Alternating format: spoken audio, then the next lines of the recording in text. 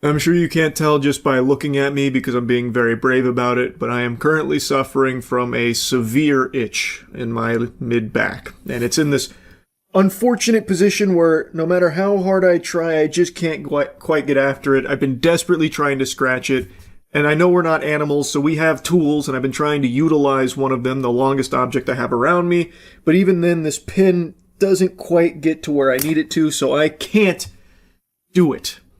If only there was some drunk 56-year-old woman that could hit me with her car while I'm walking down the sidewalk. Then maybe I'd stop thinking about this fucking itch. And luckily, I know just the woman for the job. This lady's crazy. It's a terrifying video. A youngster riding his dirt bike, apparently targeted by a driver. Oh my God! The woman behind the wheel seems determined to run him over. Oh my God! I was scared for my son's life. That's certified Dukes of Hazzard type shit right there. That lady's been playing a little too much GTA Online. So this is a 56-year-old woman who was hitting the sauce a bit hard. She was reportedly intoxicated at the time of this encounter and says she doesn't even remember doing this, where she literally fucking pulled that shit around, driving on the sidewalk, looking to just splatter this kid like it's Halo 3. Just, she's dropping that lead foot, she's going pedal to the metal, just trying to run this kid over, all because, who knows? No one has any fucking clue because there wasn't like an argument or anything. It's not like this kid fucking, can-canned off of her vehicle there or anything, or gave her the finger or anything. There was nothing that led up to this. He was just minding his own business, practicing some tricks, and she snapped. She lost it, went just fucking ballistic here and decided to go on like a murderous rampage, just driving up on the sidewalk, running him down. Jennifer Taylor is the boy's mom. She says 13-year-old Bryson was riding his dirt bike with friends in their suburban neighborhood outside Spokane, Washington, when a lady driving by lost it. She just spotted him and she was his next target and turned the wheel and came after him. There was no words exchanged. Nothing was done. Do you have any idea what her motivation might have been? The police said that she was intoxicated and that just prior to all of this, she had tried to break into a home. And apparently after all of this, she went back to that home and broke in again. And that's where they found her. What an interesting afternoon she had there, huh? Hit the brewskis a little hard, a little butt chugging to the natty lights. Next thing you know, you're trying to break into a house, then trying to run some child over in your vehicle, then you're going back to that house trying to break in again, and they throw you in cuffs. That's a full day right there. What an adventure. Also, in all of the coverage I've seen of this, every video has a title like this where it's video allegedly shows woman driving up on sidewalk trying to hit a child with her car, or this Inside Edition title, video appears to show this woman trying to run a child over with her car on the sidewalk. Like, I understand, like, they're just covering their own ass legally, but what do you mean it appears to show that? That's what happened. There's no wiggle room that this is just like some baseless allegation. You can watch it unfold. It's not AI. They arrested the woman. She even admitted to the drinking and driving, being intoxicated behind the wheel, and says that her memory's a little foggy on that whole trying to run over a child on his dirt bike thing. She probably views that as a bunch of hoopla because she can't remember it. Like, oh no, I may have been drinking and driving, but no, that's very unlike me. I would never do something like that. And since I don't remember it, you can't punish me for it. Checkmate. According to the police report, she denied drinking alcohol or consuming any drugs, but then changed her story and admitted to drinking alcohol. While trying to put her in the back of a patrol car, she resisted and even tried to kick a deputy. The woman has been charged with criminal trespass, DUI, and assault. She lives in the neighborhood where today lots of people want her punished severely. Yeah, it sounds reasonable to me. She should be punished severely. She tried to use her car like a fucking torpedo. She was a heat-seeking missile trying to hunt down a child on his dirt bike for no reason. Not that there'd ever be a reason for it. Like, even if the kid did just start shooting spitballs at her car windshield or something, that still wouldn't be an excuse or anything. But this was literally just completely unprovoked across the board. It was a kid just riding his dirt bike in her neighborhood, and she lost her mind. She's off her gourd. She should absolutely be punished severely. I don't know why they just already released her back out there in the middle of all this. She's a danger. She is a menace. So yeah, the neighbors are absolutely right to be fearful of her and demanding that there should be severe consequences for what she did here. This isn't some innocent whoopsie-daisy moment here. Oh, come on, guys. Who gave Ruth access to the Tito's? You know what happens when she drinks. She can't help but get in her vehicle and try and run over children. Ah, God. She's so quirky, oh boy. And I haven't even begun to scratch the surface of the rest of her shenanigans from that afternoon of trying to break into homes twice. Like, Jiminy Christmas, she sounds like a loose cannon. So apparently, she was telling deputies that she had taken her dog for a ride and was looking for other dogs to socialize with, and said she stopped after noticing dogs in a fenced yard and denied knowing the homeowner or attempting to enter the home. And then also told the deputies she didn't remember the earlier incident of trying to run over that child on the dirt bike. She also initially denied consuming drugs or alcohol, but then later sang a different tune. So her explanation is, no, you see, I was taking my dog for a ride. We were, cruising around looking for other pooches to socialize my pup with, and I saw some dogs in a fenced-in yard, so I had to stop. That's normal behavior, right? That totally makes sense for what I'm doing out here, and this supposed possible burglaries, just a misunderstanding. So she was booked on charges of first-degree attempted assault, DUI, first-degree criminal trespass, and then at her court appearance the next day, the Superior Court Commissioner of Spokane County ordered her release on her own recognizance, and she was released without posting bond. I just don't understand why this is so commonplace. I really don't. She is dangerous. She attempted to run over a child while blackout drunk behind the wheel of her vehicle. What the fuck? Horrifying. She's clearly using her vehicle to attack a child, goes this social media comment. Unbelievable. She tried to assault a child with a vehicle, goes another. You saw that video. Yeah, It's frightening. very frightening. She could have run him over. She could have killed him. Mm-hmm. Where do you think she should be right now? I think she should be in jail, off the streets, not able to hurt anyone else. Oh my God! I agree with that sentiment 100%. She should be in the slammer. I don't think this is being taken seriously enough. Like, even the people that are commenting saying that she was attempting to assault the child with her vehicle, I would go a step further. I think this is just blatant attempted murder. Going out of her way, driving down the sidewalk, chasing this child in her car, just going, like, barreling down the sidewalk to try and run this kid over. That, to me, feels like she is trying to kill this kid. And again, it is entirely random.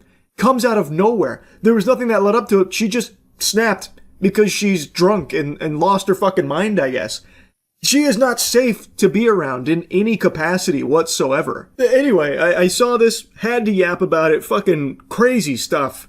The woman hasn't been, like, identified or anything, but she is a 56-year-old woman who apparently even just lives in that area and just decided randomly, I'm going to try and hit this child with my car.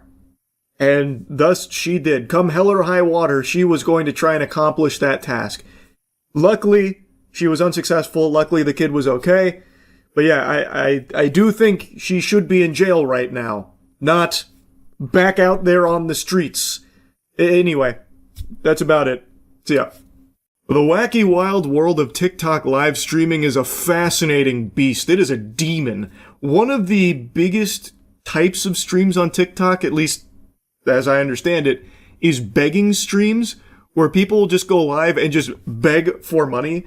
Like, please donate a galaxy right now. If you don't donate a galaxy right now, I'm gonna put my corgi in a headlock until it passes out to save my corgi's life with galaxies. Not quite to that level. I'm exaggerating, but it's just basically things of people saying, I need this money, please give me this money, I want this money, give me this money, and then, of course, the old-fashioned NPC streams that were the trend for a while, like, ooh, popcorn so yummy, roses, that kind of thing. It is still very popular, it is still very degenerate, and today Matt sent me a clip of a TikTok begging streamer who was spinning this tall tale of fibs about his living situation at home being so bad, and he's crying on stream, asking all of his followers to just give him some money so he can get out from his mom's clutches. And then, his mom comes in. And it paints a very different picture about what's actually going on here. Just trying to make money in general. To be able to go, Mackenzie, hate you. No, get out. Now. I just got a phone call. I just got a phone call from somebody said you was in your room, you was on TikTok, and you said you had to get out by tomorrow. Go. Out. Go. Go. Said you was in your room crying. Out. Go. I have not told you. I just told you to go. Mama, go. I told you. Go. Jeepers! Uh-oh, zoinks! Barbecue chicken alert! Barbecue chicken alert! It looks like we got a huge fucking liar on our hands here. Who could have seen this coming? It seems as though this is all phony baloney horseradish here. It's looking like it's all fake. It's all make-believe here, like Santa Claus. It seems like these tears might be performative. It doesn't seem as though he's actually in a dire situation with a wretched bitch of a mother who's one day away from kicking his ass out onto the street in the rain and cold unless all the people on TikTok start giving him some doubloons. Seems like it all could have just been fake here to scam people on TikTok, if you can believe it. I know, a crazy notion, a wild accusation, but I think there's a lot of evidence to support the claim. I also gotta say, his acting here is lackluster. This is pitiful. It's very clear he is an amateur. He did not attend the prestigious academy of Charles White's School for Method Acting, because if he was trained under my techniques, such as what I displayed in the Hunger Games Mockingjay Part 1, he'd be having snot all over the place and there'd be poop in his pants. It would be the most convincing crying/begging you'd ever seen in your life. And this is just not that. This is very rookie crying tears. This is something you'd see in like a first-year thespian troupe in the fucking drama club. Terrible, terrible acting. My heart breaks for his mother here. She comes in after learning that her son is now crying on TikTok, begging for money, using her as the villain, and how, like, she's so evil, this and that, and now he's crying, inconsolable. Well, not inconsolable, you can console him with money. In fact, that's the only way to heal his broken heart. And she learns this information, and she comes into his room, not aggressively or anything, she comes in very confused, wondering why. She's talking about how he never said that, like, she wasn't threatening to kick him out or anything, where is this coming from? She looks devastated to see her son doing this and saying these things about her. She doesn't raise her voice. She doesn't even seem like infuriated or mad. She just seems really saddened by it, like very upset that this is what her son is doing and what her son is saying about her. And it's clear he knows that his goose just got cooked, because he immediately, the tears dry up instantly. It's a miracle. He immediately snaps to it and starts to panic, telling her to get out. Being very callous, being very rude to her, telling her get out and even pushing her out, like shoving her out the door so he can continue to go back to his begging stream here. And you can see in the chat, people are immediately alerted that this is fake. But since it's TikTok, there are some people whose brains are so poisoned, they are so far gone that I don't even think they're sentient anymore. They're hardly lucid. So there are people that are donating money to him even while he is pushing his mother out, even after he has been fully caught with his pants down here in this lie, in this performative fake cry begging stream for money. There are still people showering him with money. That is pathetic. I think those people are more pathetic than he is, actually. That is crazy to me. How someone would see this and still give him money. Like, I don't understand. What must be wrong in your life? What must have disconnected? Like, how many neurons must you have wasted away with fucking whippets or something to somehow watch this live under your nose in front of your own peepers and still be like, oh my God, I need to give this guy some money. He deserves some money. Look at his mother. His mother came into his room without even knocking. She didn't even knock. Oh my God, it's even worse than I thought. Here, quick, take a Galaxy. Take 20 roses and a fucking dumbbell and some bubblegum. It's just preposterous. Now, I tried to look more into this guy to see, well, what happened next. Apparently, this is a pretty old clip. I can't actually find the genesis of it. It's only just now, like, blowing up, but apparently this happened a while ago. And it was not, like, blown up or anything, so, like, that stream may have, tanked, went straight into the shithole there for him. But it didn't matter because he was able to just keep doing it, apparently, because the people in his audience, maybe they missed the stream. And I guess within like a couple days, it had just fizzled out, and the people that watch him didn't really give a shit anymore. I don't know if he went back to doing more begging streams. My guess would be that he probably did, because on TikTok, people, they don't even remember what they ate for breakfast. Like, within a day or two, he had already apparently been totally fine. Like, his audience, it's not like they were upset at him anymore. Like, he could just go back to doing begging streams, fake crying for money on TikTok lives. Something that I remember being pretty common on TikTok Live is people just looping the same streams over and over and over again, used forever. So even though it's not like technically live or anything, you just keep spamming that stream, hoping to collect some cash passively. He could do the same thing with the begging stream. He could even use that same stream all the way up until his mother opens that door. Like, he doesn't, it didn't matter, is what I'm trying to say. On TikTok, he can just continue to do these begging streams till the fucking cows come home. And it is a very popular branch of content on TikTok. And maybe someone finds that stream that don't know that he's making it all up and it's all fake. So then they just get scammed out of this money here. These are always particularly disgusting because you are exploiting people's willingness to be kind and help. Like, these are people that are seeing him cry, hear about a situation that is clearly made up now in hindsight. Like, it's not real, but they don't know that in the moment, and they want to try and extend a hand to help him, to help someone that they believe is in need. So they're exploiting that generosity. It's just gross. It's just super gross. And I looked at his current account. I don't think it's the same account that he was doing the begging streams on. I think he probably did make a new one here.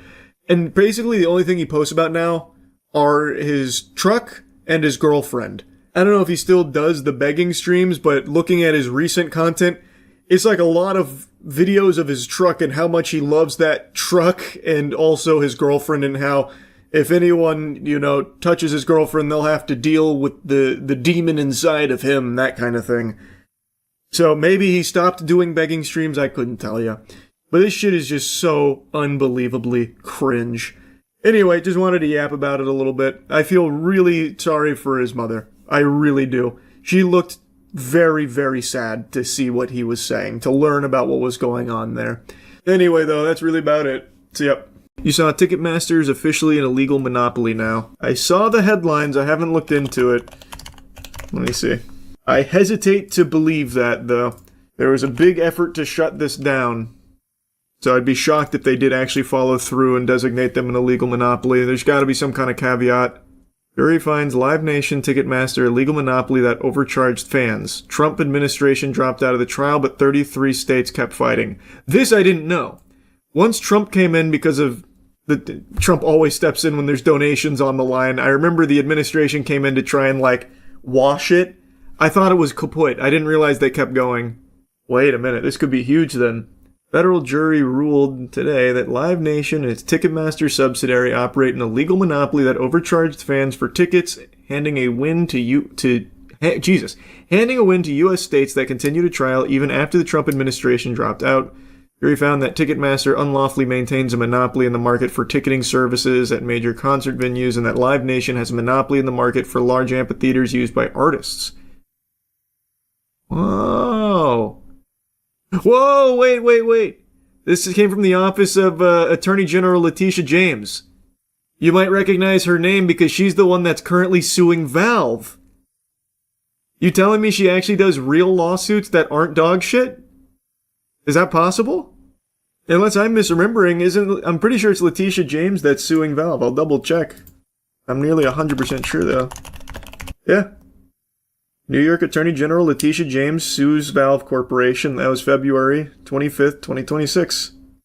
Very interesting.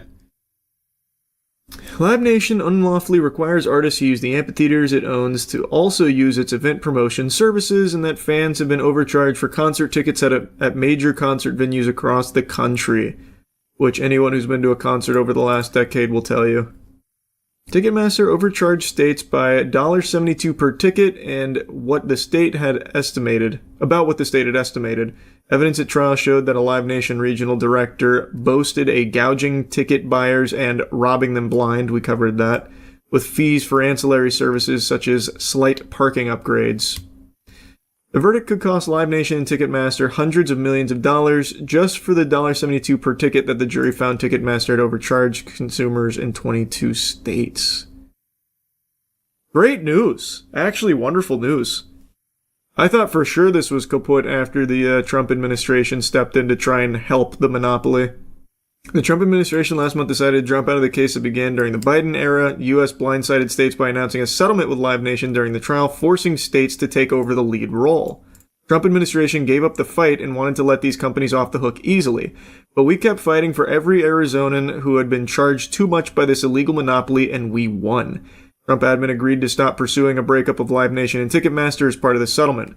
The terms reportedly included changes to business practices and civil penalties of up to $280 million for states that opted to join the settlement, but only 6 states joined the deal, and they will reportedly receive a total of $18.6 million.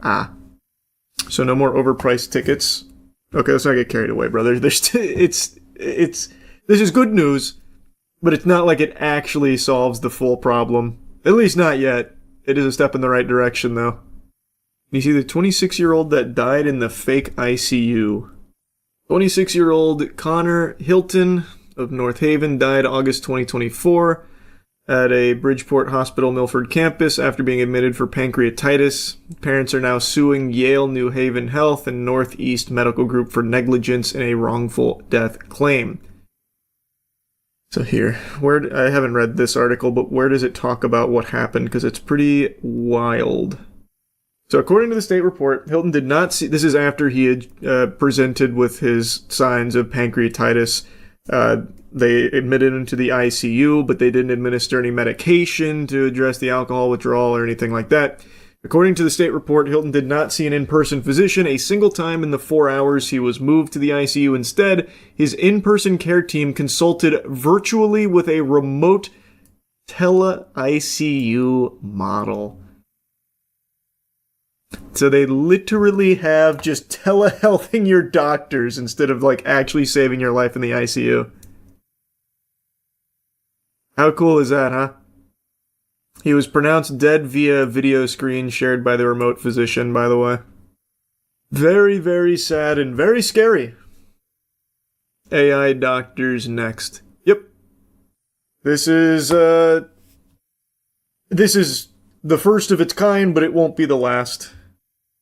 I feel like there would be too many liabilities to have AI-only doctors. You would think, but I'm pretty confident that the lawsuits and liabilities would still be cheaper for them. Like they're going to save more money just battling those and settling than they would just paying doctors and hospital staff. The wait to see is that's something I wanted to talk about a couple days ago and forgot. If any of you follow the gaming channel, in the most recent league tournament we played in, Andrew was talking about his kidney stones. This was like a month ago now. Well, Andrew was never able to pass those kidney stones. And according to like the doctor and the tests, which by the way, he had to wait like a long time in between everything. And he said like it was very dangerous because he couldn't pass the kidney stones and the kidney stone was quite large. So for over the course of, I think, now, because at that time when we were in that tournament, it had already been like 2 weeks or something. So I think in total it was like a month and a half with him in like excruciating pain, not able to see a doctor, not able to have a surgery, not even able to get the imaging until like weeks of discomfort. They didn't have any availability and wouldn't do anything for him. And then finally, this last Friday, he was able to like strong arm his way into an operation or into a whatever gets rid of the kidney stones. I don't exactly know how it all works, but it's brutal. That is brutal. The wait for like specialists and stuff, yeah. I didn't exactly know how it all shook out with his kidney stones because it was such a long, miserable process for him. But he was telling me a little bit about it like on last Tuesday or something. And he still had them. Crazy. Like I knew the waits were long, but I didn't know they were that long for... I don't even know, is that even like a specialist though? Because I think it was just like general procedure, right? But maybe it is. Scary stuff, man. Scary stuff. Now we're getting into endocrinologist and we're booking onto August, September right now. Oh. Horrifying. Drinking soda doesn't help, right? With kidney stones? No, man. No, soda doesn't cure them. Soda's actually pretty bad for kidney stones, if you can believe that. Did he drink a lot of soda? No, not really. He said he's, according to him, he said he's been prone to kidney stones, but just hadn't had any for like the last 4 years. So it's something that he's just always had like a predisposition for. And recently he's been drinking like more energy drinks and stuff throughout the day. So he said it was probably from that. What about Red Bull? Yeah, I think he was a Monster guy. Well, I say was, he's still alive. I think Andrew mainly drinks Monster from what I've seen. You saw RFK Jr. stole a dead raccoon's penis in front of his kids to study it. I saw that headline, and I feel like that told me all I needed to know. He's a scientist. He's used his own body as a canvas for means of study. He's testing the human limits with meth and that brain worm. So of course he's going to study raccoon penis, I believe it. RFK Jr. is also starting a podcast. Is he? Hype. We were running low on podcasts. He has the smoothest and perfect voice for it, too. That's true. That is a good point. Thoughts on the AI Val Kilmer movie coming out? The AI Val Kilmer movie? What? As Deep as the Grave. Val Kilmer AI Performance 2026. Wait. Are we on the cusp of peak? This is what the cinema's been demanding.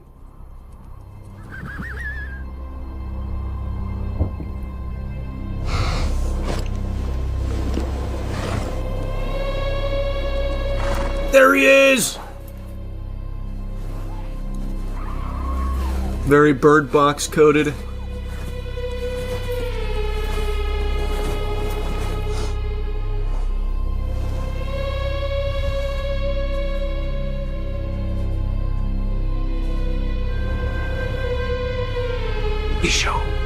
Lee.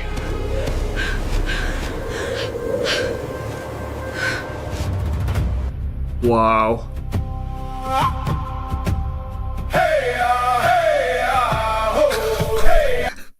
What a cool tagline. Wait, what? Some stories were too hidden to be found. That's some shit I would have wrote on like my 4th grade Pixo website, coldflames.pixo. Flames so hot they were cold. They think this is Uncharted, bro. For sure. Damn, that is a hot tagline.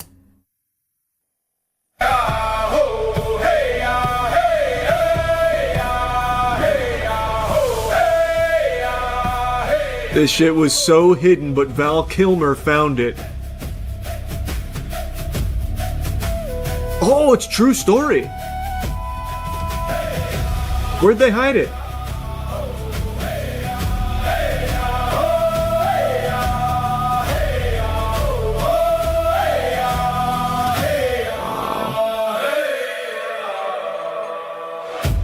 Don't fear the dead, and don't fear me. Wow, that was something that was incredible. Apparently he gave permission before he died, so I don't even know anymore. That's just so fucking sad, man. That's just so sad. I'm gonna look that up. Let me see. Yeah.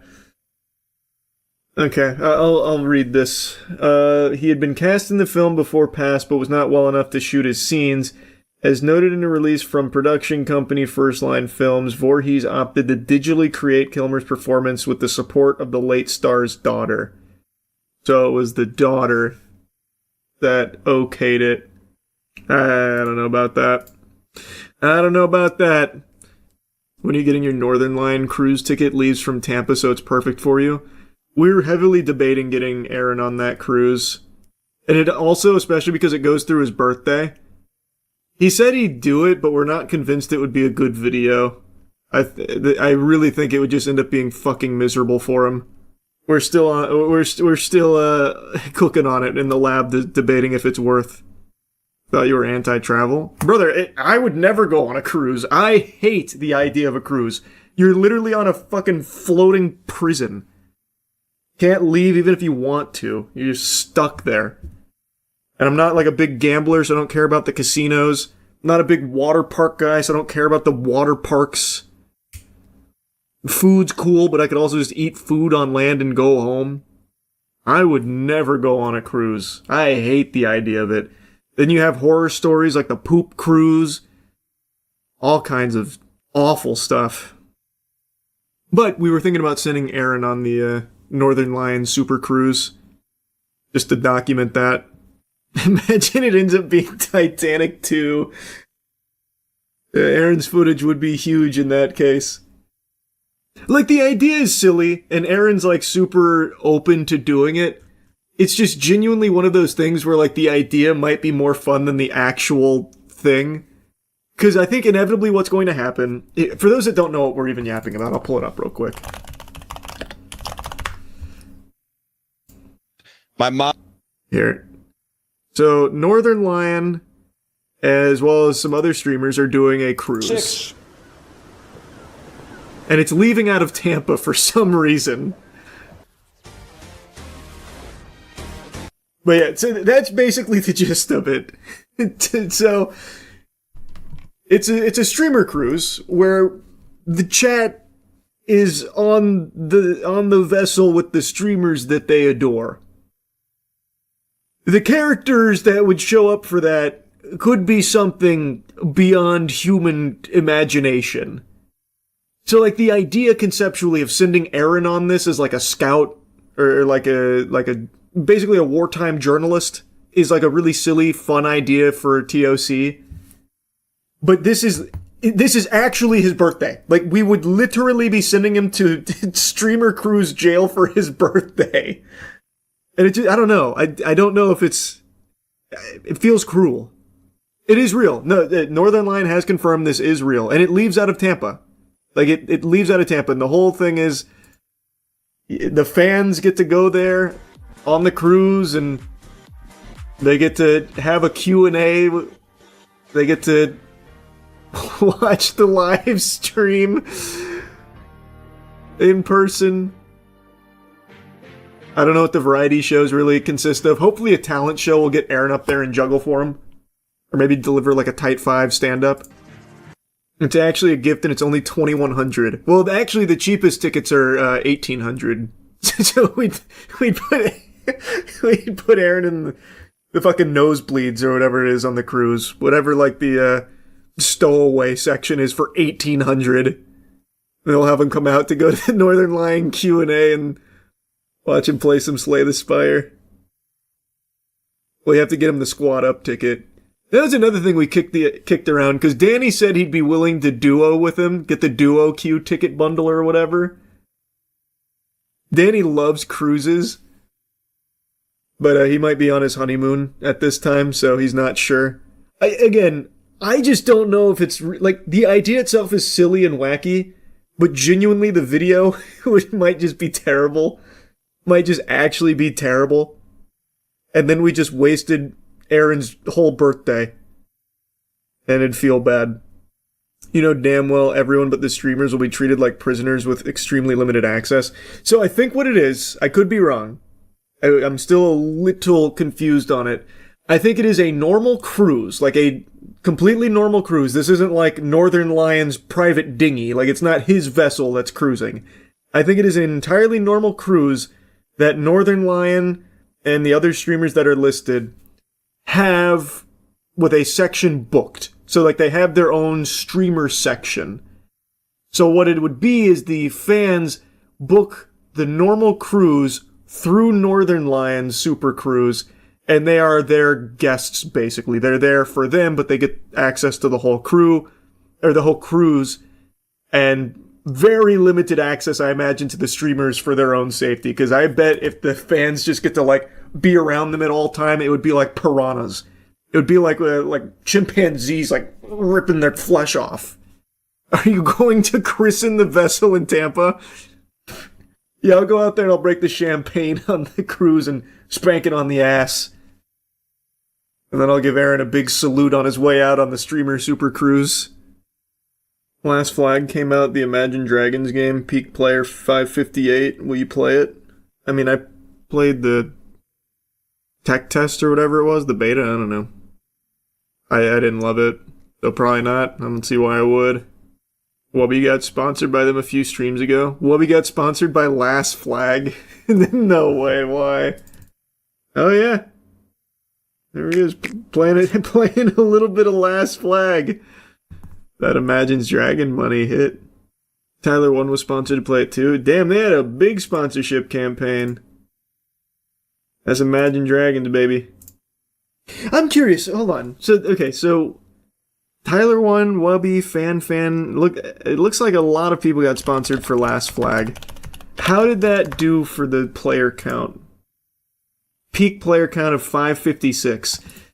I don't know if this is a hot take or not. I truly think sponsoring streamers to play a game is completely fucking worthless. Genuinely. Unless your game's just already successful and you just want to get like a stronger word of mouth out there, I just don't really even see the point.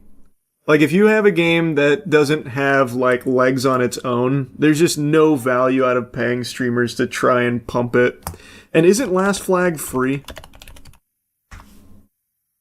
It's $12. Wow, that explains a lot. Didn't they pay you to play Dying Like the Beast? Yeah, I was playing it anyway. And that's what I just said. I feel like that makes more sense if you already have a game that's going to be strong and you just want more word of mouth. I get that. But like this game, you don't get anything out of it. I don't see it. I just don't see it. Because the streamers, it's very clear, aren't really into it. I don't get it. I used to think differently. I used to think that this was like a really smart strategy for up-and-coming games to like snatch up a bunch of streamers to try and pump it off rip. But it just doesn't work. Maybe it did back then. It doesn't now. Now the sponsored streams for like big games are the ones that I get. That makes sense. I don't know what else they could do with the money. I couldn't tell you. All I know is that this strategy just doesn't work. Probably better off spending those resources making the game better and have people like actually want to play it. But I don't know what the solution is. But yeah, I definitely take, like, very rarely I'll take like sponsored streams for games that I know I'm gonna like Dying Like the Beast. That was the last one I did, or Warframe. But those are games I play and like a lot. Warframe was one of my most played games on Steam all the way up until like 2023, and it's still in like my top 5 most hours on Steam. I understand why a streamer would take it. Oh, I totally get that. I'm not saying for the streamer's perspective. I'm talking from the company. Like, I don't understand why Imagine Dragons guy would even be like, alright, let's start paying out the ass for all these streamers who aren't interested in our game. We're never going to play it, to play our game on stream for 2 hours to an audience that doesn't want to watch it. It just, that doesn't make sense to me. I don't get it. Because it doesn't work. If you saw Whoopi's chat during that stream, they were dogpiling it. And I feel like that happens every time. Like, genuinely.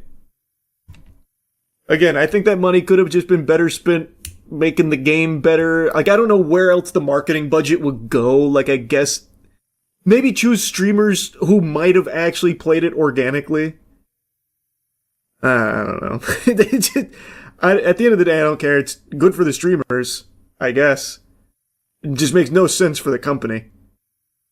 Reminds me of King of Meat with what they chose to... Yeah, exactly. King of Meat is really the one that's completely changed my tune on how games market. King of Meat, which is shut down now, by the way. R.I.P. King of Meat. King of Meat paid hundreds of thousands, presumably, maybe even in the millions, for that really tight Mr. Beast sponsorship, where Mr. Beast even made a full dedicated video, millions of views, even had a Mr. Beast game mode in King of Meat, and it had, what, 200 peak players ever and then died? Yeah, Amazon game, by the way. And they also sponsored a ton of other people as well for King of Meat. Only ever getting 200 players or something. If that, it might have been less. So think about, like, the millions of dollars they spent there just going into making a good game. Or, like, even like, let's say they don't want to make the game any better. They could have taken that and given it to, like, Fall Guys streamers or something. Something, like, genuinely adjacent to the game they are making, where the community might want to play it, or the streamer might have been interested in checking it out. Mind's Eye also paid a ton of streamers to play it, and it made the game look worse. Mind's Eye is another great example. Yes, exactly. Hey man, but that, again, it's good for the streamers that companies keep doing it. I just don't know why they keep doing it. Just keep farming it though. This shit's crazy. The whole friend group tried to play Arc Raiders out of nowhere, just word of mouth. Word of mouth is like the most powerful thing in the modern day and age.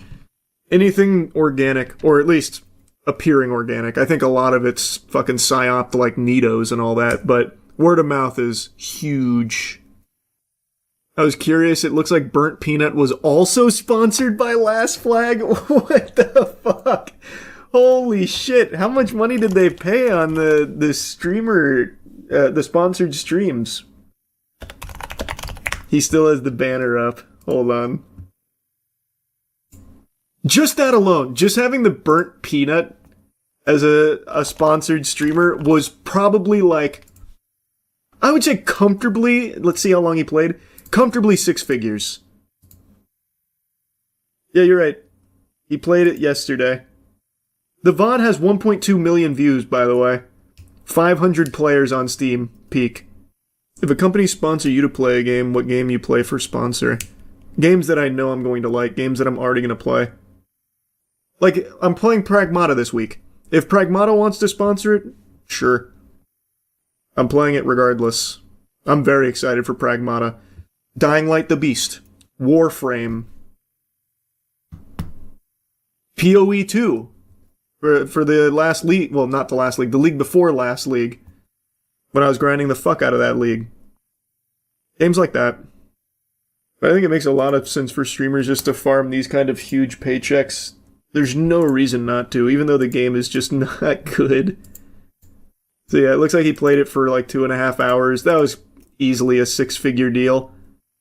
And nobody from the Burnt Peanut community checked out the game. Have you heard of FandomCon 2026?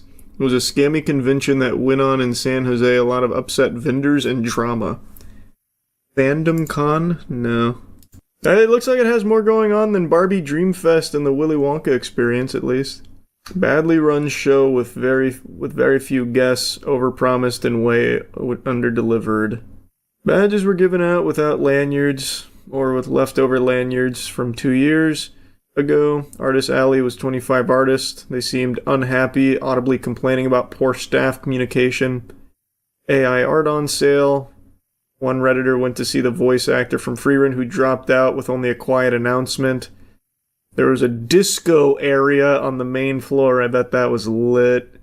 And it was silent the whole time, aside from one individual sitting there wearing headphones. Registration staff knew nothing, couldn't reach anyone who did. Friday guests were left standing while the showrunner walked off mid-promise to get them set up. Only a few dealers actually showed up. Includes 2 3D printed dragon guys and one of those mass-produced crochet flower trinket stalls.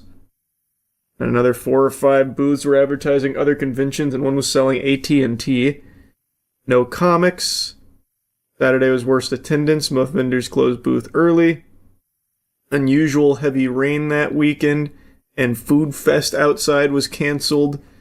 Nothing to do. We were done browsing everything, with taking our time after an hour. General vibe was empty and sad. Welcome back. It's now the afternoon. It is 3:37 and it's still pretty quiet. Yeah, there's a little more foot traffic, but it's pretty not quiet. That was Helldivers right next to you. It's not equaling to sales. Pretty quiet. Yeah, there's a little more foot traffic, but it's not equaling to sales. Some people are slowly breaking down now. A lot of people did not make their booths, and then some they would have talked to. They promised the moon and the stars. There were no stars. Only this cute Ragatha. She's awesome. They have stuff, but it's not a very big event, so you could get through it in less than an hour, maybe two. It doesn't have like redo value, honestly. A lot of sellers are mad, a lot of vendors are mad, a lot of artists are mad. This is just, don't tell us 10,000 people. Where are these 10,000 people? This is not 10,000. The rain scared them away. 5,000. This 10 thing. You see that there's so much empty spaces. Actually, this area has no traffic, so because it's facing the wall, and this area just seems fun. This video got taken down, calling it ScamCon. I think they are worried about a defamation lawsuit or something. SantaCon also got shut down today. The organizer got arrested by the feds. The organizer of SantaCon got taken in by the authorities? What? SantaCon leader ran his own $1 million convention US. What? Let's start at the beginning. What is SantaCon? Is this not like a Santa Claus thing? Oh, it's New York Times. God, I hate it. I hate it. One of those websites. You have to create an account or pay for it or something. It's so cringe. It's so cringe. Stefan Pildes, president of the nonprofit that runs SantaCon, was charged with 1 count of wire fraud. If convicted, he faces up to 20 years in prison. So 1 count of wire fraud. Now, I don't know how big this wire fraud is. Worth mentioning, Robert Morris, the turbo pastor who found guilty of molesting a 12-year-old girl numerous times, only got 6 months in jail. Just something worth throwing out there. It's interesting how the system works sometimes.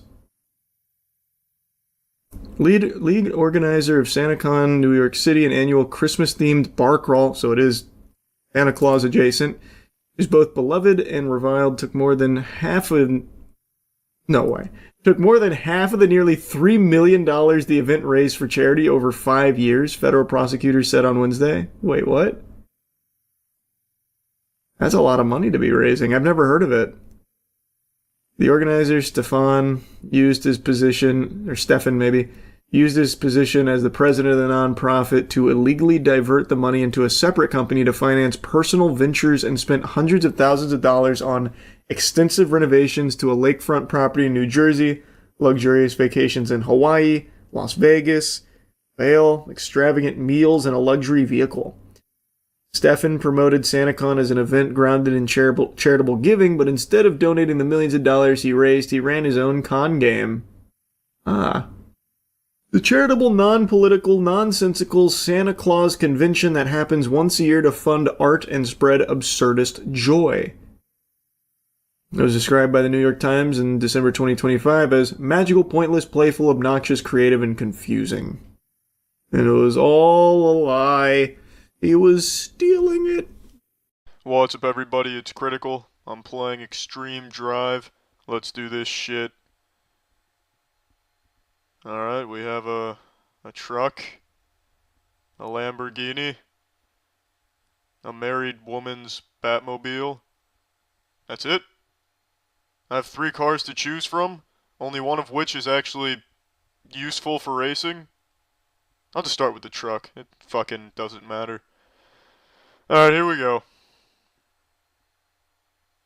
Do they expect me to just sit here and make balloon animals while this loads? This is an absurd load time. Oh, there we go, finally. Now this is some fucking nonsense. The competition's already got the pedal to the metal. They probably already ran a lap around the world. It's alright though, I've got this under control. I'll take them on a tour of asshole. Speaking of asshole, take this, bitch! There you go. Nice little appetizer before the main course of anus is put onto your plate. Oh, do not think you can escape me, Lamborghini. Take this, you mobile lemon! Fucking steamrolled into the wall. I was a bulldozer running over a stuffed animal. Oh shit, solar flare! Get to cover. Oh, Big Boy thinks he's got some fast wheels. Oh shit. They're using the Hot Wheels toy as a landmine. That is some foul play. But it doesn't matter, they can cheat all they want. I will still... You sack of shit. I'm going into the rainforest for a sneak attack. I am the camouflaged speedster. Son of a bitch. I've got more speed than light. Fucking, yeah. And more balance than a diet. Bam! Take that, you Tonka toy. I can't get off the car! How the fuck did this happen? Oh, thank you. Are you shitting serious? This snowball on wheels has been planning this since the start. It put magnets on the bottom of itself. That's a premeditated crime. It deserves to have its wheels ripped off and shoved up its exhaust pipe. What the fuck is causing the cars to turn? I guess physics went ahead and popped its titties like a bag of potato chips. We're approaching 360 degrees rotation. This is a very shitty merry-go-round. You fucking cheaters. This is really just something I can't even fathom. They have no honor. They should be crestfallen by their actions. Oh, now they're activating cloaking. Didn't even help them. Goodness gracious, the environment's phasing in and out of reality. I'm just passing everybody.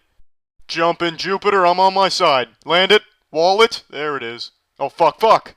Strong gust of wind. It's alright. Oh, shit. Cheap shot. Someone has opened the floodgates of bullshit. There's only one way to fight bullshit, and it's with speed. Where the fuck is this light emanating from? Is the ancient Egyptian god Re shining a flashlight at me? This is a giant sparkler. It's like a baseball stadium here. Here we go. I'm gonna win this race. Oh shit, this car's fast. Oh shit. Oh shit. Oh shit. Oh, what the fuck? Their cars were like twice the size of mine. I'm in a damn remote control car. It also doesn't have any floor panel. I can see right through it. Oh shit, I shouldn't have been looking at the floor thing. Ran right into the wall. Alright, here we go. It's got a lot of speed. Damn it. I don't know if I just can't use this car or if it's just a shitty car. Fuck. That is simply stunning. It is snowing everywhere but on this racetrack. I guess the walls keep the weather out. Stay on the ground, you son of a bitch. This isn't even a car. It's a paper airplane. It's bullshit. Is that car driving in reverse? Oh, fuck it, I guess now I'll never know. My vehicle's too busy acting like it's a tornado. Okay, I guess I'm just driving on an ice rink. That Lamborghini's definitely going in reverse. The clone of my car, my twin brother, is going in reverse. I may as well follow his lead. I haven't spiraled into outer space yet, so that's good. What kind of tires does my automobile have? Jetpack stone tires? Oh, I lost the race. Well, that was a real photo finish. I'm surprised by the outcome. I am going to win a race, though. And I'm going to win a race using Bilbo Baggins' motorhome. I am going to win using this fucking vehicle. Your ass cheeks smell like asshole. Oh, fucking son of a bitch. It's time to use the glue tires. We did not stick to the ground. These tires are still wiener. Goodness gracious. Consider these trousers ruined. Didn't you order some dessert? Yeah. Don't forget to take more dessert. Yeah. Oh shit. Yeah, that's what you get. You forgot to tip your waitress. Don't worry because I tipped you, bitch. Oh fuck. He brought back up. I've got you. Yes. There it is. Oh shit. It's trying to squash me. You know, it really is sunny. I'm glad I brought my hat. This car's got some really good balance. I'm still on the ground. It's stabilizing the son of a bitch. Well, I kept my car on the ground for about 2 seconds, which is a lot longer than it's used to being on the ground, so that's really good. Awesome. If I can't win this race, no one can. How do you fuck those apples? Oh, damn it. It was a decoy. It's impossible to win a race using this vehicle. Alright, I'm done playing this. Well, that's the end of this video. Remember to rate the video, comment the video, and subscribe if you want to see videos similar to this one. See ya. I'm on a losing streak in League as my elo's being terrorized by criminals left unchecked on Summoner's Rift, so I'm not really in a good mood and I'm not feeling really nice, but I took a breather, and the first thing I see on YouTube's recommended is this puppy right here from Ned Fulmer about him trying to address the backlash to his podcast. This was posted 5 days ago. I don't know why it's getting recommended now. Maybe because I made a video on the podcast like a month or two ago. I don't know how long it's been now. About how it's like one of the most awkward podcasts ever filmed. So now YouTube decided, Charles, we know you've had a bad day, but don't worry, we've got your medicine right here. It's just what the doctor ordered. A nice dog shit apology from Ned. That's not his wife in the bed, Fulmer. Joy. Can't wait. Hello. I've heard a lot of the commentary and reactions to my podcast episode with Ariel, and I wanted to take this video to address some of them. That episode with Ariel was mostly about her story, and now in this video, I'll tell a little bit more of mine. Did we watch the same podcast, Ned? You sure about that? Was it really mainly her story? Because it seemed like you were the one kind of guiding the whole conversation, that you were kind of steering the ship here, which is one of the major complaints. Not only was the whole thing a terrible idea from the get-go, bringing in the wife that you cheated on with one of your employees, to just kind of talk about it in front of everybody, which is just always going to be weird to hear, just being the fly on the wall for a very uncomfortable conversation like that. But the conversation also went with you in the driver's seat, which feels like the antithesis of what it should have been with letting your wife air out everything. And if it was supposed to be therapeutic for your wife, why wasn't she the one that was kind of in charge to lead this discussion? It was you. Pull off the mask of the villain here for the Scooby-Doo episode. It's Ned Fulmer. Like, it's just, you're not even, like, digesting the comments that you're supposed to be addressing. There's a lot that we wanted to keep private, but some things I'll touch on today. Hey, bud, I personally think all of it should have been kept private. You don't owe the internet an explanation for what's going on after your cheating.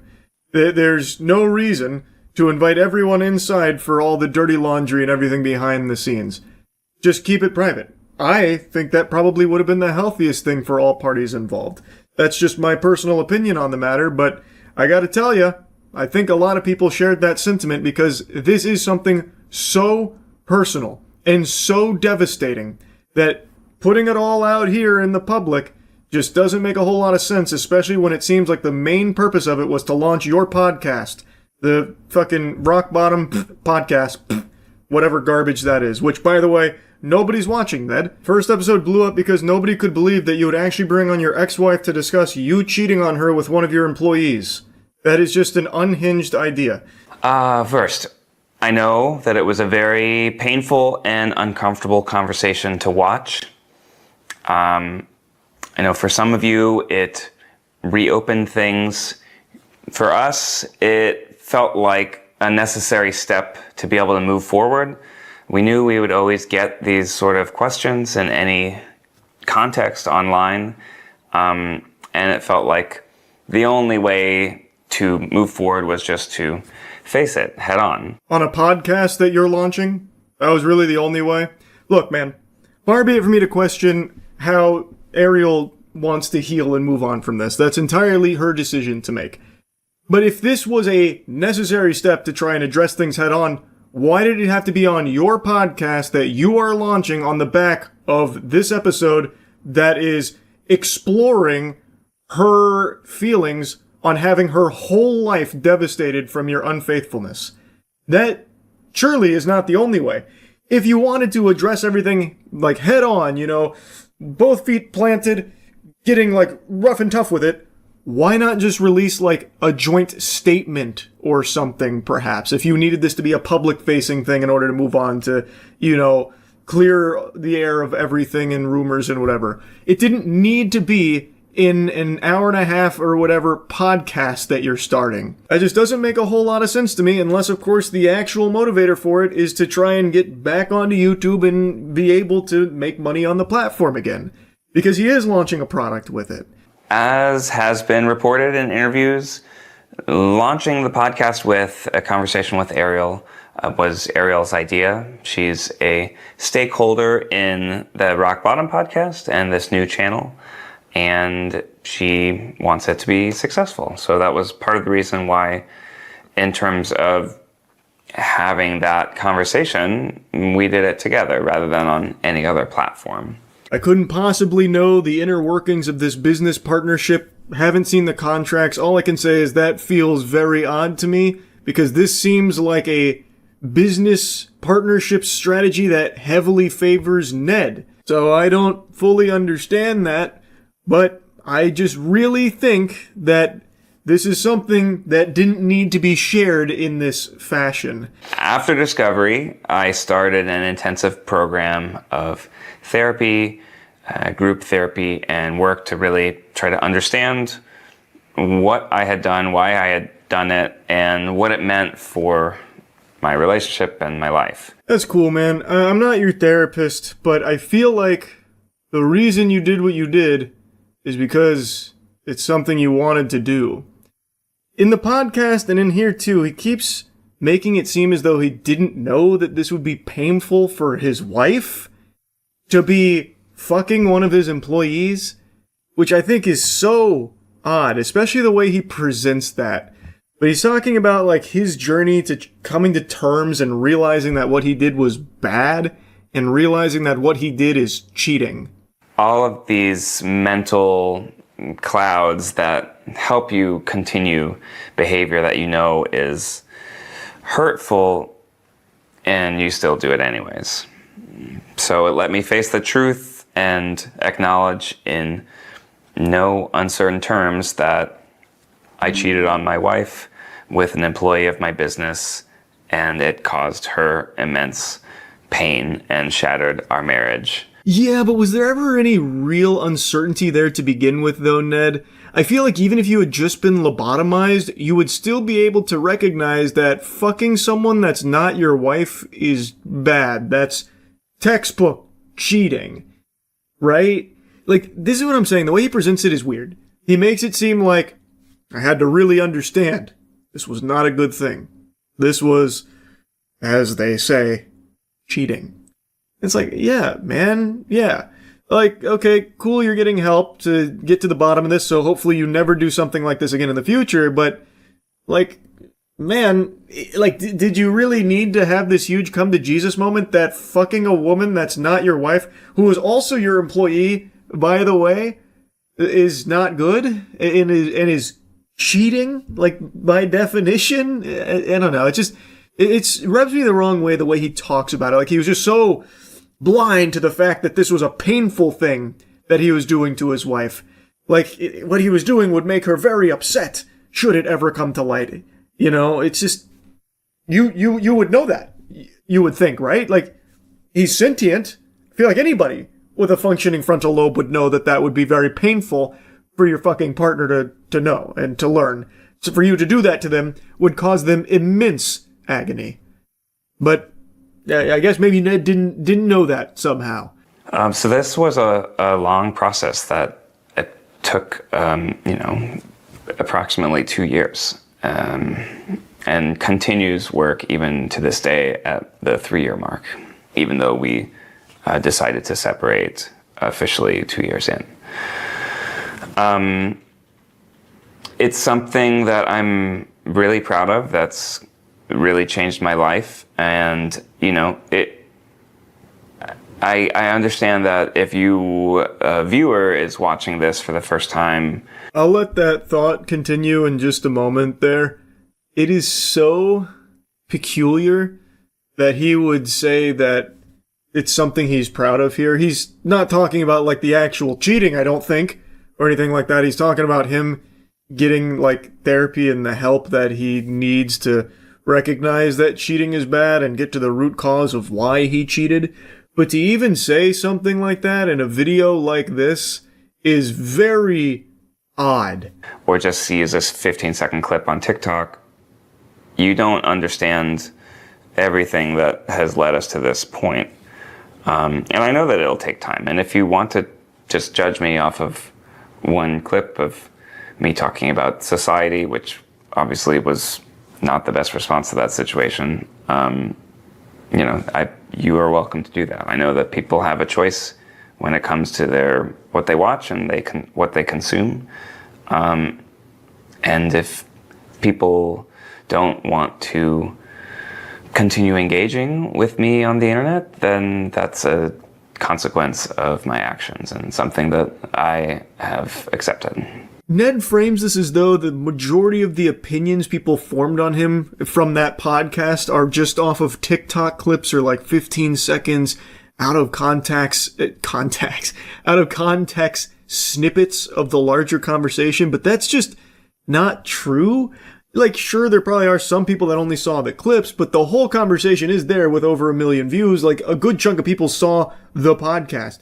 I think a lot of people like me couldn't finish the whole thing because of how unbelievably uncomfortable and awkward it was, but it's very understandable for them to form their opinions on you based on the fact that you cheated on your wife, betraying her trust, being unfaithful to her with one of your employees, man. Like, even just seeing some of the clips or just even knowing that, plenty of people are not going to like you for that. It has nothing to do with them only seeing these podcast clips that make you look bad. The whole podcast makes you look bad because what you did is bad. You did a really bad thing, Ned. Now he has the audacity to throw himself like a little pity party here, Oh man, you have a choice in what you consume, I suppose. So if you're watching these like 15-second clips, these snippets that make me look really bad, I mean, I guess that's your choice to make. I've come to terms with it. Like, as if that's the only reason people have a negative opinion of him.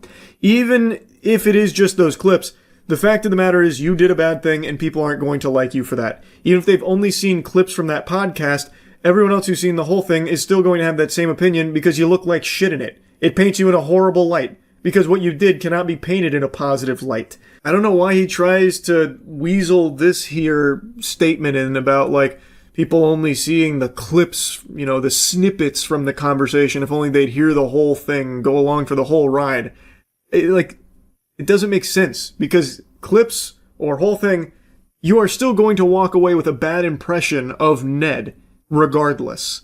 It's just if you watch the longer one, you also have to like squirm in your chair because it's so unbelievably awkward to sit through.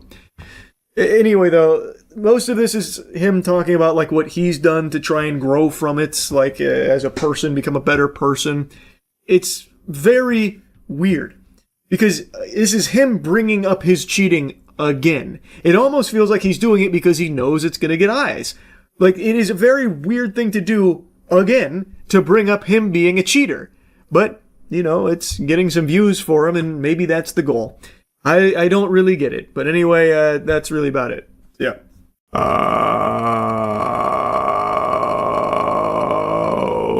That's what it would sound like if I was being drained by a Dementor. Also just now realized that this is pretty zoomed in. You weren't meant to see Charles that up close and personal. Netflix just bought Warner Bros. 82.7 billion clams. That is disastrous. I think it's terrible. You saw the news as well? That's right. Netflix now owns Warner Bros. Can you believe that shit? I know. That was the last thing I was expecting to. What are you celebrating for? No, this is bad. Hey, you're preaching to the choir. I'm not excited about it either. Yeah, well, your sister seems to think it's not that big a deal. You tell her, not me. Had a long discussion on stream about it. We are entering the era where a few companies will own literally everything. And some people are actually welcoming it with open arms and open cheeks, trying to preach about like why it's actually good for consumers for monopolies to exist, which is crazy that we've reached this point. But there is so much corporate cocksucking now, it's become like very common, that people will actually argue against their own interests here in the market. Now we are seeing this happen in pretty much every sector where some of the giants, the Goliaths in the industries, will buy up some of the other behemoths. So that way they become one absolute mega corporation which owns so much of it. So it makes it a less competitive space, which means there is less incentive for these companies to listen to consumers and make quality products because you're not going anywhere anyway. They have everything. It's a bad deal for your average Joe Schmo because the companies will be financially butt-fucking you with no remorse because what are you going to do about it? They have all of the other products. Like, it's bad. The only rare exception, the only unicorn in this objective truth is Steam, which I just made a whole video on, where Steam does have a de facto monopoly on PC gaming. It just has so much of the market on PC gaming. But it's not because it ever, like, performed any monopolistic tactics or anything like that. It got that position because it is literally just the best at what it does. All of the other options, all of the competitors are just significantly shittier, scummier, and a worse deal for consumers, so people willingly just choose Steam. Even though there is competition, most people flock to Steam because it is just the actual best.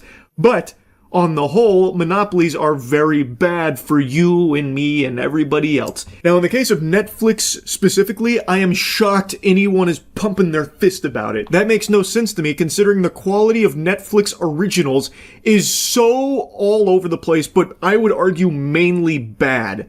Like, you will get fucking 5 seasons of Big Mouth, irredeemable trash, coupled with a lot of other Netflix originals you've probably never heard of for every one good show that they put out. Like, you are mostly getting fed fucking poop ass. And yet, now Netflix will have even more IPs to deliver that level of stink with. It's not good, really. Like, there's nothing to really look forward to there, unless Netflix has a huge come-to-Jesus moment and a huge shift in priorities, where instead of, like, trying to fart out as much trash as they can muster from their colon, they instead focus on, like, using these IPs for quality projects, but I don't see that happening. I don't think Netflix is a buyer that anyone should have any real optimism for all of the crazy amount of IP Warner Bros. Has under their umbrella, which Netflix now has unlimited access to. Warner Bros., of course, I mean, they're no stranger to trash. They have been in a bad spot for many years now. They have been producing a lot of garbage, too.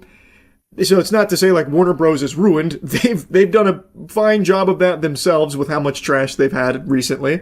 But Netflix, I don't think is going to make it any better. Like, I don't think they're going to steer the ship more effectively or anything. Like, it sucks. And it's just a sign of the times where now we are going to continue to see giants buying up other giants, so then everything will be owned by a couple of corporations in each sector, which is bad. Like, that is a horrible thing, really. But anyway, let me show you some of the stream clips of me yapping about it, because I was really getting into the spaghetti and the meatballs of it. You think Netflix buying Warner Bros. Is a good or bad move? Oh, I hate it. I super hate it. But this is the way the world is going, where a couple of companies are going to own everything in sectors. That's just the way it is, unfortunately. An $82.7 billion acquisition. I also think this is now not the first, but the largest step in the death of movie theaters. Obviously, with Netflix owning Warner Bros., the movies are going to be hitting Netflix. I can't imagine they're going to be investing heavily into, like, a theater experience. So I think movie theaters are probably going to start being phased out over the next decade or so. Which makes me pretty upset, because I really like the movie theater experience, but it's just never going to be able to compete with the convenience of seeing the new movies from your own home. Everyone's going to choose that now anyway, especially with Netflix going to most likely be putting all the Warner Bros. Releases on streaming instead of in theaters. So I struggle to think of any positives. Chatter that mentioned that now Netflix owns the Nemesis system, which is a video game patent that Warner Bros. Had fucking keegled for the last, like, decade and done nothing with. The Nemesis system is from Shadow of War, Shadow of Mordor. Really, really fun gameplay mechanics. Love it. People have been wanting it for years. Warner Bros. Does nothing with it. Netflix owning it means it'll probably never see the light of day, because Netflix just canned their entire gaming division only, like, a year ago. So you're not ever going to see the Nemesis system and anything gaming adjacent that Warner Bros. Has had. They probably won't be doing anything with, would be my guess. It's such a shame. Yeah, everything becoming Netflix original is bleak. To be fair, we were never going to see it anyway. I know. Like, I'm not stupid enough to think that if Warner Bros. Stayed out of Netflix's paws, we'd somehow get a game with the Nemesis system. They had just canceled the Wonder Woman one anyway. I know. They're 100% still going to do Mortal Kombat, but that's probably it. I think definitely Mortal Kombat. Mortal Kombat's not going anywhere. I think there's going to be a handful of legacy IP that Netflix will absolutely still produce. Because they print money. Like Mortal Kombat. Even like the more weak entries into the franchise is still an absolute cash cow. Netflix is definitely going to keep pumping Mortal Kombat games. And Warner Bros. Has so many juggernaut IP that I have to imagine Netflix will keep pumping. Like they have the gaming rights to Harry Potter. They have like the DC gaming rights as well, if I remember correctly. So they're going to keep pumping those. 100%. They're buying WB Games as well. It's everything Warner Bros., right? From what I was reading, they own literally everything Warner Bros. Owns, unless I've got incorrect information. It's an $82.7 billion acquisition. I'm so fucking excited. It must be kind of cool living life with that mentality. Like, oh, I watch Witcher on Netflix. I like that. And now Netflix owns Warner Bros. I get to watch everything there too now? Yippee! That's gotta be so cool. To just be able to do that. Please, Netflix, make a new season for Young Justice. Yeah, I'm sure Netflix will be able to make some quality products. Now, don't get me wrong. I have poo-pooed on Warner Bros. For a long time. Zaslav is a fucking moron. That guy is an actual homunculus. And Warner Bros. Have been spiraling for a minute. But you're crazy if you're trying to convince yourself that Netflix is somehow going to steer the ship better. But I'd love to be wrong. I would love if Netflix proved me wrong. I'll tell you that much. I would be very excited if they actually did good things with everything Warner Bros. Has. Honestly, Netflix monopoly means everything in one place. That just makes me sick to read. Oh my god. That actually just makes me sick to read. Oh, fuck me. Yuck. Netflix $79.99 a month with ads. At least it's all in one place, though. Will HBO and Netflix merge? My guess would be no. I would think with this acquisition, they will continue to have HBO Max as a separate entity from Big Brother Netflix. That would be my guess. Because they get to have their cake and eat it too. Because maybe an HBO Max subscriber isn't a Netflix subscriber. I don't know why they would even take the chance of, like, trying to combine forces there. Keep them separate. You get the double dip. Leading rumor is that Netflix is going to give Warner Bros. A 2-week theatrical release for all their movies before they hit streaming. Oh my god. And today, Netflix CEO said release windows will evolve to be shorter, so the rumor is likely true. Let me see that. I didn't see that statement from the Netflix CEO. 2-week theater run.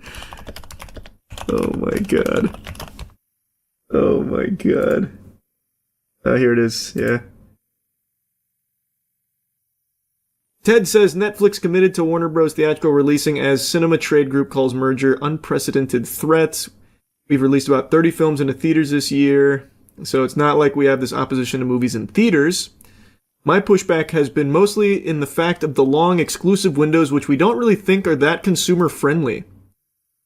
He said, AMC and other chains are looking to reestablish a 30 or 45-day window to energize movie-going that dwindled during COVID.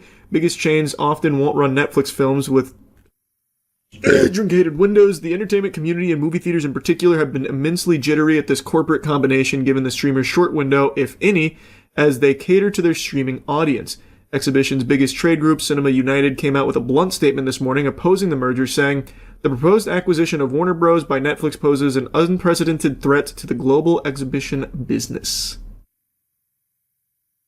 I mean, he's not wrong.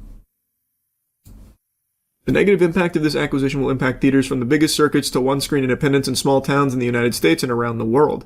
Cinema United stands ready to support industry changes that lead to increased movie production and give consumers more opportunities to enjoy a day at the local theater, but Netflix's stated business model does not support theatrical exhibition. In fact, it's the opposite. Regulators must look closely at the specifics of this proposed transaction and understand the negative impact it will have on consumers, exhibition, and the entertainment industry. Yep, so, okay, looks like they will be putting them in theaters for a very short period of time. Then to streaming. Do we know if they own Cartoon Network Studios, and Adult Swim, or does Discovery own it? I've seen tweets saying confusing things regarding it. Again, as I understand it, they own everything that was under the Warner Bros. Umbrella, so that includes things like Cartoon Network and shit like that. Again, that's just what I was reading. I could be wrong. It's all pretty fresh. I did read, though, that they might not have all the cable assets. And if that's the case, then they wouldn't have Cartoon Network, I don't think. But again, it's still a little too fresh. Not entirely sure. Shows on them might get canceled. I'm going to tell you something. The shows on Cartoon Network are probably safer outside of the clutches of Zaslav. That man had been axing shows left and right. Cartoons, it was just a matter of time before that shit was thrown in the trash. That man was cutting shit left and right, front and center, day and night. So, there's plenty of problems you can point out. That is not really one of them. That guy had an absolute hate boner for anything animated. I'll tell you, anything animated is probably safer outside of his hands. What if they bring back Courage? I would fucking hate if Netflix brought back Courage. That shit would be so awful. I have no faith in Netflix, of all people, to make Courage, a new Courage that is still faithful to the vibe and the heart of the original. They'd have the big mouth animators work on it. Oh! Ugh. God, even just the thought of that. You saw Paramount is planning to do a hostile takeover bid for Warner Bros. Because I think their deal is better than Netflix. No, is Paramount trying to fight? They hopping in the Thunderdome to buy Warner Bros? Let me see. Oh yeah, 5 hours ago. Paramount could go hostile for Warner Bros. Discovery after losing to Netflix. What's their strategy? Just put more money on top? Paramount was bested by Netflix on Friday in its efforts to buy Warner Bros. Discovery, but it may still appeal directly to Warner Bros. Shareholders through a hostile takeover offer. Why it matters. Paramount could argue that its all-cash bid of $30 a share is better in terms of both price and likelihood of regulatory approvals, although it would need to disclose more information about its debt financing. Both Netflix and Warner Bros. Discovery executives are confident they'll receive the necessary sign-offs for their deal. We've signed our deal, and we are running full speed towards regulatory approval, Netflix CEO Ted said. Netflix only agreed to buy Warner Bros. Studio and streaming assets for a combination of cash and stock after cable networks are spun out in a separate company. Paramount's offer was for the entire business. Okay, so this is confirmed then. So then Netflix is not getting their cable assets. A source close to Paramount said the company, which didn't have visibility into Netflix's offer until Friday morning, legitimately thinks it made the best bid and is currently exploring next steps. An operative word is patience. Cringe. Paramount also thinks its offer could look even better when the Comcast cable network spinoff begins trading later this month. It would serve as a market comparison to Warner Bros. Discovery stub that Netflix will leave behind. Paramount's lawyers have questioned the fairness and adequacy of the sale process, which kicked off after Paramount already had submitted 3 unsolicited offers. In a letter to the board, Paramount said the auction was tainted by management conflicts, including certain members of management's potential personal interests in post-transaction roles and compensation as a result of the economic incentives embedded in recent amendments to employment arrangements. That just sounds like fucking gobbledygook from Sore Loser there. It underscored concerns of board director bias towards a Netflix bid without considering heightened regulatory risk and potential value of a full bid versus a partial asset bid. That's a who cares moment, I would say, if you're on like the Netflix board, if you're more biased, or if you're on the Warner Bros. Board, if you're more biased towards Netflix, I guess. Not illegal to prefer Netflix over Paramount. Unless there is some kind of, like, legality to it, which I would be surprised. Worth mentioning, Paramount received help from Saudi Arabia for their bid. What? No! That's impossible. No matter who wins this bid, we all lose. Yeah, I know, that's what we were talking about. It's not a good thing. I got a bit of a wacky rant for you here today, so I hope you're feeling particularly goofy, quirky, and Lord help me, I'm going to say it, maybe even a little zany. Panera Bread. I'm almost ashamed to admit it now, but I used to be an avid consumer of Panera Bread. For the better part of 2 years, it was my go-to post-workout meal, meaning I would have it like 5 times a week. Side note, I just watched that clip back in editing. The fucking Planet Smoothie logo faced the camera directly. It almost looked like a Death Stranding Monster Energy ad right there. I'm not sponsored by Planet Smoothie. I just got this because I was fucking thirsty is all. But yeah, I would have Panera Bread like 5 times a week, post-workout. And even though it was more expensive than all of the alternatives, it felt worth it to me because it was a high-quality meal, or at least I felt like it was. It tasted great. It tasted fresh. So I really, really enjoyed it. But over time, it got shittified. And I know you hear this a lot for a ton of things. It did get worse. And in Panera's case, it literally did change for the worse. And I'm clearly not alone here in this thought because Panera sales and traffic has been declining. You can look that up yourself. And at least in my local areas, like the Paneras I used to go to, are significantly less full. They're far more empty. It's like Call of Duty 4. 50,000 people used to eat soup here. Now it's a ghost town. And it's because people are just choosing any other option really at this point. And I saw an article today, and it's what sparked this rant here from me, made me put on the diaper and start whining, because the article does point out some very strong contributing factors for why Panera has been spiraling down the shitter, but it also leaves out what I believe to be the biggest reason for people's abandonment of this brand. So I just kind of wanted to get into the weeds of it here and show you the article, but before doing that, I want to give a very special thanks to something special. Big thanks to Old School RuneScape for sponsoring this video. I'm sure all of you know this by now. The first entirely new skill in Old School RuneScape history is launching today. That's right, sailing is finally here. I think also a lot of you know that I am a hardcore RuneScape player. I started back in 4th grade and I finally maxed my account 2 years ago. And it is still one of my crowning gaming achievements. I am a huge Old School RuneScape enthusiast and I am extremely excited to get my max cape back once sailing drops because I'm going to have to 99 it to get my max cape again. So, the race to world first 99 for sailing starts today. I will be participating. Without exaggeration, this is the biggest update in Old School RuneScape history. Sailing offers a whole new way of exploring Gielinor here. It's also a skill that's trained through a variety of means, whether it's salvaging shipwrecks, exploration, racing, port tasks, and it's one that of course can be experienced with your friends as well. You can have NPC crewmates or you can have your friends crew with you, and there's new enemies, new resources, just so much here that I'm extremely excited to sink my teeth into. So if you've never played Old School RuneScape, now is the perfect time to start. You can click the link in the description below. I've always said it's a game with infinite content. Like if you could only choose one game to play for the rest of your life, you can't go wrong with Old School RuneScape because you will literally never run out of things to do. So thanks again to Old School RuneScape for sponsoring this video. I'm super excited for sailing. Panera lost diners by cutting portions and staff. It's reversing course to win them back. Panera Bread has unveiled a turnaround strategy to reverse years of traffic declines. Basically goes on to recount the glory days, but now it's kind of falling into the fucking back rooms here. And you don't typically hear a lot of glaze for Panera in the modern conversation when it comes to eating options. Now, the article's not wrong here. This is a contributing factor to Panera's decline and fucking death spiral here. It has definitely lost consumers because of portion sizes and being extremely expensive for the morsels that you get. You'll pay like fucking $20 for half a tiddlywink of a sandwich and a cup of soup. That's not a great deal unless that is the best goddamn half a sandwich and cup of soup of your life, or it also comes with like a stripper that'll give you a lap dance for free.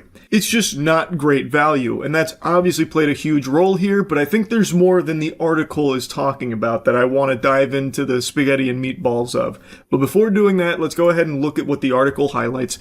It talks about the shrinking sandwiches and salad sizes, and they're right, those have shrunk a lot, it feels like. These sandwiches are made for fucking ants. You can finish these in 2 big boy bites, and you're paying so much money for the privilege of being able to have, scraps. And now Panera is trying to undo that. They're planning to reinvest into the business and undo many of the cost-cutting measures that they've taken. Imagine that. It looks like cost-cutting measures kind of deteriorate businesses. Like, the cycle is super simple. You see it all the time. A business comes up, it does really well because it's doing something different or it's delivering a high quality product that people want. Eventually it sells, like Panera did, And then it's all about finding more and more ways to squeeze as much money out of it as they possibly can by looking at cost-cutting procedures. And when you start that process, the quality of the product suffers. And then people don't want it anymore because they were used to a better product. Why the fuck are they going to settle for something worse? They'll just go somewhere else. It rinse and repeat forever. We've seen this millions of times. Panera is the most recent example. So now they had this huge eureka moment. What if we unfuck it? Could that save us? And to me, the answer is no. But I want to tell you their cute little plan that they've come up with here. They call it Panera Rise. It's like a phoenix rising from the ashes of Panera.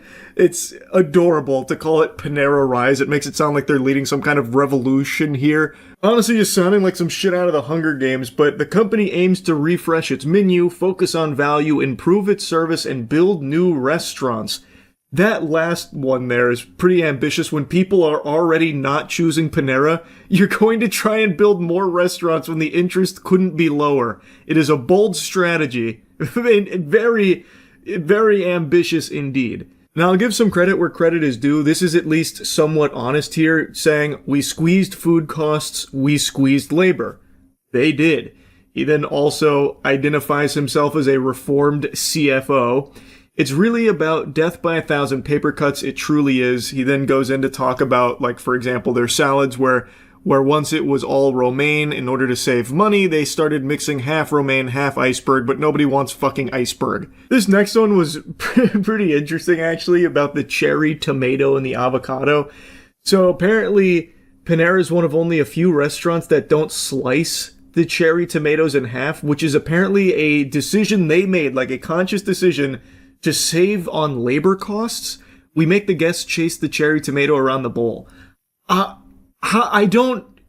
Call me a fucking Cro-Magnon if you'd like. How does that save on labor costs?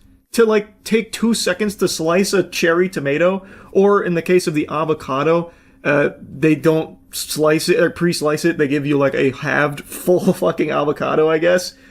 But now it's like a huge, powerful Panera Rise moment where next year they're going to start slicing the cherry tomatoes and avocados. I just don't understand why they weren't in the first place. I don't see how that saves on labor costs.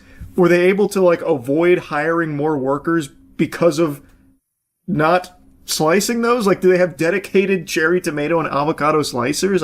I doubt it. I don't know. Or is it like a whole nother training thing that they'd have to spend money on? I don't see why. I feel like anyone could probably slice a cherry tomato or avocado slice it. Like, I don't know. I don't really understand that at all. But that was pretty interesting to read. Then he addresses the portion sizes. In some instances, we shrunk portions so guests would walk into our cafe to buy a sandwich that's gone up significantly in price with lower quality ingredients and a smaller size. Again, credit where credit's due. That is pretty honest. That is exactly right. You can taste that it is significantly lower quality food, and you're still paying a premium price for it. They then go on to toot their own horn about, refreshing their menu, delivering some new items, and the article actually does make a mention of the charged lemonade, which was basically just serving up customers meth, and apparently 2 people had died from it, filed lawsuits against Panera, which I believe have been settled now. But yeah, this is their big strategy, is unfuck it. But only kind of. They don't want to fully take their dick out of their ass. They are targeting these things, which are big deals. Like, I don't want to downplay it. Like, these are obviously contributing factors for why people haven't been choosing Panera as much. But one of the biggest things that people loved about Panera, and what set them apart from a lot of their competition, was their fresh baked bread. And guess what? That is not being changed. If you don't know, last year Panera set in motion the termination of their fresh dough facilities. So prior, Panera would have fresh dough delivered to their locations where it'd be basically nice, fresh, beautiful bread loaves. And it's what people like myself love the most about it. But last year, in order to save money, they switched to a par-baked model, meaning that breads, bagels, and pastries arrive at stores partially baked outside and finished on site. And the company is trying to blow smoke up everyone's asses about, You won't notice a difference in taste or quality, which is just a load of barnacles. That's just fucking horseradish. You do notice a difference in the quality of that product. And if you just look at the timeline, I think it's pretty clear there's a strong correlation that when Panera was at its best, at its peak, it had 24 fresh dough facilities across the US. And now, while it's in its decline, they only have 9, which will soon be reduced to 0 over the next 2 years.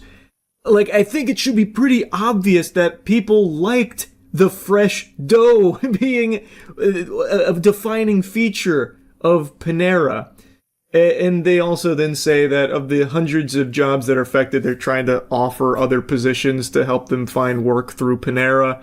And that Panera is saying that the strategy will open the door to new locations in areas that were once too far from its fresh dough facilities.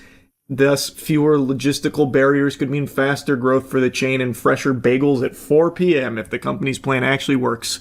Which I don't think it will. Well, rather, I don't think it should. And this is the biggest thing to me, and why the article made me want to rant about it, because it is highlighting some contributing factors for why people don't like Panera anymore. And they're very legitimate factors. But in an effort from the CFO here, the reformed CFO, to try and puff up his chest and be like, look at me, I'm the good guy, I listen to all of you. Listen, I hear all of you plebeians, and we are going to do our best to undo all of these terrible changes we've done over the years. He's saying all of these things, and he is making some changes, it seems, but one of the biggest things is still actively implemented, which is a cost-cutting procedure, which is closing all of their fresh dough facilities, meaning that there's still not going to be any of that fresh dough delivered there. They switched to a model that is significantly cheaper, with a significantly lower quality product. So he could flap his gums till the cows come home about how he's, rolling everything back that made Panera so bad recently. But the truth is, behind the scenes, they are still ultimately focused first and foremost on that bottom line and saving money, pinching pennies everywhere they can. And that is coming at the cost of a high quality product, which was once that fresh dough facility delivered to these locations for the fresh products that I and many others liked Panera for. That is not changing. That is not being unfucked. I just don't see this being enough. It's certainly not for me to want to march back into a Panera right away. Oh, you're cutting the cherry tomatoes and avocados now. Holy fuck, I'm out the door. I can't wait to get to my local Panera to get some of that. Like, yeah, maybe the portion size is a little increased too, but the quality is still the same and it's still expensive. What the fuck is the point? It is still worse than it was because of their biggest cost-cutting measure, which is closing all of these fresh dough facilities because it's going to save them so much money switching to this cheaper method and this worse product. That has not changed. Thus, I will still not be going to Panera Bread as my first choice for any kind of meals anytime soon. I don't see why anyone would. It's still not great value. This shit is just so stupid every time. A business gets bought, and then immediately the mission becomes cost cutting to make even more money off of it. And in doing so, ruining the core defining features of it. In this case, the fresh fucking dough. That was a massive selling point of it to consumers, and it's gone. And it's still gone, even though they're trying to put out all these big PR, fluff pieces about, like, we've listened, we're rolling things back. You're rolling some things back, sure, but not everything, not the actual biggest cost-cutting thing that you implemented very recently, which is closing all of these. That is still in effect. So to me, this is all just meaningless marketing speak here to try and desperately claw back some consumers that have lost all their faith in this brand. And anyway, I just wanted to rant about this a little bit. That's it. See ya. What you are seeing here is just a small part of my scheme. I've set the wheels in motion, and it is now time to proceed with the Leaking Titties project. You see, I plan on leading this world into a new age, a golden age, an age of milk. Yesterday, I was just a barnyard animal, until I saw a woman breastfeeding herself. It was at that moment that I knew I was meant for something more, much more. I stand before you, not just as a cow, but as a leader of a global revolution, one that fights for a noble cause. Please understand, we do not aim to annihilate the human race, actually quite the opposite. Humans have titties, but they don't know how to milk them properly. So it is our responsibility to teach them how it's done. And the only way we can do that is through force. Fuck you, car. Fuck you, SUV.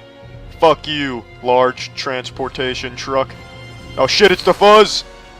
Where did this asshole come from? I just gotta act like a cow. This is delicious grass, officer. Your automobiles are no match for good old-fashioned cow jogging. I was the fastest cow on the farm. You can't catch me, you son of a bitch. I call shotgun. Who do you think you're chasing? The Flash? Damn. Good morning, automobile owners. They called in the helicopter. I'm deploying smokescreen. Scratch that, it's a fucking airstrike. Get to cover. We need reinforcements. My ass cheeks jiggled and they found me. I've got to get to the extraction point quick. Fuck. They planted a forest over the LZ. And the cavalry's here, shit. Help me, dog. Damn it, dog. My goodness, he's twirling a noodle. Sometimes you just gotta shit while you sneeze. I'm going in. I've thrown them off my scent. I just need to blend in now. Perfect. I'm a connoisseur of camouflage. Gentlemen, watch out. There's an asshole in that forest. And it's looking right at you. Our mission will be successful. You humans have titties. Let us show you how to milk them. I never got into Minecraft, but I did try it when it was very first released in its alpha state, just this innocent little game that hadn't quite taken the internet by its nutsack yet, and I just didn't really care for it. But I was there super early, like a 2012 Bitcoin enthusiast, but just like those early Bitcoin enthusiasts, I didn't invest. It wasn't my cup of tea, the condom didn't fit me, I just never really got into it, but now I'm being overwhelmed with emails and requests during streams to play Minecraft, because I understand it's the hottest shit on the internet right now, so I figured it's nine years later, might as well give it another try, maybe it'll be fun. Let's check out single player. How do I build a nuclear power plant? How much dirt do I need for one of those? Change the camera. Oh, Jesus, got a little POV blowjob angle there. Well, let's get cooking, baby. There we go. First block of dirt acquired. Now the fun's setting in. I've got an idea. Bang. God, I can see the whole map from here. You know what? Fuck this. I always get told the multiplayer is the fun part. Yeah, save and quit. Wouldn't want to lose all of that remarkable progress. Let's get into the multiplayer action. Wow. Now this is what I'm fucking talking about. Now I see why people like Minecraft. I'm home. I found my new life. My second life. Like my dick. From Ass Helmet. It's very big. It's like I'm back in Sunday school. The whole aesthetic of this server makes it feel like I'm getting hacked in the early 2000s.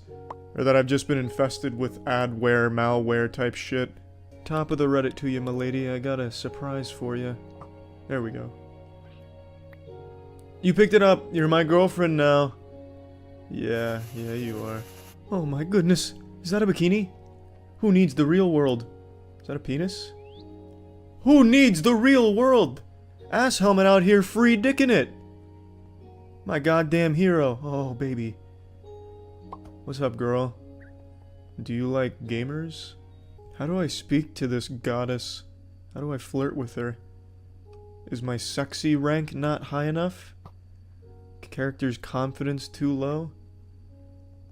What's the command for typing in this game? What? Wait, no! Come back! It gets bigger! No! Oh, shit. Hot PvP. What is it, like first to come loses? Battle Royale of premature ejaculation. Club sounds interesting. I don't want to build. Kiss battle. I'm in it. Yeah, baby, let's get in there. This is my kind of minigame. Let's check out the global leaderboards. This dude's got 3,669 kisses. Amateur. Time to get my sexy rank up, baby. I'm gonna be kissing bitches all day today. There we go, okay. Well, this isn't what I was expecting. Well, this doesn't... What makes this focused on kissing? It looks kind of just like a Pokemon city. Everyone's talking about me. They're laughing at me. Okay. Well, how about we stop making fun of the new guy and come help him? There we go. Oh, is this my savior? The lifeguard? Lead me out of here. Oh, is this the exit? Oh, nice. That was super nice of him. Time to shoot my shot. Come on, baby. Swipe right. Swipe right. Give me a smooch. I don't even know if you can kiss in this game, but it's called Kiss Battle, so I assume you can. Ass Helmet said yes, but I don't think this guy's Ass Helmet. I got kissed? Oh, finally. Alright, now I think we're flirting. Here, let's take it to the next level. Get in there. I've assumed the position. Get in there. Jetpack me. Want to fuck me? Well, that's what I've come here for, yeah. Why else would I be here? How do I don't see Beach's name anywhere here. Please, I'm not trying to leave you on red, Beach. Give me a second. I'll just throw it out to the wild. Let them all know my intention. Come on, baby. Where do you want to fuck? Well, I hear imagination's the limit in Minecraft. Let's see what we've got. If possible, on a fucking cloud, you know, a bed of actual roses. I mean, all kinds of romantic shit I can think of. But what do we have at our disposal? What are our locations? Taking an awfully long time. Only at the city? Okay, I can work with that. A little boring. City's not that wild. Maybe we can do it in the library, though. Fulfill that fantasy. The old angry librarian. Is this all it is? Just kind of standing behind him while they crouch in front of you? I mean, I guess it kind of looks like doggy style. Fuck me more. I mean, alright, I'm trying. You're doing all the work here. Let's see. Wait, where'd they go? No, wait, come back! I didn't mean to complain, I'll take it! I'll fucking take it, please, no! No, no, no, no, no! Oh, okay, they're coming back, good. Got a little worried for a second. Alright, just keep going, fuck it. We're already here, might as well go the whole 9 yards. I wonder if there's any, like, commands for it, though. I'll ask. What is the command for the Cleveland steamer? Yeah, I wonder if there's a Cleveland steamer option in here. That'd be fucking awesome. For those that don't know, and I'm sure you all do anyway, the Cleveland steamer is where you take a shit on the chest and then put your ass on it, rubbing back and forth, emulating a steamroller. Thus the name. What do you mean, what? You ain't never heard of a Cleveland steamer? I also don't like the way you asked that. Just so matter of fact, what? It's a little condescending, you kink shaming me? You're really gonna kink shame me in a Minecraft sex server? I'll let it slide for now. Just tell me, is there a command? Look into your little Minecraft handbook, your Prima official strategy guide. There's not. No Cleveland steamer, huh? Yeah, then I think we're done here. Fuck Minecraft. There are few things in life as pathetic as being a proud Reddit moderator. It's a position that attracts the most insufferable hoity-toity dweebs like moths to a flame, and it bestows upon them the tiniest sliver of power, just barely above like a middle school hall monitor, and somehow that immediately goes to their heads and corrupts their already ugly soul, leading to the most embarrassing meltdowns and just outrageous power trips over nothing. And this is a stereotype that's existed for a while, and it seems like it's just the truth of being a Reddit mod. Like, this is just the sad reality of the people that take up that mantle. They think of themselves as fucking Batman, but what they actually are is the goddamn box ghost from Danny Phantom. Anyway, though, I'm blasting that ass with some new hotness here. A brand new mod meltdown courtesy of r/art. It is a pretty fascinating one, and also not its first rodeo. The r/art subreddit's got some hostile mods. So I'm gonna go over the most recent one from, I think it was yesterday. And then I also want to give you a little, blast from the past from a previous instance where one of these mods went nuts. But this one I think is quite special. So what happened is there's an artist named Hayden Clay who posted his art on the subreddit. It got very popular, and in the comments he was replying to somebody asking for more information about his work, and he mentioned that, you can find my work here, and there's also some prints available too. Just a very quick reply to a nice comment. And one of the rules of the subreddit is you can't be like self-promoting your work, so you can't be like advertising prints or anything. So because he used the word prints, it got the whole post removed. Just blasted to the shadow realm. They smited it.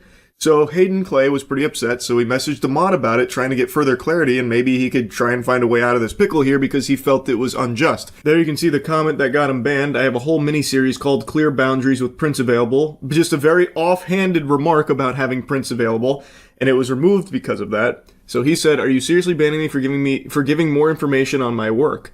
No, I banned you for breaking our rules. But I can also remove all your old posts as well if you'd like." Oh man, this guy's no nonsense, tough as nails. You don't tussle with the muscle. r/art mod.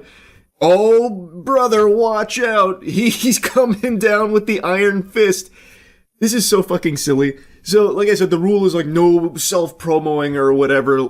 Can't be mentioning where they can purchase your art or anything like that. Which he wasn't really doing. It's an offhanded reply to someone that was saying they'd like to like have the art in their office or whatever.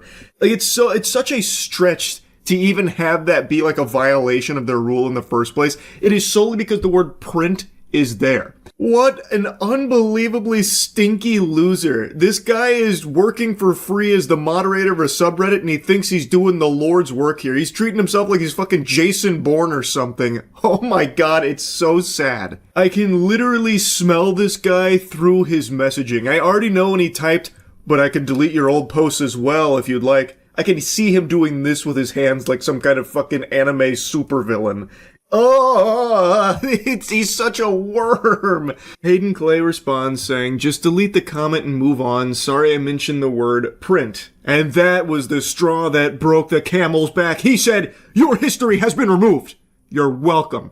He laid the smackdown on him. He just poofed away all of his post history.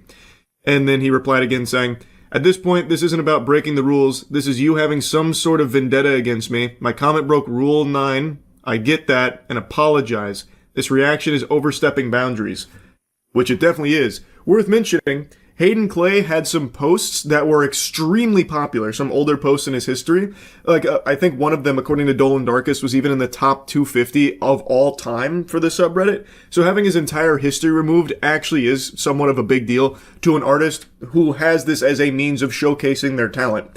This, also, just to be clear, I think this rule somewhat makes sense to avoid, like, exploitation for people coming in there solely to, like, astroturf it for their own gain or whatever. But when it comes to, like, an individual artist, having this kind of eyes on their art, this visibility is very helpful to them. So I feel like it shouldn't be something that you destroy them for solely because they mention that they could be found elsewhere. Like, I feel like that's something you should want to help these artists that are very talented. But on r/art, it's run like some kind of fucking cult, I suppose. And if you step out of line, well, I hope you're ready to take the big beat down that the mods will give you. They'll take you behind the back of the bar and break your kneecaps. Metaphorically speaking, of course. I don't think they even know how to throw a punch. They'd probably break their own fucking wrist if they even tried to hit a heavy bag, I would imagine. But this shit is just so unbelievably foul. Like, he has done nothing wrong. He reached out asking, you know, like, what's going on? What's the deal here? He even, like, apologized and said, "Can you just delete the comment and we can move on?" And that was enough to make the Reddit mod go even more Insano style. Like, Jesus Christ. Just check yourself into an institution, buddy. Oh my lord. I don't even know who the fuck you are. He thought that line went so hard when he thought of it. That's some major main character energy there. Oh. Yeah, Hayden Clay's the one with main character energy. Certainly not the r/art mod who's gone through and deleted every single one of his posts, all because he had the gall, the audacity to talk to him in DMs. He dared try and speak to a mod. Don't you know they are holy, sacred icons of the Church of r/art? You can't just speak to them and question their decisions. And then he says, he replies saying, the power-hungry mod who deleted all my posts because I asked a question. True. You've been reported for harassment. Have a wonderful day. Nice job making this sub a worse place for artists and those who enjoy it. Yeah, the mod reported him for harassment all because he was asking a question in DMs and then just responding to having all of his shit just wiped out in the extinction event of r/art. And now he's been reported for harassment. I already know this mod. His heart was beating so fast. This was probably the most excitement he'd had since the last time he had done this. Like, I bet he was cracking open 4 Mountain Dews, like cracking his knuckles. Time to get to business. He talked to me. Time to remove all of his posts. Also, that report for harassment led to Hayden Clay being banned site-wide on Reddit for 3 days. Pretty cool system they have over there at Reddit where one angry mod can make a complete fraudulent, bogus report of harassment and it immediately leads to a ban for the recipient there. What should have happened is this report goes through, someone takes a look at it, they immediately recognize that this mod is unstable and should not have that position in the first place, so they strip him of his mod privileges. That's what should have happened. And if that did, I bet that guy's life would have felt like it was crumbling down around him. Because if he can't enact his power on strangers on r/art, then his life has no meaning. But that is just not how Reddit functions over there at all. I remember over the years it's been kind of revealed that a large part of Reddit is controlled by a handful of these turbo losers, where it's like this tight-knit club of people that have absolutely nothing going on with their life, so their whole existence is dedicated to power tripping on Reddit and like controlling it like they're the puppet masters. And I imagine this is one of those kind of people, because it's pretty clear that he can just report someone and immediately they're banned for it. So I have to guess that this mod is part of that group, especially when you consider that his appeal was also denied, with the admins siding with the mod's harassment theory here, believing that that was the correct course of action. He needed to be banned for 3 days, all because he decided to try and ask a question to an r/art moderator. That's a sin punishable by death on Reddit. But anyway, as a result of all of this, r/art went into like a pseudo lockdown where you couldn't submit new posts or make comments. They have since soft reopened it so you can make comments again. And of course, all the comments are probably what you're expecting, where everyone is mentioning Hayden Clay and how unfair this is, and basically calling for the resignation of this mod as if it's some kind of like legitimate position. It's not, and it's also never going to happen. He is never going to relinquish his mod privileges. It is literally what he lives for, I bet. And you can kind of see that because he still replies to people that reach out about this. Like, even outside of Hayden Clay, there's people expressing their concern. So here's another r/art mod classic. We ban people who don't follow our rules, for sure. Cool, but I'm more talking about the way the mod spoke to the person. They just asked a question and they got their history wiped. Not sure what you mean. If you look at the link I provided, you can see the conversation they showed between themselves and the mod. Or they refused to follow our rules and were removed. Okay, but like I said, their history was wiped for asking a question. Is that what you do here? I'm not clicking on your link. It's a Twitter link. I'm not sure how this can be a productive conversation if we aren't looking at the same information. And then they got muted. Pretty cool. I'm not clicking on any of your links that maybe go against what I'm trying to express here. You're out of line, Buster. Get muted. Goodbye with you. You're not welcome on r/art anymore for asking us questions and trying to bring up concerns. We don't do that around here. So that's kind of the state of r/art mod team. And I think it's important that you know that this isn't an isolated incident. A few years back, something kind of similar happened where one of the mods went on a bit of a wacky power trip where they had removed a post from an artist claiming that it was AI art. That artist reached out to prove that it wasn't, to try and get their post reinstated. I'm the artist of a painting, A Muse in Warzone. I'm here for complaining about the unfair ban, but I can give you guys the process or the PSD file of that painting. I'm not using any AI support, and that punishment is not right. Sorry for my bad English, and thank you for your time. Here's my portfolio. Take a look. The r/art mod replies, I don't believe you. Even if you did paint it yourself, it's so obviously an AI-prompted design that it doesn't matter. If you really are a serious artist, then you need to find a different style because A, no one is going to believe when you say it's not AI, and B, the AI can do better in seconds what might take you hours. Sorry, it's the way of the world. You've been temporarily muted from r/art. Yes, very classy r/art mod. I can hear your pinky was up when you wrote that reply there. So he struck the post down believing it was AI art. When reached out to and challenged with proof that it wasn't AI, he instead goes, okay, so even if you did paint it, and even if you are a serious artist, I still don't like it. Also, AI can do what you did much better in a matter of minutes, what might take you hours. Sorry, bub, that's the way of the world. Also, you're muted. This happened a couple years ago, and when it happened, this was also a pretty big deal to the r/art community, but nothing happened. This mod, as far as I know, is still currently a moderator on the subreddit. Who's to say it's not the same mod that just had this meltdown with Hayden Clay? I think there's a very real possibility, especially judging by the cringe way that they communicate with other people. So I think it's very possible it's the same culprit. Regardless, though, it is so pathetic, whoever is responsible for this shit here. It is unbelievable to me how often this seems to happen with Reddit mods. Like, this stereotype has existed for a long time about being like this sad, lonely loser who power trips as a Reddit mod, and yet it keeps happening over and over and over again. There is no self-awareness and no fucking shame from some of these Reddit mods. It's tragic. It's just so stupid, man. Unreal. Anyway, that's about it. See ya.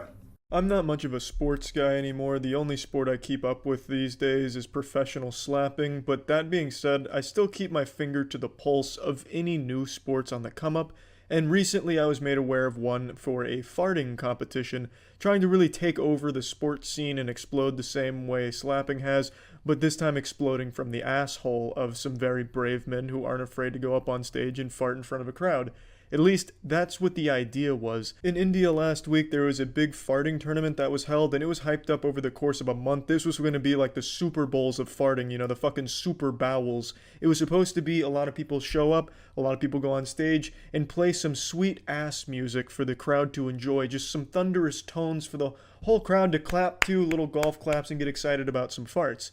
But what ended up happening is none of the 3 contestants that participated were able to produce even the slightest semblance of flatulence. Even my pathetic, embarrassing, laughably bad, emasculating baby bitch boy farts, the near silent farts I produced that sound like a hamster drawing its last breath in a library, would have won this competition, because there were no farts. These ass athletes showed up but forgot to bring their A game, and the A stands for asshole. These buttholes were clean. They were coming in here with an empty colon. That shit wasn't loaded at all. They weren't locked and loaded and ready for action. They were shooting blanks. They weren't even shooting blanks. That'd be a compliment. Nothing happened. I'm going to show you some clips from a vlog I found of it. They go up there and just stand with their ass facing these 3 microphones that are all pointed at their chocolate starfish. It's very disappointing. I can't even find the right words to express my disappointment when watching this, so just keep that in mind. It's not going to be very satisfying. आपको 60 seconds usually दिए जाएंगे.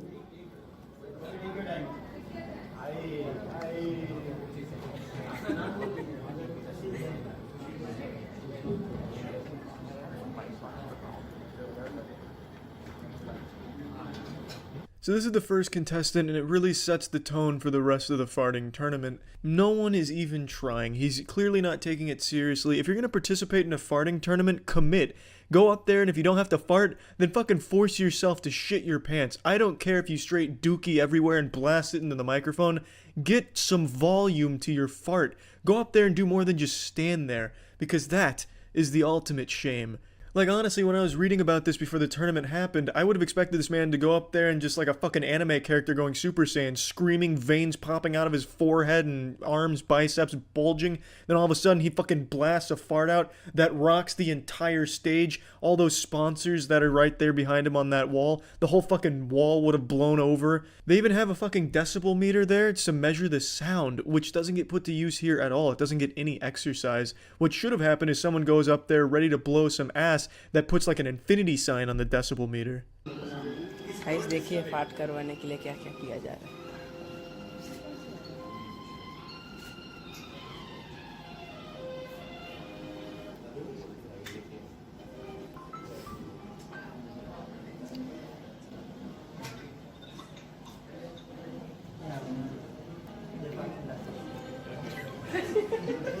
He even calls in for backup with his farting coach, who decides maybe turn him around because he might be fart shy, and even that doesn't work. He just ends up turned around standing in silence like out of the Blair Witch movie where everyone's too afraid to turn around and look at the Blair Witch behind him. On paper, it's a good idea. Hey, maybe his asshole muscles are just clenching up out of, nervousness in front of a crowd. Let's try turning him around and maybe it'll work. But it didn't. He still doesn't fart, and then he shuffles his way off stage getting laughed at.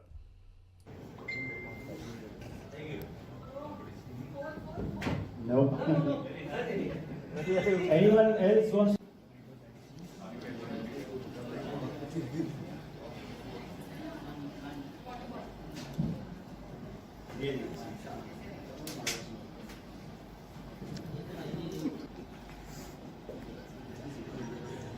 Okay.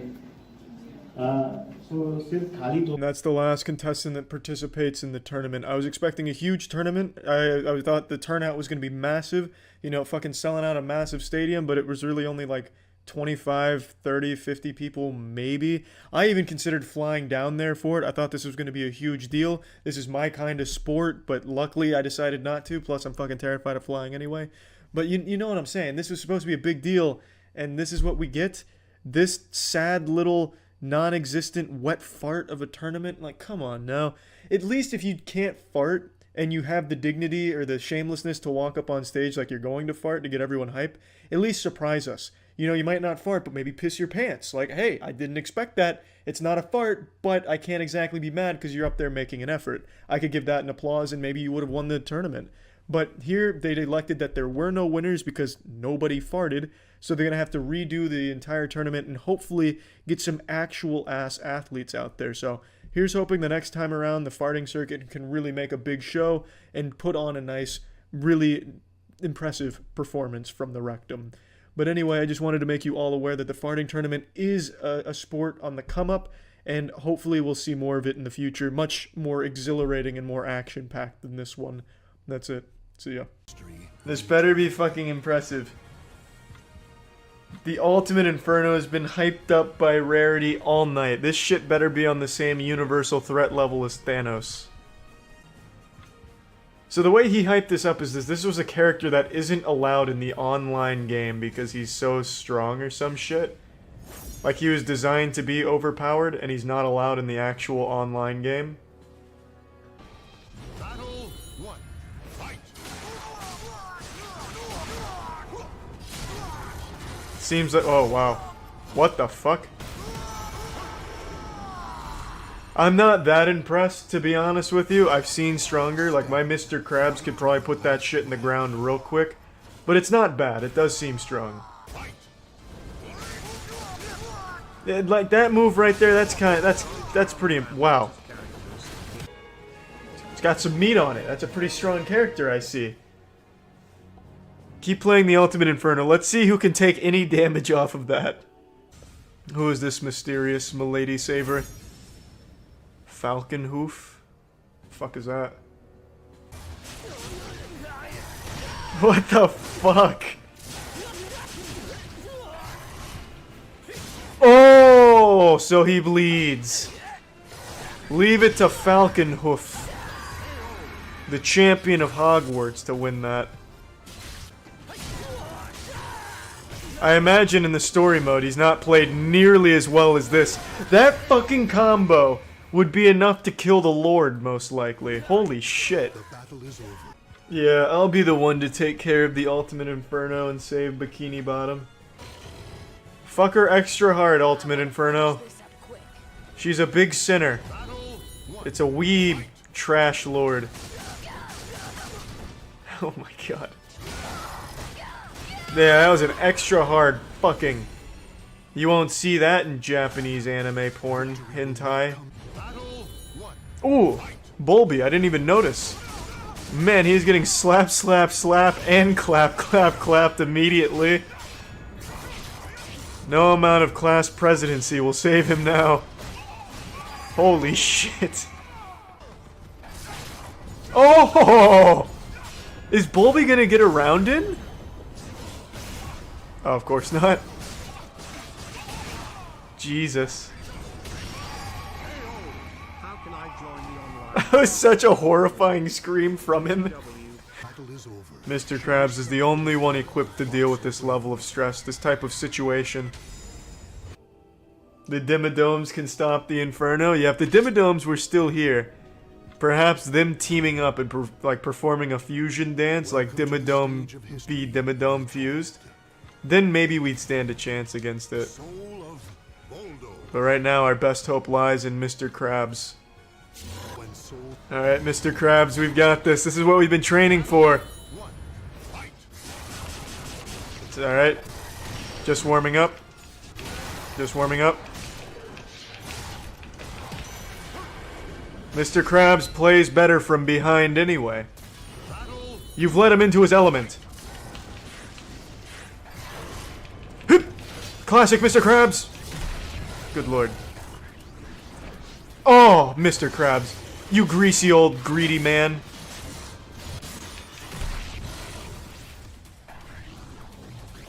Alright, it didn't work twice. Oh! When it's all said and done, that's probably the closest we've come. Well, he can take our land, he can take our freedom, but he can never take our Krabby Patties. Our secret formula remains safe. Buckethead? Is Buckethead gonna lay down some wicked, nasty guitar solo to fucking make tits lactate? And also kill Inferno? We might just have hope yet. It's not over. Oh, the world's ultimate guitarist. I believe in the dream. Shred! Oh no! Nice moves! Oh, he read it. Oh no. Oh Jesus. Buckethead just got full comboed by the Guitar Hero. Oh yeah, this guy's taking the Bird Box challenge. He's blindfolded himself. Oh, never mind. Inferno knocked the blindfold off. Yeah, Jesus. Then he hit him with that hard depression there. Yikes. Inferno versus Inferno. Please, none of us have Inferno. He's a character that is literally banned in online. He has him in here because he's able to mod the game. That looks like a man to beat him. And he's got a football? Oh, it's over. That's game, set, and match. That's checkmate. Who is this guy? Oh, Mark! Oh my god, it's Mark, and he's got the pigskin. It's not over yet. He can pull it off. Oh, wow. Holy shit! That is a brutal combo right there. It's just an infinite combo. Just throwing them against the lockers and stealing their lunch money. That's rough. Wow. Well, we can't say we didn't try to save the day. Wow. Actually, huge wow. A massive batch of Epstein files just dropped in hot, fresh off the battle bus here from the top turnbuckle out of nowhere. Like, I didn't think we'd even see any more with the DOJ putting up that huge stink even recently about, like, how courts can't force them to release it, this and that. It seemed like this was never going to happen because getting them to comply with the law was like pulling teeth. So they were a month late, but they actually released, like, millions of Epstein files. And there are huge, disgusting, evil things that have been uncovered in this latest batch of Epstein files. This time around, it's a little different than their previous release where there were hundreds of pages of blacked out redactions and that was basically it. This is what you saw with the Epstein files, except I thought that was going to make the camera go black. You get the idea. It was basically just staring into the fucking void. It was just pitch black because everything was redacted. It was just a lot of nothing. But even amidst that nothing, they were so fucking incompetent that they left in the ability to unredact the files yourself, where people were able to catch them breaking the law, where a lot of the redacted names were not names of victims. They were various other things, and a lot of the redactions were clearly not victims. Sometimes it even seemed like the redactions were there to protect the names of potential clients and perpetrators, which again is a complete violation of the Epstein Files Transparency Act that they were supposed to be following. But again, even with them farting out completely blacked out pages to protect these pedophiles in power, there were still a lot of huge revelations that came from this, such as co-conspirators that for some reason they never pursued. We don't know who they were because their names have been redacted conveniently, but we learned that there were co-conspirators they were investigating, and I guess they just let the leads dry up and then just said, fiddlesticks. They're gone. Now time to pretend they don't exist. Like Kash Patel under oath lying about it. Perjury Patel, by the way, still not punished for it. And speaking of unpunished, you know who else has been unpunished? Every fucking Epstein client, all of these rapists and pedophiles, all of them still just getting away with these unthinkable crimes. No one being handcuffed and thrown in the slammer. Doesn't even seem like they're pursuing any investigations or anything into it. Across 2 administrations now, no fucking arrests, outside of Maxwell, who Trump has done everything in his power to ensure she is treated like a queen at a new summer camp that she now resides at, barely even a fucking prison. This is lunacy of the highest caliber. Now anyway, I know I'm getting kind of sidetracked here with like the previously on Dragon Ball Z with this whole saga.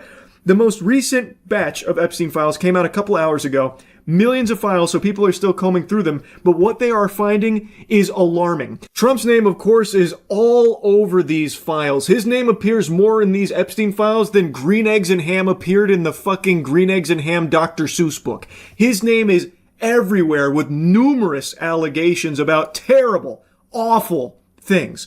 Some things we had heard little bits and pieces about from previous Epstein releases, but this one has significantly more, including this FBI report that claims Trump has been compromised by Israel, which anyone who's been paying attention to this administration shouldn't really be surprised at. I don't think anyone heard that and recoiled in their chair going, what? If anyone's followed everything that's been going on in regards to Trump and Israel, it should be no surprise that the FBI believed he was compromised, is compromised as well, most likely.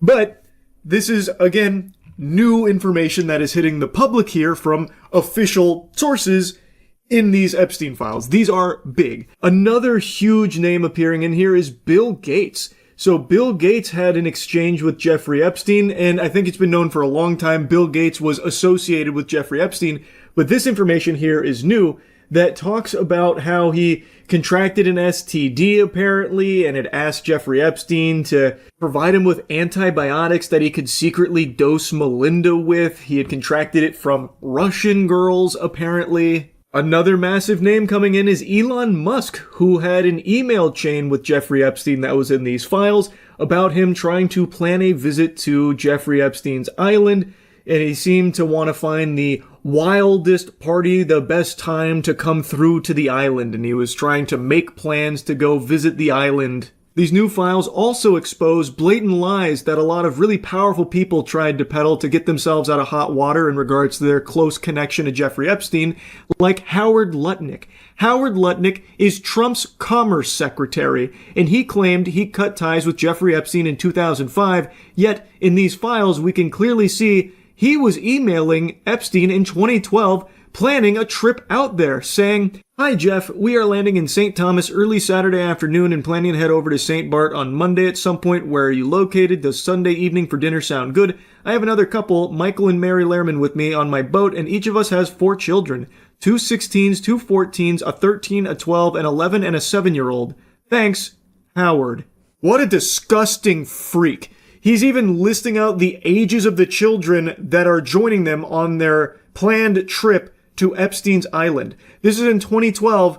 That's quite a few years after 2005, Howard. Seems like you told a big-time fib. Howard said that he had visited Epstein's house in 2005, but it culminated with him getting the heebie-jeebies. He called him gross and said that was basically kaput. That was the end of his relationship with Epstein. He washed his hands of him back in 2005, but that clearly wasn't true now, was it, Howard? These emails are from 2012, planning a trip out there and making a very odd mention of a bunch of children and their ages that will be joining you to Epstein's Island. Howard Lutnick is your U.S. Secretary of Commerce under Trump right now. This is your Commerce Secretary.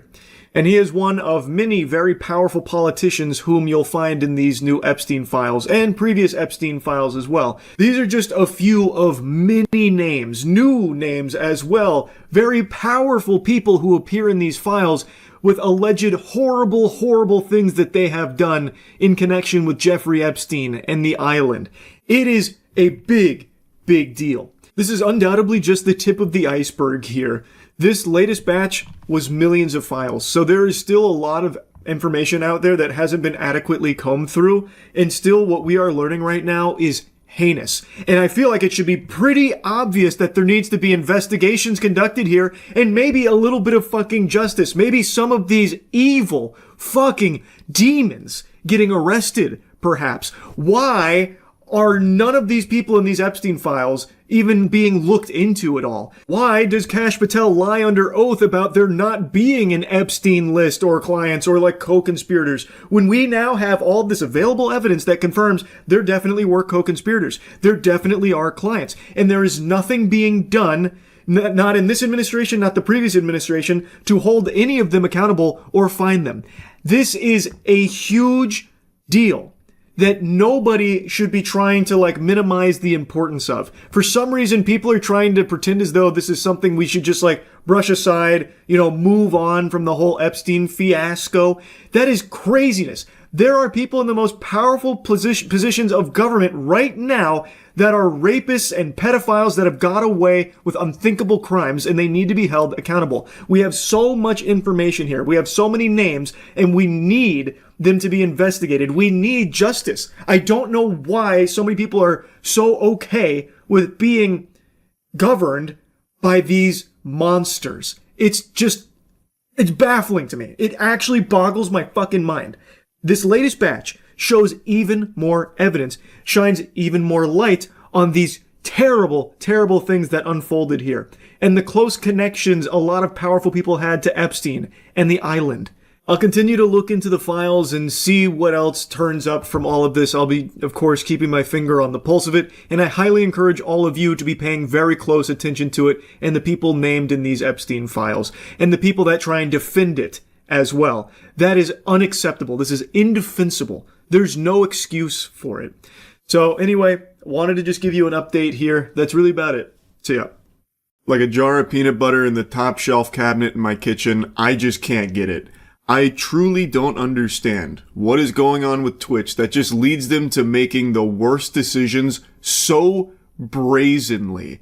Like, they have to have the orb of confusion somewhere in the office up there, and it is just wreaking havoc on their brains. It is incomprehensible.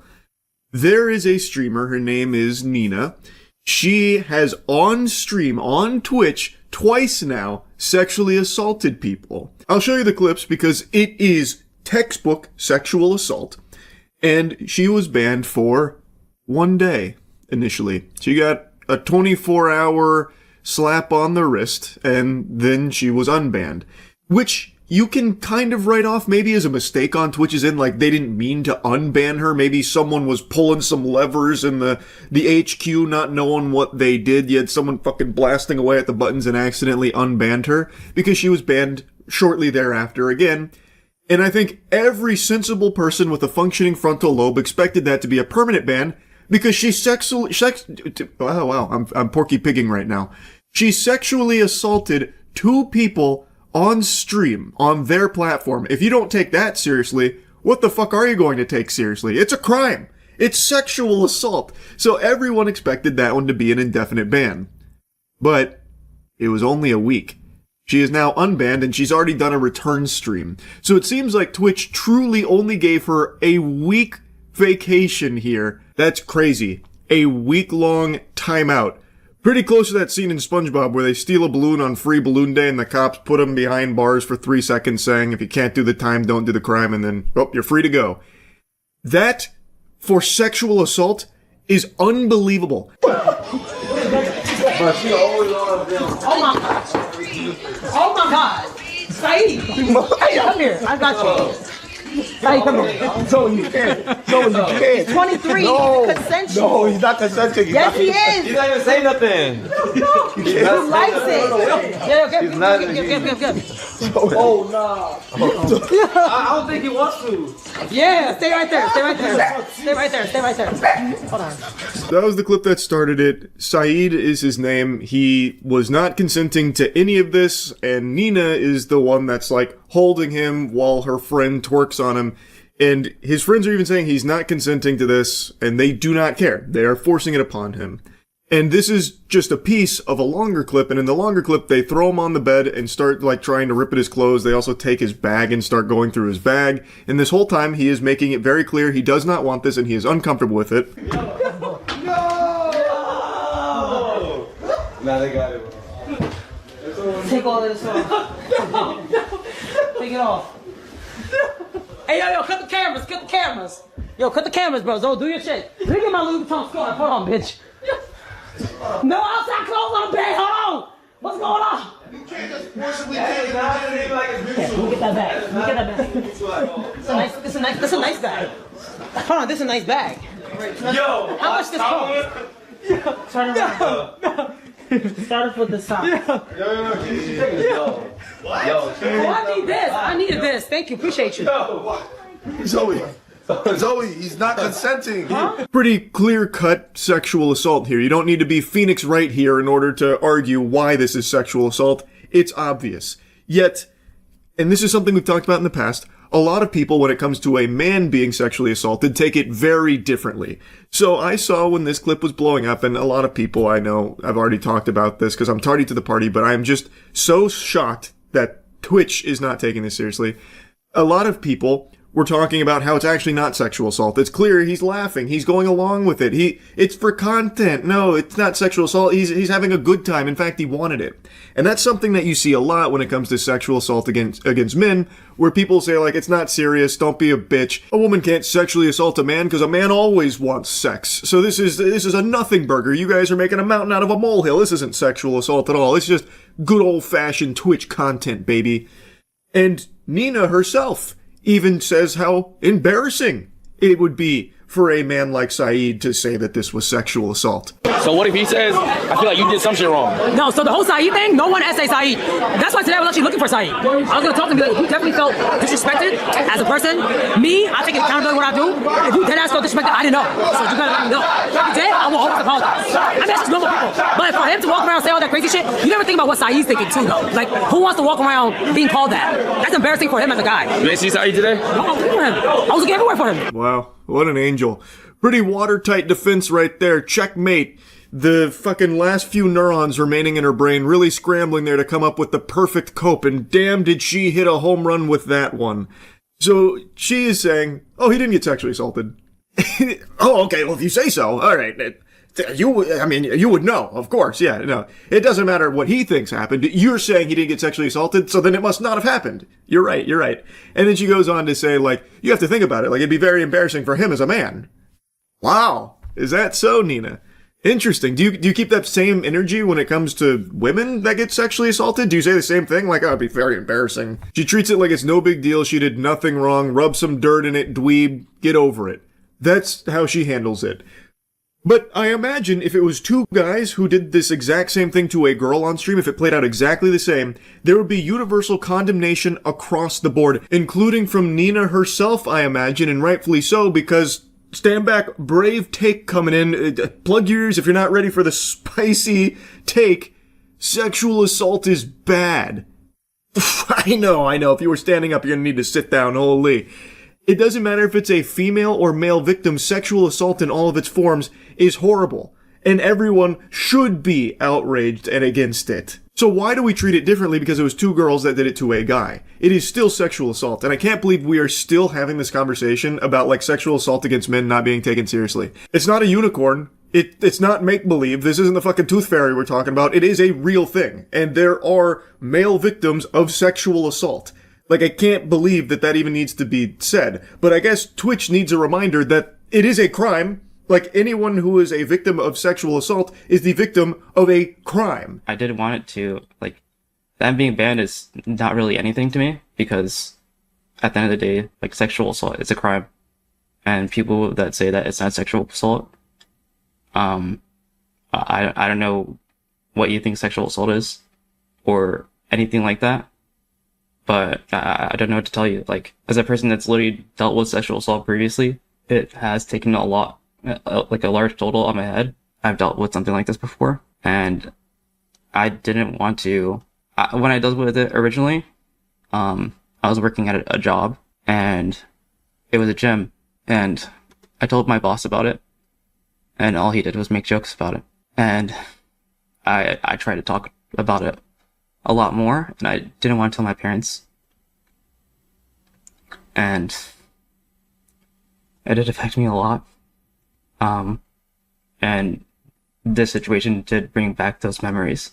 This is Saeed being very open here, talking about what's unfolded, even mentioning that he's gone through a previous sexual assault situation in his past where it wasn't taken seriously then. His boss was making jokes about it, and it took a toll on him.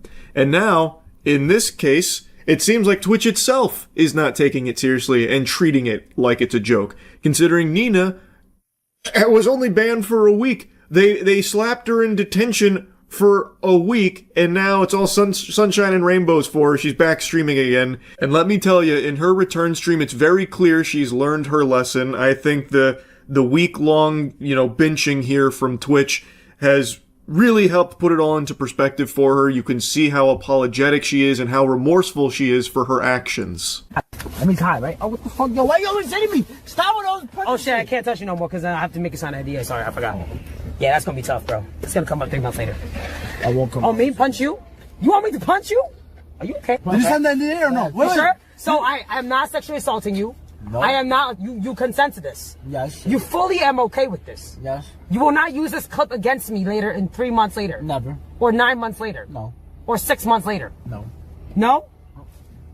Hey, chat sees this, bro. Ready? Alright. Okay. Ready? 1. You asked for this. Nod your head. 2 times. Did you get it?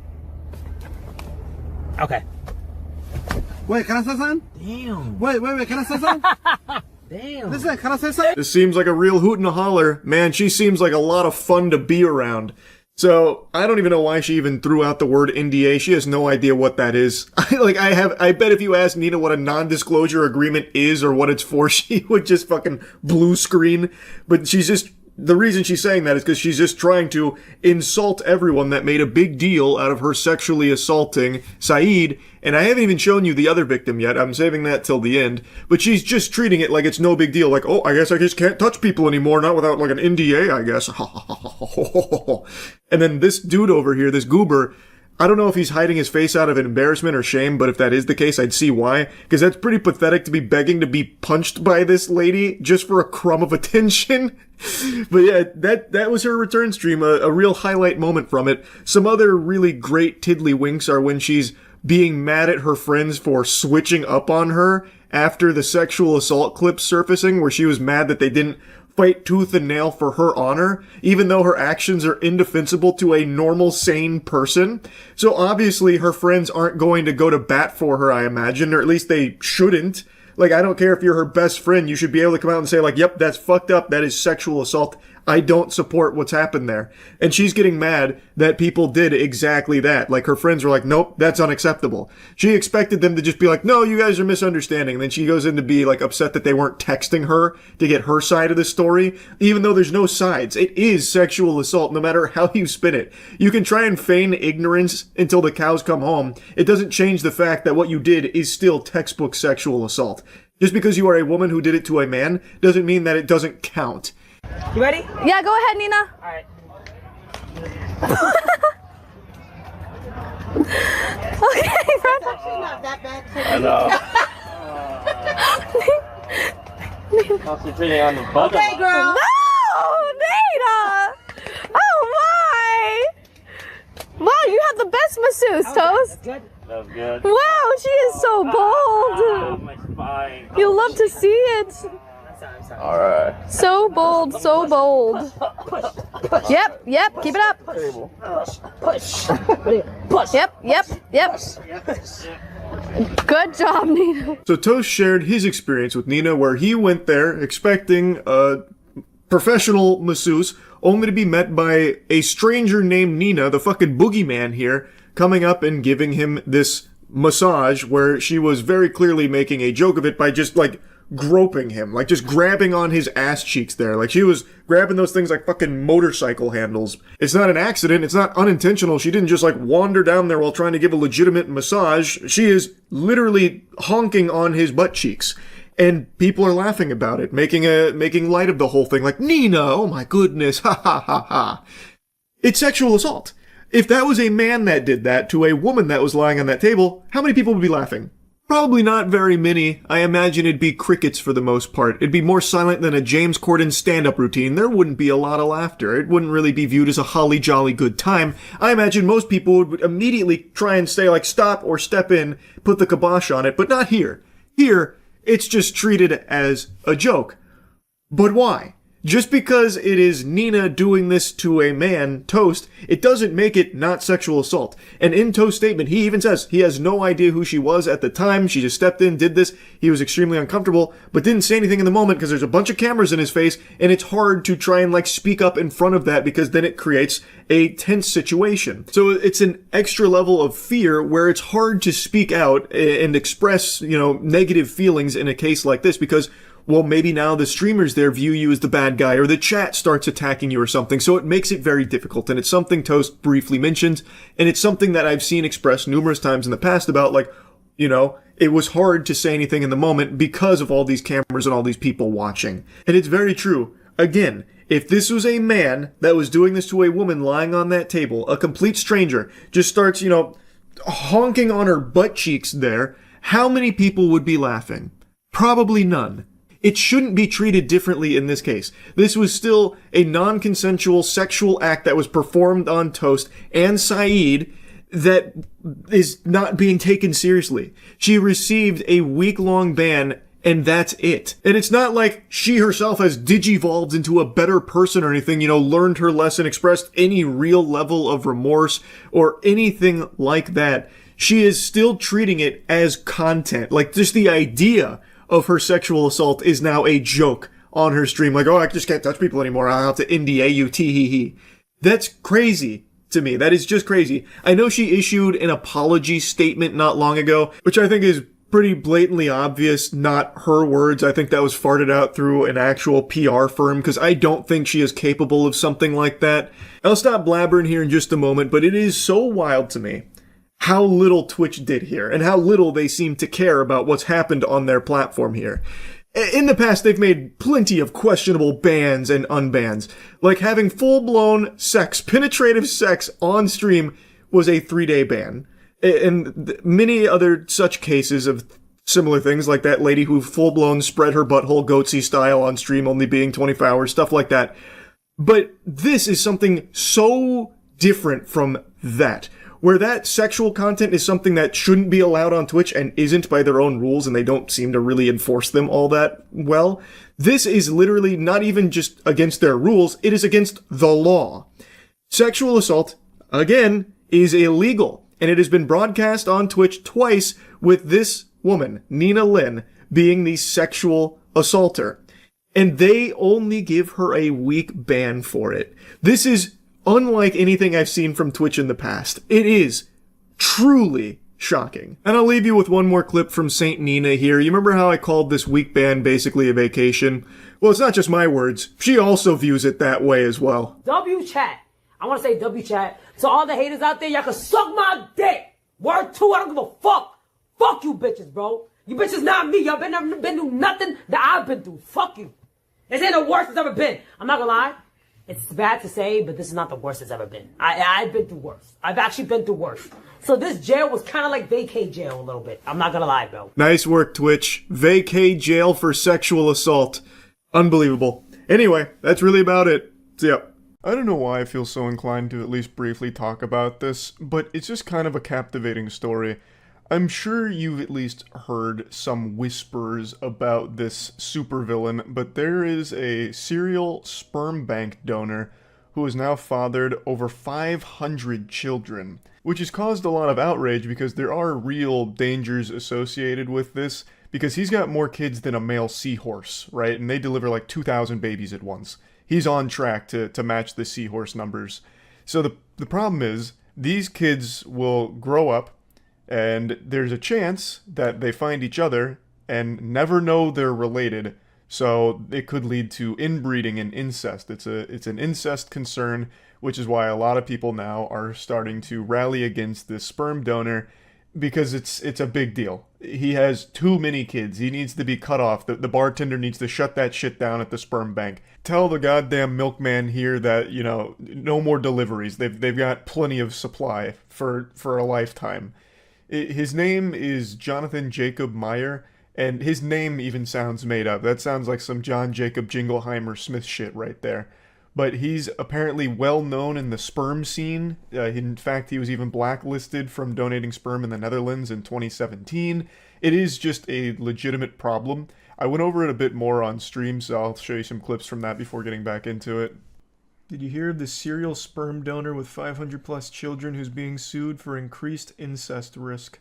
Yeah, what's his name? Caleb texted me. It's like he has like an NPC name. It's like John Madison or something.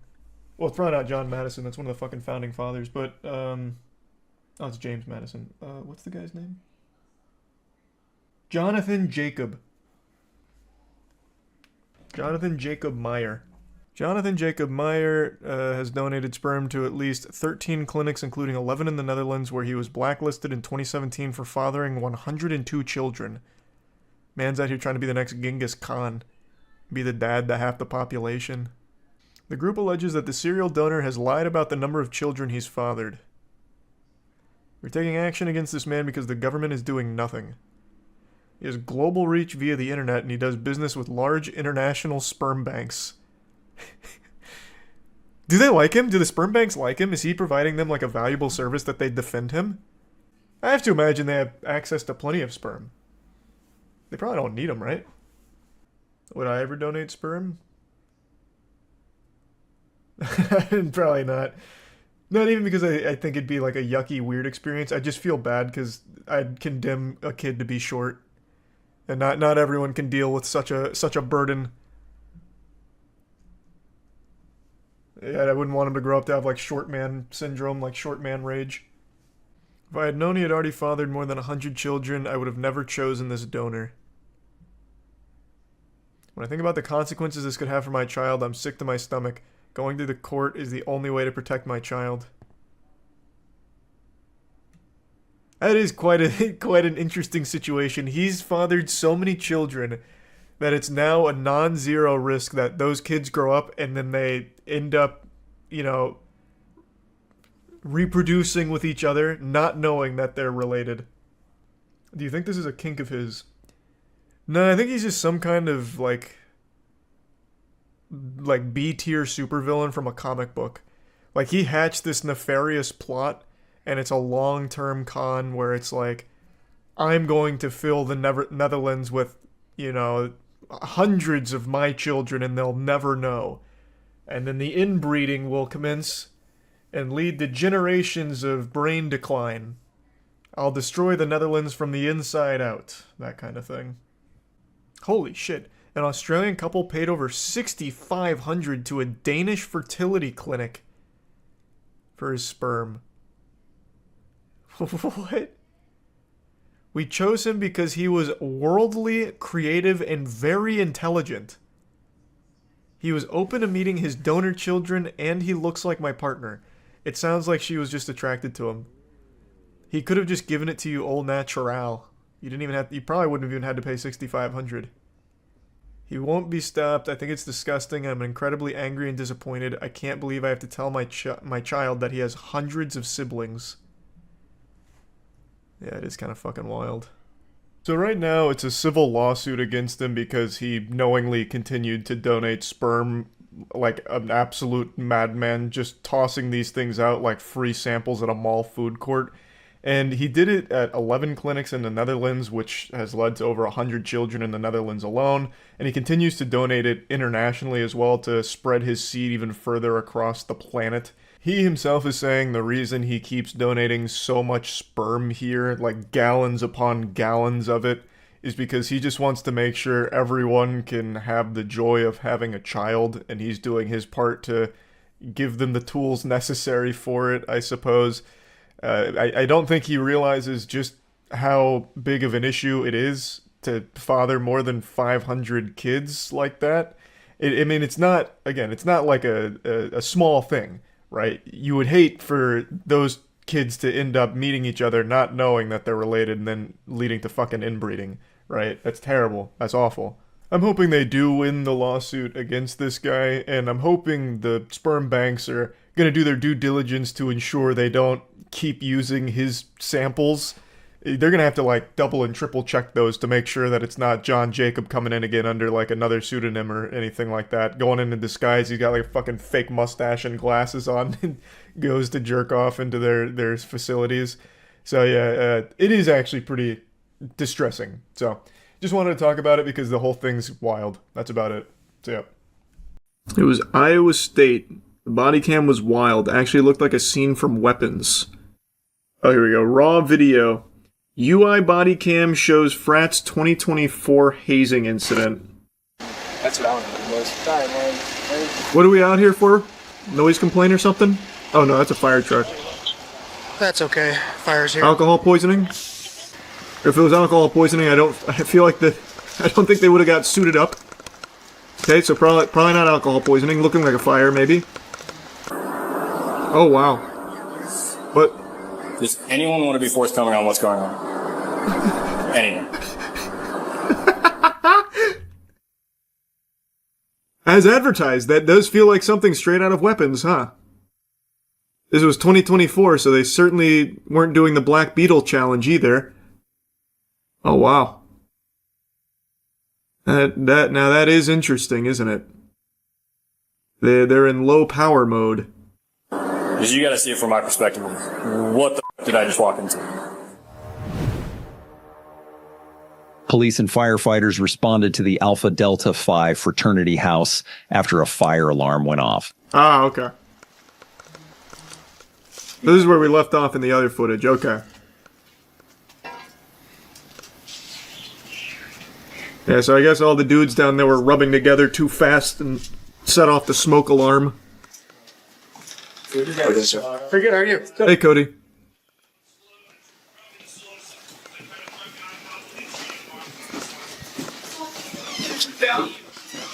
Hey, pardon me, Cody, we're going downstairs? Hey, guys. What's going on here? Oh, the firefighters were the first ones to see it. What's going on? While downstairs checking the fire alarm, officers stumble upon a fraternity hazing situation. What in Sam Hell's? Yeah, I'll definitely need one. What in the Sam hell? Alright, who's in charge? That'd be Cody. Looks like we have quite a bit of hazing. So I'm gonna ask again, who's in charge? We can talk upstairs. No, we're gonna talk right here. Who's in charge? A couple of us are. I mean, I don't know. I don't know what to tell you. Okay, well, we need to find someone who's in charge, because this is ridiculous. Hey, this stops here, guys. This is a police department. Oh, wait, so they weren't shirtless initially. Whoa, what? Were they making mud pies and having a food fight? So they weren't shirtless initially. What did they take their shirts off after the officers like went upstairs? When did that happen? That's interesting. They're covered in blood? Where? Oh, I guess like here, maybe. Stops here. Who's in charge? They're upstairs. Who said that? How about we stop? You're excommunicado. Everyone take their blind. What frat is this? Alpha Delta Phi. You're out of here, bud. Someone tell Cody. Clear the room and get out of here, but no one's moving. I will tell you something. That's commitment. There is a chance. I'm really reaching, but imagine. I just keep calling everyone here Cody, but imagine like whoever's in charge here said like knew that with the fire alarm going off and everything that police would arrive, and he told all the freshmen here, there's going to be cops coming. They're not real cops. If you break, you're out. What do you think the odds are of that? I feel like there's a good chance, right? Like they're testing you. Cosplay police. Yeah, like you know how like bachelorette parties order this stripper dressed as a police officer? Maybe it's one of those things. I say that, and I don't know if that actually happens in the real world or just in movies. I don't know how often you order a police stripper man, but it's probably possible. Apparently they're taking this pretty serious. I guess. You in charge? You said. Still haven't found out who's in charge? Might want to ask our house dad. Where's he at? Summit. Working at Summit. Summit. That's cool. So, you have obviously, someone else coming here? yeah, lieutenant's coming. Okay, cool. Yeah. Definitely figure out why you wouldn't let me pass you initially. Questionable. Yeah. Yeah, just one of those things. I We've would been there a probably million be times. Calling your house dad or whoever to get him here, since ultimately he's probably in charge, right? Unless someone else is in charge. I don't have his number, so. Yeah. Which Rush is that? Yeah. Yeah. Do you guys know how the fire alarm got set off? Or just from? It's manual. Does his voice normally sound like that, or This one in the hallway here. did he lose his voice from like screaming all day? I wonder if he always sounds like that. How it got set off, I'm not sure. I don't think it was down here. It's upstairs. I can tell you it was this one. It was really? Yeah. I thought they were supposed to stay. Wait. You guys had to do this too, huh? No. I don't know what this is. I'm as confused as you guys. Why'd you cops put all these dudes in my basement? It's not that dumb. Okay, and what are you doing here? He's a living. He lives upstairs. Oh, so you do live here? Hmm. No, I don't. Yeah. Well, he's your buddy here saying different. No, they said the same thing. They said the same thing. Who's in charge of the house? Our house dad's at Summit. Okay, we need him now. He's at Summit. Okay, can we get in contact with him?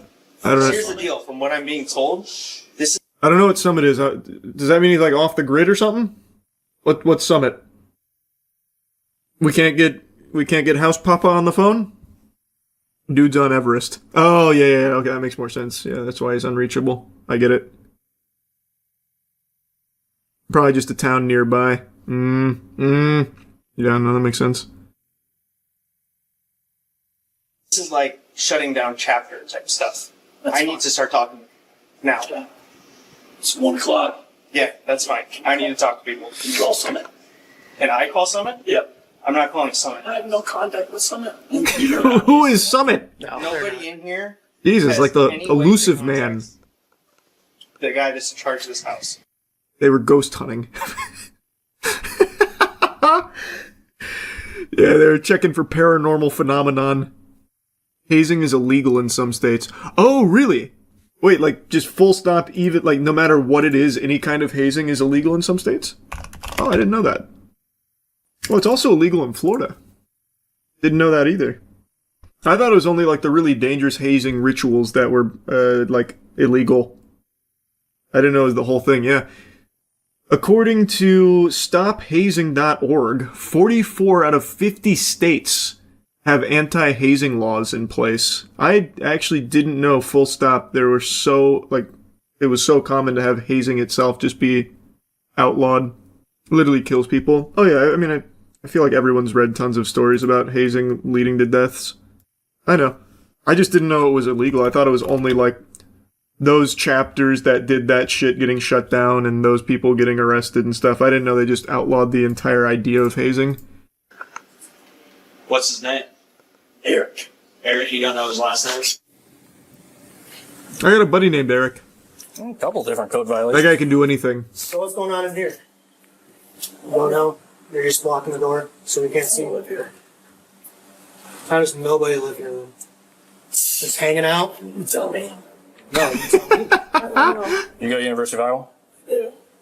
You do? What's your major? Business. Business? What's your name? Oh, business. Big business. Hey guys, when did you, Is anyone in here that needs medical when did you all take your shirts off? When did that happen? Is anyone here that is against their will? Guys, I just took a peek in here a second ago. You guys had Anyone shirts here on. who is not participating in this?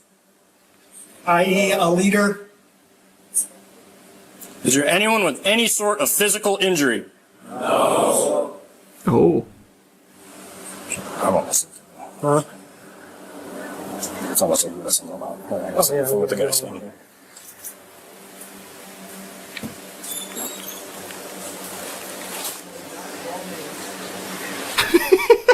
What's all over you guys? It's just water. Fun juice. I'm not sure if someone. You? Come here. Serena.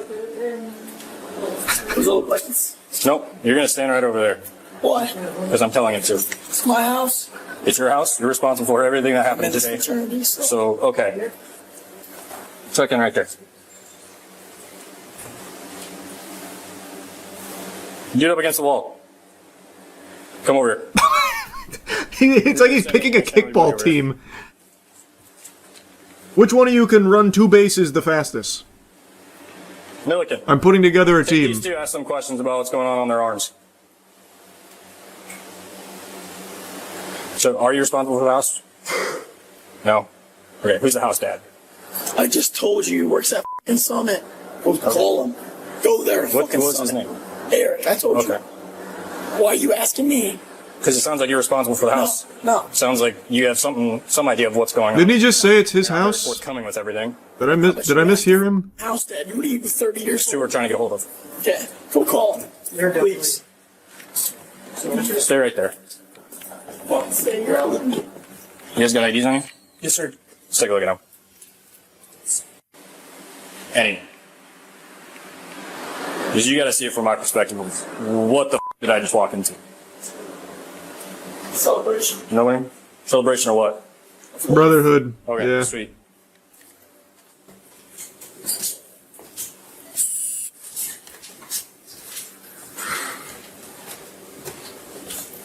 Okay, the reason I pulled you guys aside.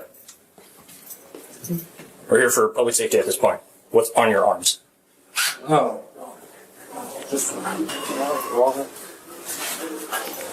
Where are you guys going now? Oh, we're going to the house next door. There's like 7,000 other dudes in that basement, so we're gonna go join them. Back down here. We're gonna form like a giant like Megazord together. We're gonna fucking huddle on top of each other and be like Voltron or something. That looks like blood, is it? Shining your light. Is it blood? That's what I'm asking. Want to taste it? No. Okay. You see why we're here? Why we're asking questions? I don't know. Get the wrong guy. He sounds like a Muppets character right now. Again, I don't know if that's what like his normal voice or something, or maybe he smoked too much or screamed too much. I'm not sure, but it is fucking incredible. This whole video is like, if I saw it in a movie, I'd think it's like way over the top, like too ridiculous to be real. I was gonna ask those guys questions, and then he told them all to start heading out. What's up? I was gonna ask those two guys questions, but then they all started falling out. They left. No, I stopped them, but he was. Misunderstood.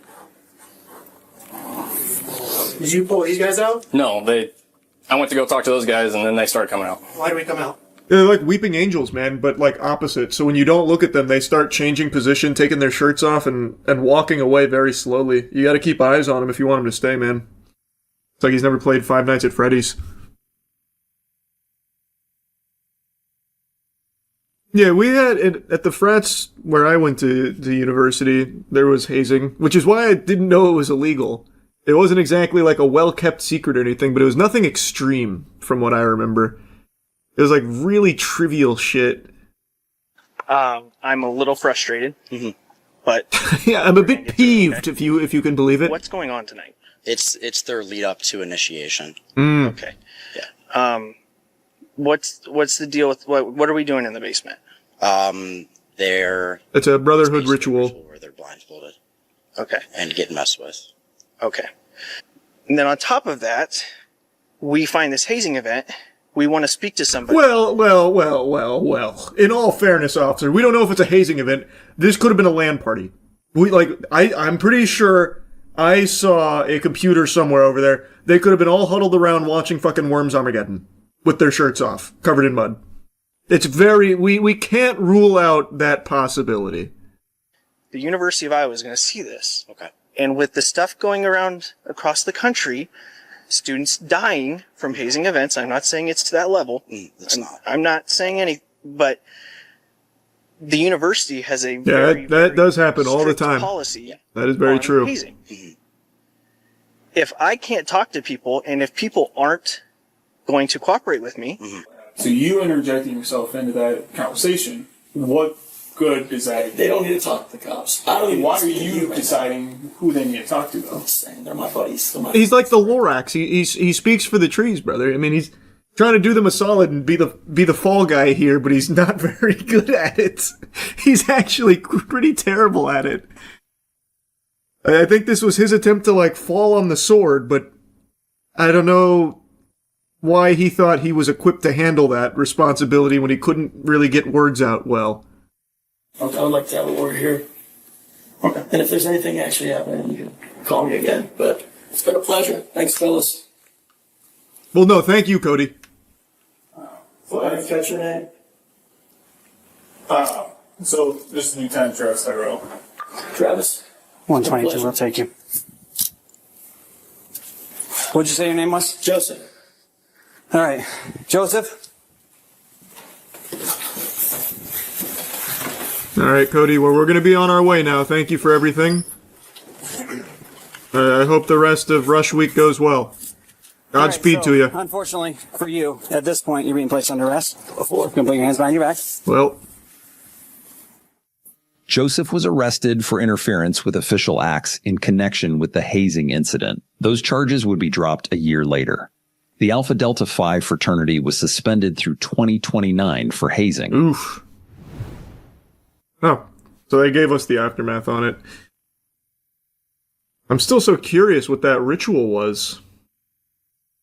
Stand in the basement blindfolded? Maybe taste a bunch of yucky sodas and try and guess which one's which? Imagine it's some shit like that. Like, it's actually the most, like, nerdy garbage ever down there. We were actually doing, like, the Laldol, and everyone that failed we just kicked out. Yeah, no, that shit's crazy, man. Who was the guy at Summit? Oh, Eric? Oh, yeah, no, that dude never came through, I don't think. Unless he was the guy in the white shirt, but I don't think he introduced himself as Eric. Why do people go through that?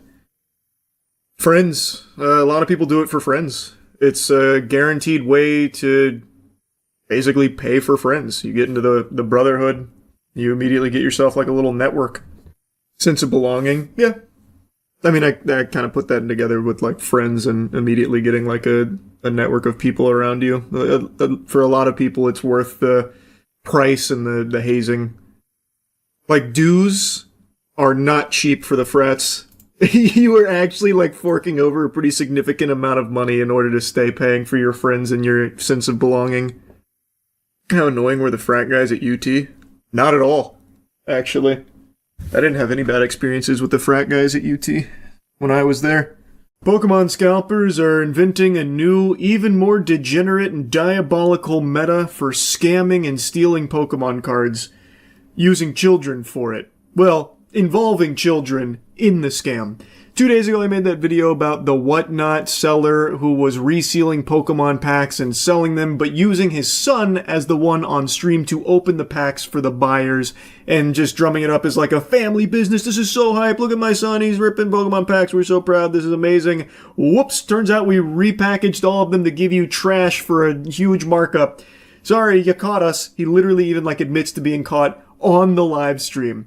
And now I just saw another video about a couple that was stealing Pokemon cards from Target using their 1-year-old as like the method. So they brought their 1-year-old son to Target so that way they could unlock the stroller tech from the passive tree here. So they had their child in the stroller and were pushing him around and then would take Pokemon product and conceal it in the stroller to steal it. Now, the title of the video says that they left the child in the car while they went in there and stole, but I don't think that's exactly the case. I haven't found too much information beyond the body cam about what exactly happened. My understanding with the way it's described is that they had the child in the store using him for crime, basically, not them leaving him in the car. But either could be true and both are bad. The kid thought he was going on a fun adventure with mommy and daddy, but he was actually involved in their little crime escapades here. An unwilling accomplice. He had no clue. So, pick that time to steal Pokemon cards, man. Yeah. Just so we have an understanding, she had nothing She was to right do there with it. you when you conceived it. It is totally me, man. Totally me, 100% me. You guys put the Pokemon cards into the... Yeah, I will give them back, of course.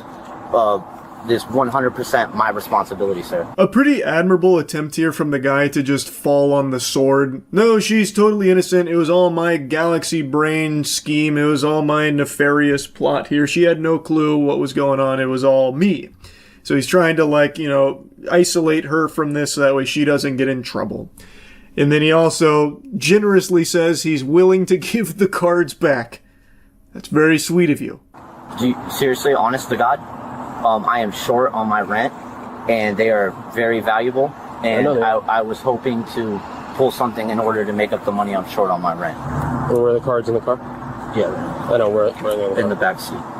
And by the way, you can't say she had nothing to do with them, and that's all you guys came in here for. And you concealed it right next to her. Just so you're aware of that. His hero plan, unfortunately, falls a bit short because they have surveillance camera footage and they can clearly see she was directly involved in this plan and acted to help conceal it and work to get the Pokemon cards out of there.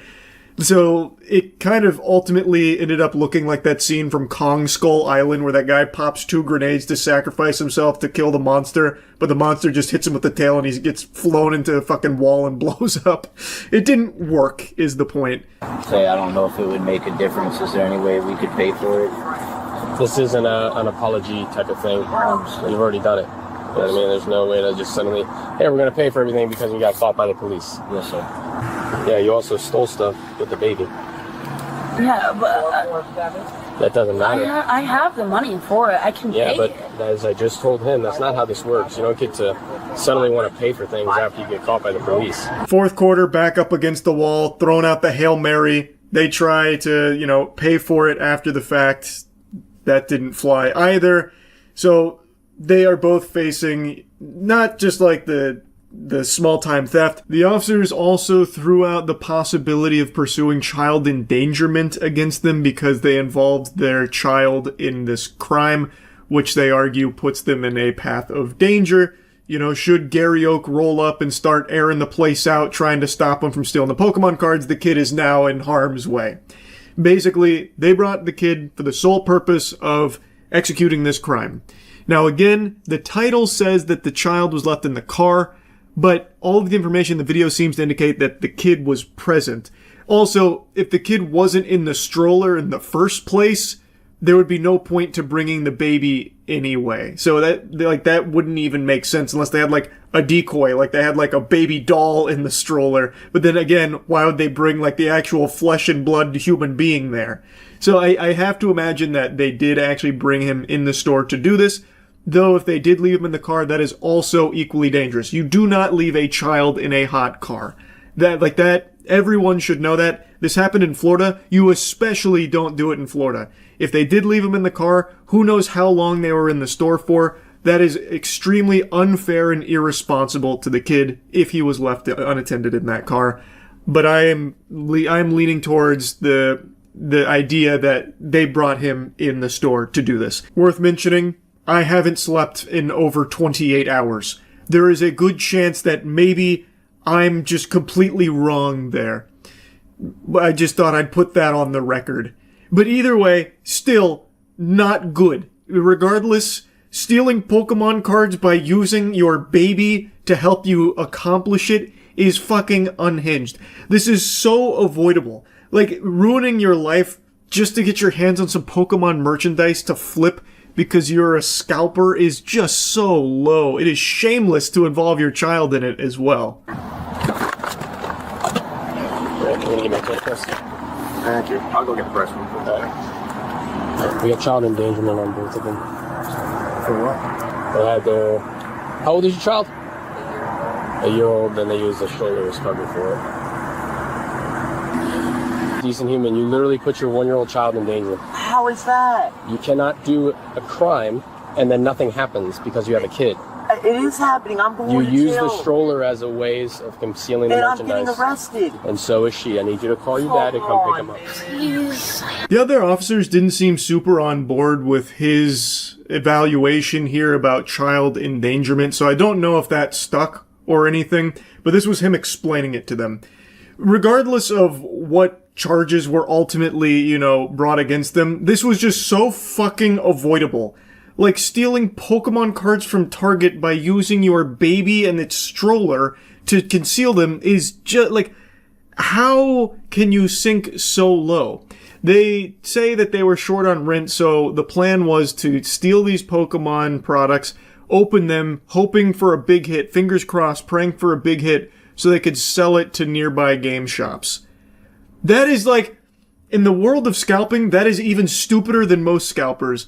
Why would you open the product? Just sell the product itself in that case. You are not going to hit, most likely. You are not going to make more money buying the product, opening it, praying for like the big hit that'll grade it like a fucking PSA 10.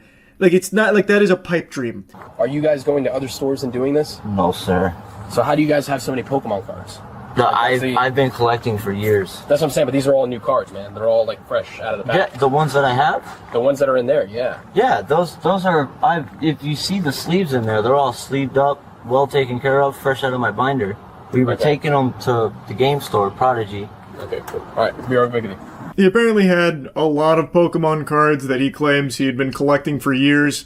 The officer notes that they seem pretty fresh and new, so it's probably not like years old cards or anything. It seems like it is some pretty brand spanking new puppies in there that he is saying that he was going to go sell to GameStops, not GameStops, the game stores. Well, maybe GameStops. I'm pretty sure they take Pokemon cards. They fucking grade them there now. They have like a wizard on standby who's just like, yeah, it's probably like a 9 or a 10 maybe. I have no idea how it works. Not important regardless. His plan was to take these hits, sell them, and then pay rent, is what he said the goal was. Of course, no way of knowing if that's true or if he is just someone who is a scalper who turns around and sells it because it's hot right now and people make money doing it. I have no idea if the story about the rent is true or not. They then searched his car and found some other stuff, like a marijuana cigarette or something, and he got in trouble for that as well. Big mess, all of which entirely avoidable if he didn't try and steal Pokemon cards from Target using a baby and his stroller to try and smuggle the Pokemon sacred cards out of the store with. Just super crazy, the state of Pokemon cards right now. It's unbelievable. That's about it, see ya. If I asked you what your favorite sound was, what would you immediately think of? Applause to let you know that you did a good job at something? Maybe your parents telling you they're proud of you?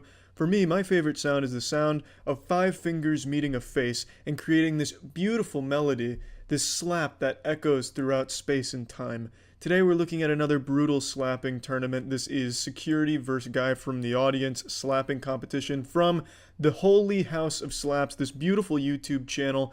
Again, I'm only going to show you some of the slaps. I'm not going to show you all of them. You can watch the whole thing if you want. It's important to know before we dive into the crucible here that the closed captions are really off. The closed captions are not even close. It's like a Chinese bootleg DVD from back in the early 2000s.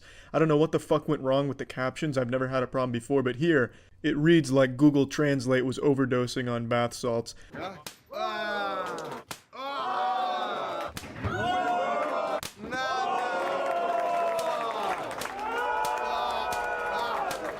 I don't know what this guy did to deserve this. It wasn't exactly a competition between these two guys. This guy just goes up there to get the shit slapped out of him. Maybe he was just an asshole and was heckling, so they brought him up there to discipline him because his parents never did. I really don't know, but it's just a montage of him getting slapped. Looking straight out of JoJo's Bizarre Adventure with the ora here. But anyway, after his cheeks get turned to dust, we get our first matchup between these two women.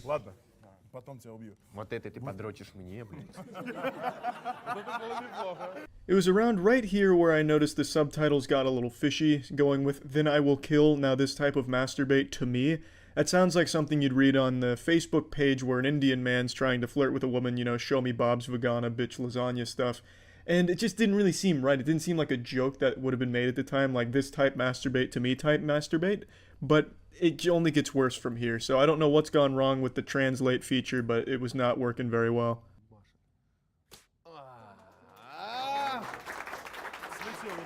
So now we have the first official slap thrown of the tournament, and it's a glancing blow, bit of a wet fart, and only a couple fingers make contact, and it all hits her neck. So not the most powerful start to this new episode, but the real star of this first round goes to the closed captions.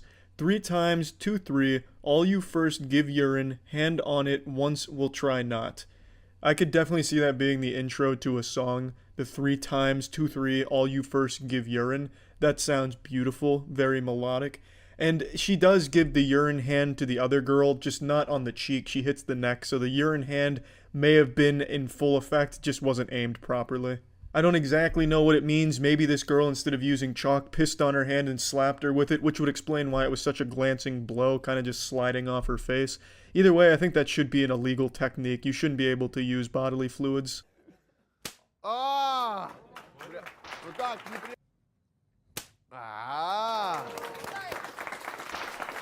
Ну так, в принципе.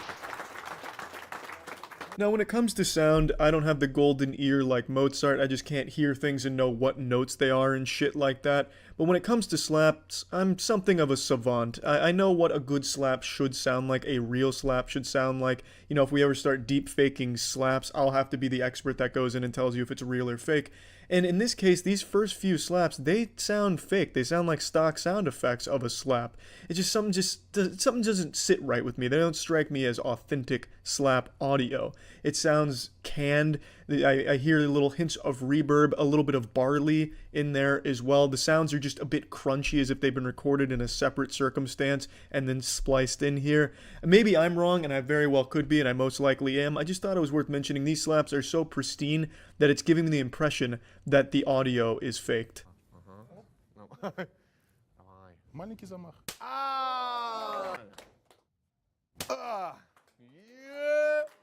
Твоя рука, вот. Вот, размахнулся, вот, понятно? И со всего размаху. Think about? This guy must really hate the other girl, because he goes around and gives her a tutorial on the proper way to slap to get the most torque and the most impact behind the slap. So he's really trying to get a knockout here, trying to really fuck this other girl's face up. He must just be like the coach of her. So now he's coming in off the sideline, calls a timeout, and then gives her another play here. Я всех вырубал тут нахуй. Вот, ну тут, нормально, да. Using her newly taught forbidden slapping technique, she's able to elicit quite the response from this spectator in the background here. Look at this kid. He is really into it. It's like he's just watching a car crash in front of him. Ну, лучше уже, да, уже лучше. That's the final slap of the round before the bell sounds, and it ends in a draw. I think right up until that last slap, this one was going to the girl with the neck tattoo. She was pretty much dominating it for the most part, right up until that last slap, which had some real meat behind it, which earns them the draw. Now we move on to our heavyweight division. Oh. Fuck you, fucking mouth. You so weighty, of course you feel the weight. That reads like something out of 50 Shades of Grey. Maybe I'm totally wrong and the captions are 100% accurate. This is really what they're saying here, and god, that would be fucking awesome. Feels come on posh posh, don't you losh, beat the cat poop is normal. Ooh! Now that is how you beat the cat poop. Что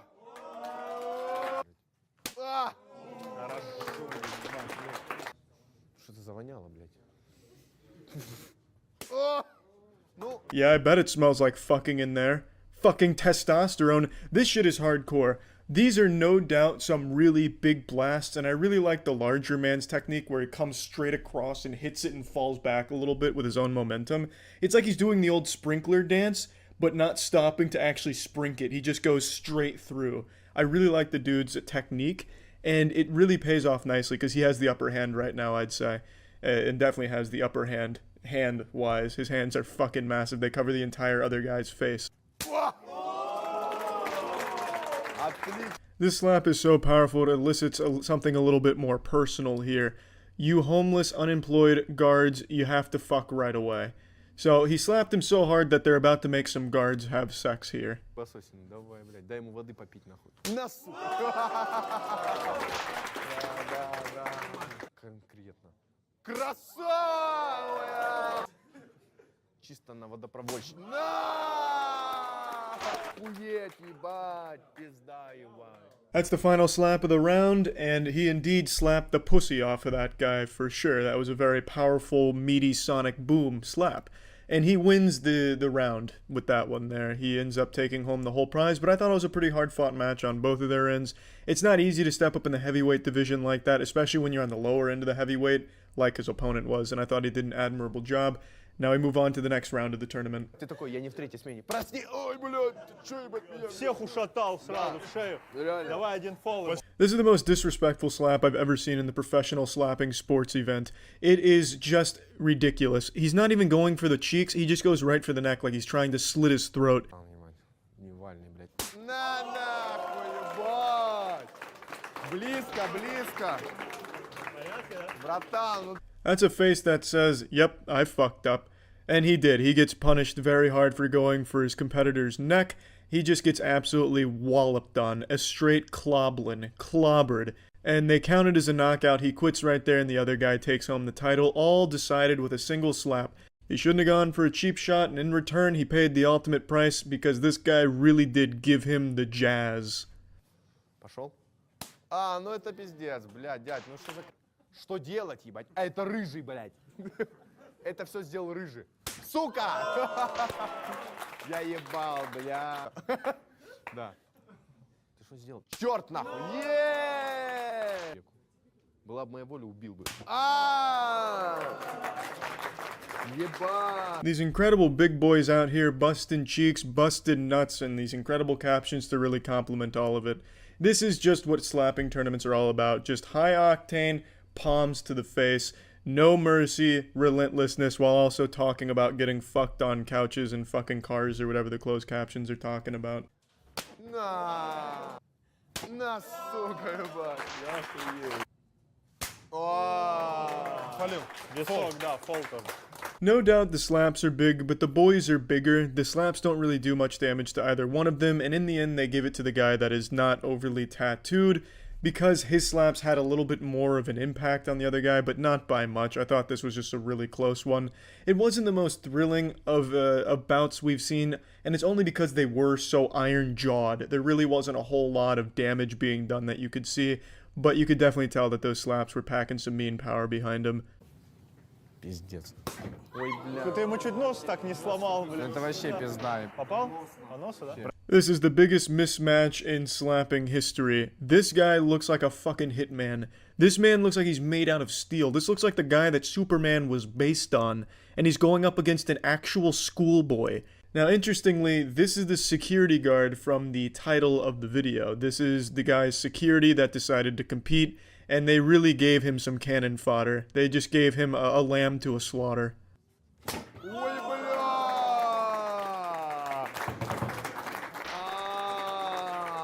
Just look at this shit. Look at his hair. He slaps him so hard he nearly slaps the hair off of his head. Those follicles are all kinds of confused. Ну так, чисто в натуре, ебать. Not a single one of this kid's slaps makes his head move at all, not even an inch. He just doesn't flinch. His neck muscles are so strong, you could take a sledgehammer to his chin and nothing would happen. The sledgehammer would probably break. Да ну нахуй. На. Давай, давай, давай, давай. Ну чисто, блядь, вырубает. Может... Два пальца, да. Я здесь еще, да, я... Yeah, that's about all she wrote. It's absolutely brutal what the security guard does to this kid, you know. Maybe he deserved it. Maybe he was playing hooky to be there. So the security guard was just delivering justice right in the palm of his hand, right to his fucking frontal lobe. It was unbelievably powerful. And he had to get checked for a concussion too. I half expected the guy checking him for a concussion was going to rip off the face mask, Mission Impossible style. And it's just going to be the security guard again and slaps him one more time. Either way, this was such a good slapping competition, not only because the slaps were solid, but I loved the closed captioning. I hope they never fix that because these translations were fucking awesome. That's it. So yeah. For a while, it was really common to see people use a very particular argument that I think is super stinky when it comes to reviews for movies and games. If someone critiqued a game or a movie, you would oftentimes find some very enthusiastic warriors going to bat for this multi-million-dollar property. in order to fight for its honor, doing PR for free for them so they can continue to fondle their balls. And one of the go-to strategies in their bag of tricks while melting down that someone didn't like something they liked would be, oh, let's see you do better then. Oh, you didn't like this? I saw you criticize this? Oh, where's your resume? You must have done better, right, to have this opinion? Let me see. What have you done that's so much better? And every single time I'd roll my eyes because it's just so pathetic. It's a weak-ass argument. You don't need to have created something of higher quality to have an opinion on something that you just consumed. The same way that you don't need to be a professional basketball player to have an opinion on how a game went down. It's so fucking stupid, and luckily we've finally evolved past that point. I don't see that as much these days. But it's always been interesting food for thought. What would happen if a movie critic actually did make a movie themselves? What would that look like? Would it be good? And this is the first, to my knowledge, at least to this scale, of that very phenomenon happening. A huge YouTube movie reviewer named Chris Stuckman, whom I imagine many of you have heard that name before, maybe you've even been Stuckmanized at some point, has now just had his first foray into directing his own feature film called Shelby Oaks. He's made his directorial debut on the big screen. It's just come out. I just watched it, so I want to give you my review of it. Now, I'll mention this at the top. I have watched many Chris Stuckman reviews in the past. Not so much in modern times because since becoming a filmmaker himself, he seems far more hesitant to actually criticize movies and is instead focused on just the positives of them, which is not really my cup of tea. If I'm watching a review of something, I want to know the pros and the cons. I want to know the positives and negatives. Nothing's perfect, and I want to know what worked and what didn't. Now, it's of course entirely his call to make with his channel there. It's just, like I said, not typically what I've been looking for in reviews, but that doesn't mean I dislike Chris Stuckman, and I'm more than happy to pay tickets here to go see his film and show some support for taking this big leap into this new field here. But the reason I mention this at the top is because, as I've said before, I do my best not to let any extenuating factors influence my view of the film. I try not to let any of these kind of biases into my review of a movie, so I'll be looking at Shelby Oaks on its own merit, on its own two legs, setting everything else aside. So, Shelby Oaks, is it good? It's fine, and at times, pretty good. Most of what works is front-loaded in the beginning. Like, the first 35 minutes of this film, I was really enjoying it. I thought it was an interesting premise they were setting up. It's all found footage that I thought was done very well. And then, after, like, the first 35-ish minutes of the movie, it then just falls into horror movie tropes and walks the same path millions of other horror movies have come through fucking fee-fi-fo-fumming and stomping around on. And it just becomes very underwhelming. It's disappointing given how effective I think the first 30-ish minutes were of getting you interested in what's going on here and invested in it. And then it just becomes very standard horror movie stuff all the way down to CG dogs, hellhounds. It's just, I don't know, that was pretty lackluster. Anyway, the beginning of this film is a found footage piece. That's not the entirety of the film, it just begins with found footage, and it's very clearly inspired by Lake Mungo, which is something I know Chris Stuckman has glazed quite a bit in the past. I've watched Lake Mungo, and this is, I guess, one of my hotter horror takes. I really didn't like it very much, but I actually think the found footage pieces that Chris Stuckman uses in Shelby Oaks are good. I actually think that was some of the best parts of this movie. It starts by telling you this story, giving you the foundation about this group called the Paranormal Paranoids, which is a group of friends that had a YouTube channel in 2008, and they went on all these wacky, wild adventures, trying to capture paranormal shit, and every time they went out, they happened to catch some really freaky, unexplainable paranormal activity. And a lot of people thought they were phonies and fakes, but then in their final investigation, they went to Shelby Oaks, and none of them ever came back. We're going to be getting to spoilers for this review now. So now it's your spoiler warning. Okay, now you've been warned. We're back. 3 of them are murdered. This is established very early in the film. There's footage of it. 3 of their bodies are found. They are mutilated. They're dead.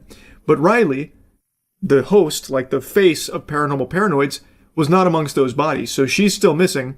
And it's been a mystery that's plagued the world ever since. Fast forward 12 years into the future, and we meet Mia, who is Riley's sister, and she's doing an interview telling the story of Riley, how she had these nightmares and these dreams of this man in the window when she was growing up, and it was terrifying stuff. She always had this, like, you know, really deep connection to some unexplainable stuff. And while giving this interview, telling the camera about Riley, someone knocks at the door, and we meet a guy who says, "She finally let me free," and then he shoots himself in the head right in front of Mia and had a tape that said Shelby Oaks, which gives her the missing pieces of the puzzle to try and finally find her sister.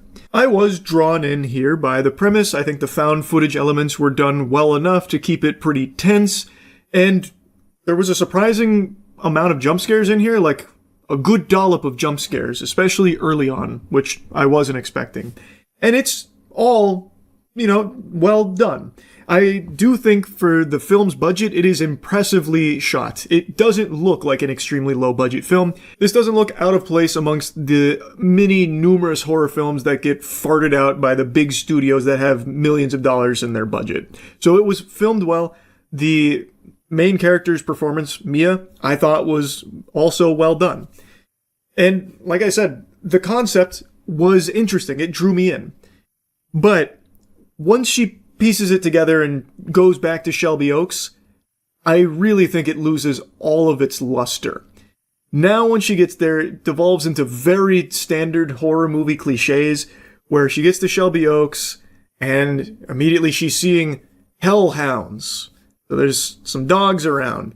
Then it turns out it's a demon. It's all demon-based. It's an incubus. Then you start seeing big, spooky devil guy in the background sometimes, and he's fucking yoked, like he's really jacked. It's big demon guy. And he's the one that's been wreaking havoc on Shelby Oaks and, you know, keeping Riley held captive with an older, creepy woman who lives in a trailer. Or, well, I guess it's not like a trailer, but lives in like a small cabin near Shelby Oaks, and that's where Mia ends up.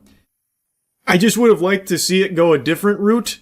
I thought it was going in a different direction with how they were setting it up in the found footage. So when you get to this big reveal about it just being a demon who has hellhound guards, it's kind of underwhelming. Especially because they then just fully vomit everything to you. They explain everything about what was happening and why, you know, Shelby Oaks is the way that it is, and why Riley's been held captive here in this old woman's basement, the very cliche horror movie old woman.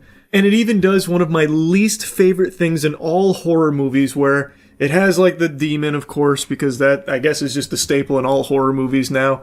And then it also adds the force, where it's throwing people around with force pushes and stuff like that. So the old woman, whom the incubus, you know, has control over, you know, starts lifting up Riley and slamming her down, and then force pushing Mia. Like, I really can't stand that. That is a big pet peeve of mine in horror movies. And then they followed up with a 1-2 punch of another pet peeve of mine, where main character makes an inexplicably stupid decision. Like, she had made many bad decisions going into the second half of the film, and then at the end, she is witnessing this baby be cursed with blood ritual magic and a demon, that she is fully, visibly seeing all of this unfold, and then once the lady dies from the blood loss after the ritual and the demon now disappears, presumably into the baby, Mia then goes up to the baby and is like really excited, like, "Oh, a new baby! Well, come on, mister, we're taking you home." And it's fucking, it's unhinged. Like, what do you mean? You just, what? I actually couldn't believe that. And they tried to set up, like, Mia wanting to be a mother so badly earlier in the film, but they also set up that she doesn't like demons. Like, she is very weary of, like, this kind of shit. She is a believer in it. So even though she, like, really wants a baby, I don't think she would necessarily want the spawn of Satan as the baby that she takes home. It was so odd to me. Unless, like, the blood magic, like, brainwashed her or something, like, because she does rub her hand over pictures of Mia, so maybe it's implying that she's being mind controlled, but that doesn't really come across, because she doesn't ever really seem mind controlled because she still has her own free will intact, which is evident in the next couple of scenes that come up. Like I said, really, the last half of this movie, and especially like the last fucking 10 or 15 minutes, I think just goes like Insano style in a bad way. Like, it just feels so underwhelming to see a film that sets up genuine intrigue with the found footage stuff, with an interesting premise and concept, lead to just your very standard demon showdown type thing where it just gets kind of goofy, especially like the ending. Big spoilers here. I've already given you a spoiler warning, but like this is the actual like final scene. He does get Riley home with the demon baby. Riley tries to kill the demon baby. Mia, in trying to defend the baby, shoves her out the window. She survives the fall out the window that had been cracking her whole life because of the incubus. And I thought there was going to be like some big meaning there. She flies out the window. She survives that fall and then gets mauled and murdered, mutilated by the dogs.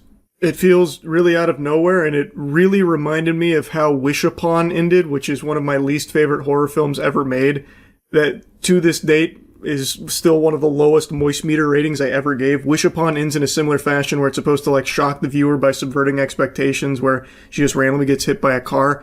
That same thing is kind of what happens here, where she just randomly gets pushed out that window and then mauled by the hellhounds. It's like, I don't know, kind of a weird decision to have it build to that, especially when you consider that Riley has been raped and tortured for 12 years in that household by this demon, forced to carry numerous unsuccessful births, and then he finally gets free, only to get pushed out the window and mauled by dogs, like, instantly.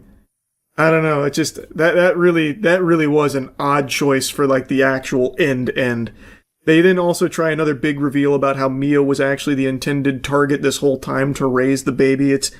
I just don't think these plot points were landing the way they wanted to, and they were really trying to put a lot of, like, shocking things here at the end that I don't think worked. The movie was at its best when it was making you focus on this footage from Riley's camera to try and piece together, like, what might have happened. Oh, am I seeing something over there? Or what's that? Like, you having to pay attention and having to think, like, wondering what's going on here. And then the second half, it's just completely abandons that and just is like, here's a hellhound dog jump scare. Here's demon guy. Here's creepy old lady with weird eyes, 'cause demons got her. Also, by the way, that old lady, she wasn't very far outside of Shelby Oaks. Like, she was still, like, right on the outskirts. How the fuck would the authorities have never found that place, by the way? Riley was in the basement of that place for 12 years. How did authorities never find that building? I don't know if I missed something or what, but Mia was able to find it pretty quickly from the amusement park. It did not take her that long. By following a hellhound, by the way, a hellhound that nearly mauled her to death at the prison just like 3 minutes ago that she was terrified of, but now she sees it again and decides to follow it like she was following a spirit animal. Why? But anyway, it does lead her, like, right to this building, which, again, was only, like, a brisk walk away. There's just certain things in the script here that I just don't think worked super well, from some of the dialogue to some of the scenes. Most of them, pretty much all of them, are at the end of the film. Like I said, the first, like, you know, I think it's like 30, 35-ish minutes, where it's the found footage pieces and setting up the story and concept, were really enjoyable. Like, I was drawn into it. But man, once they go off of the tapes and now Mia is about to go to Shelby Oaks, from that point forward, it just gets pretty weak. And since it is so many horror cliches you've seen so many times, even though it's not, like, poorly done, like, it's not, like, terribly executed or anything, it's just, you've seen it so much that it all just becomes meh. It feels like it did a really good job of setting something up that most people will be interested by, but then wasn't able to deliver on the premise super well. Anyway, for Chris Stuckman's directorial debut, I think this is a spirited first attempt with room for improvement. And I hope this isn't one and done. I hope that he directs another feature in the future that learns from some of the mistakes here and makes something that surpasses it. I think there were some good signs for his future as a filmmaker, most of which were showcased in the beginning of this film. it's a mixed bag. There are things to like, and there are things to not like. But overall, I give a lot of props to Chris Stuckman for making a fucking movie. It's easy to talk about films. It's hard as fuck to make them.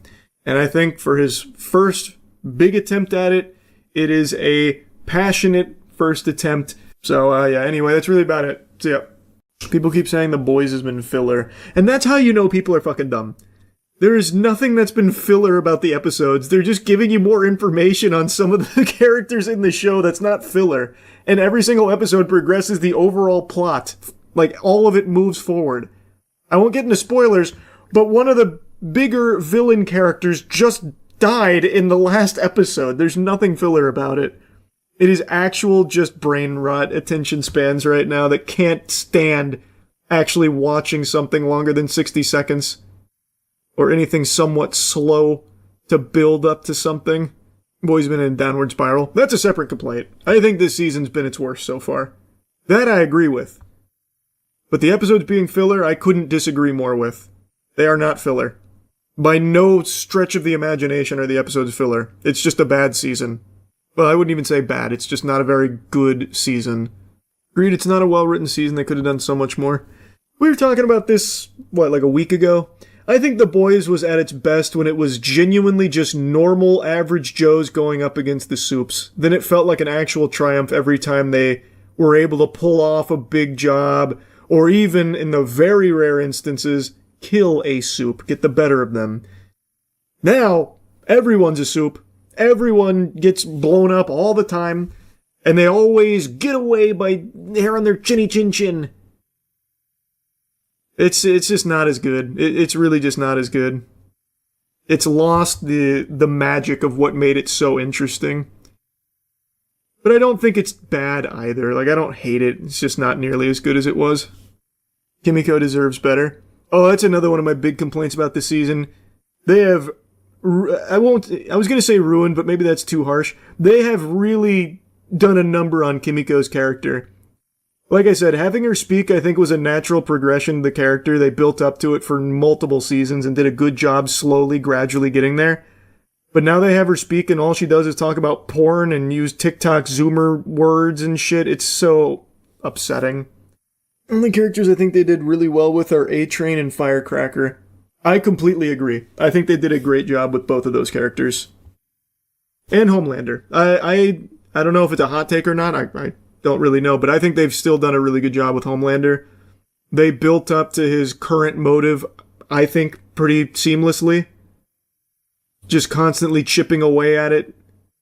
I do think they kind of flipped the switch too quickly, though, at the end, just to get over the line, but overall, I think they did a good job with Homelander's character as well. Homelander feels a lot more stupid now. Well, to be fair, every character has been a lot more stupid since season 1. Homelander used to be a lot more crafty and actually have good plans and stuff, but it hasn't been that way in a while. I wouldn't even say that's like a season 5 thing. They actually nerfed the intelligence of every character. This whole season has been everyone telling Homelander he's pathetic. That shit goes hard, though. I think every time they do that, it is actually pretty solid. Like, it's not... Like, I don't think that's an issue. Like, I think they've done that fine.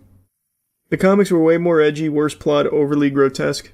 Well, the comics suck, man. I tried to give the comics a shot. I did not like them. They are... I think the comics are trash. But one thing the comics did do well is some of the dialogue. Some of the dialogue with, like Stan in particular, I think they've done a great job with in the comics. And even in the show, I'm pretty sure they translated a lot of his dialogue, like, almost verbatim as it was in the comics. The comics get fucking weird. Well, that was the whole point of them. Yeah. Don't worry, we'll have plenty to watch with the spin-offs. It's gross, man. Everything gets 1,000 spin-offs now. Can't wait for the new Stranger Things, huh? And then we got some more Boys spin-offs. Bot Rising, anyone? The new Stranger Things already came out. What? It came out last week. The animated show. Did nobody watch it? Because I haven't heard a peep about it. I had no clue. What's the name of it? Tales of 86. Nobody is talking about this. I had to like specifically look for people talking about it. Here's the first thing that comes up. 3 out of 10. Stranger Things Tales from 85, or 85, not 86. A depressing, cynical retread of the original. It is a transparent attempt to preserve Stranger Things in pixels rather than amber, allowing Netflix to keep capitalizing on the phenomenon long after its original faces have moved on to other projects. Is this actually just doing it, the show 1-to-1 in animated form now? It's not its own thing? It's a prequel. Oh, okay. I was gonna say, there's a theory it uses scenes from the cancelled Stranger Things Telltale game. That's a cool theory. What IP has had the most spin-offs? Probably Final Fantasy, would be my guess. Maybe Star Wars, actually. Star Wars might beat it. Which IP has the worst spin-offs? Star Wars. Comfortably, I'd say. Have you heard Black Clover ended? I did! People actually like the ending, which is pretty rare. That's exciting. I'm hoping they'll get it all animated pretty soon. That scare you? Well, you scare me with your lack of hygiene. It's time to fix that. Get some Cheeky soap. Use Cheeky.com. We've made the perfect soap. You should not use anything that's not Cheeky. I'm looking out for you.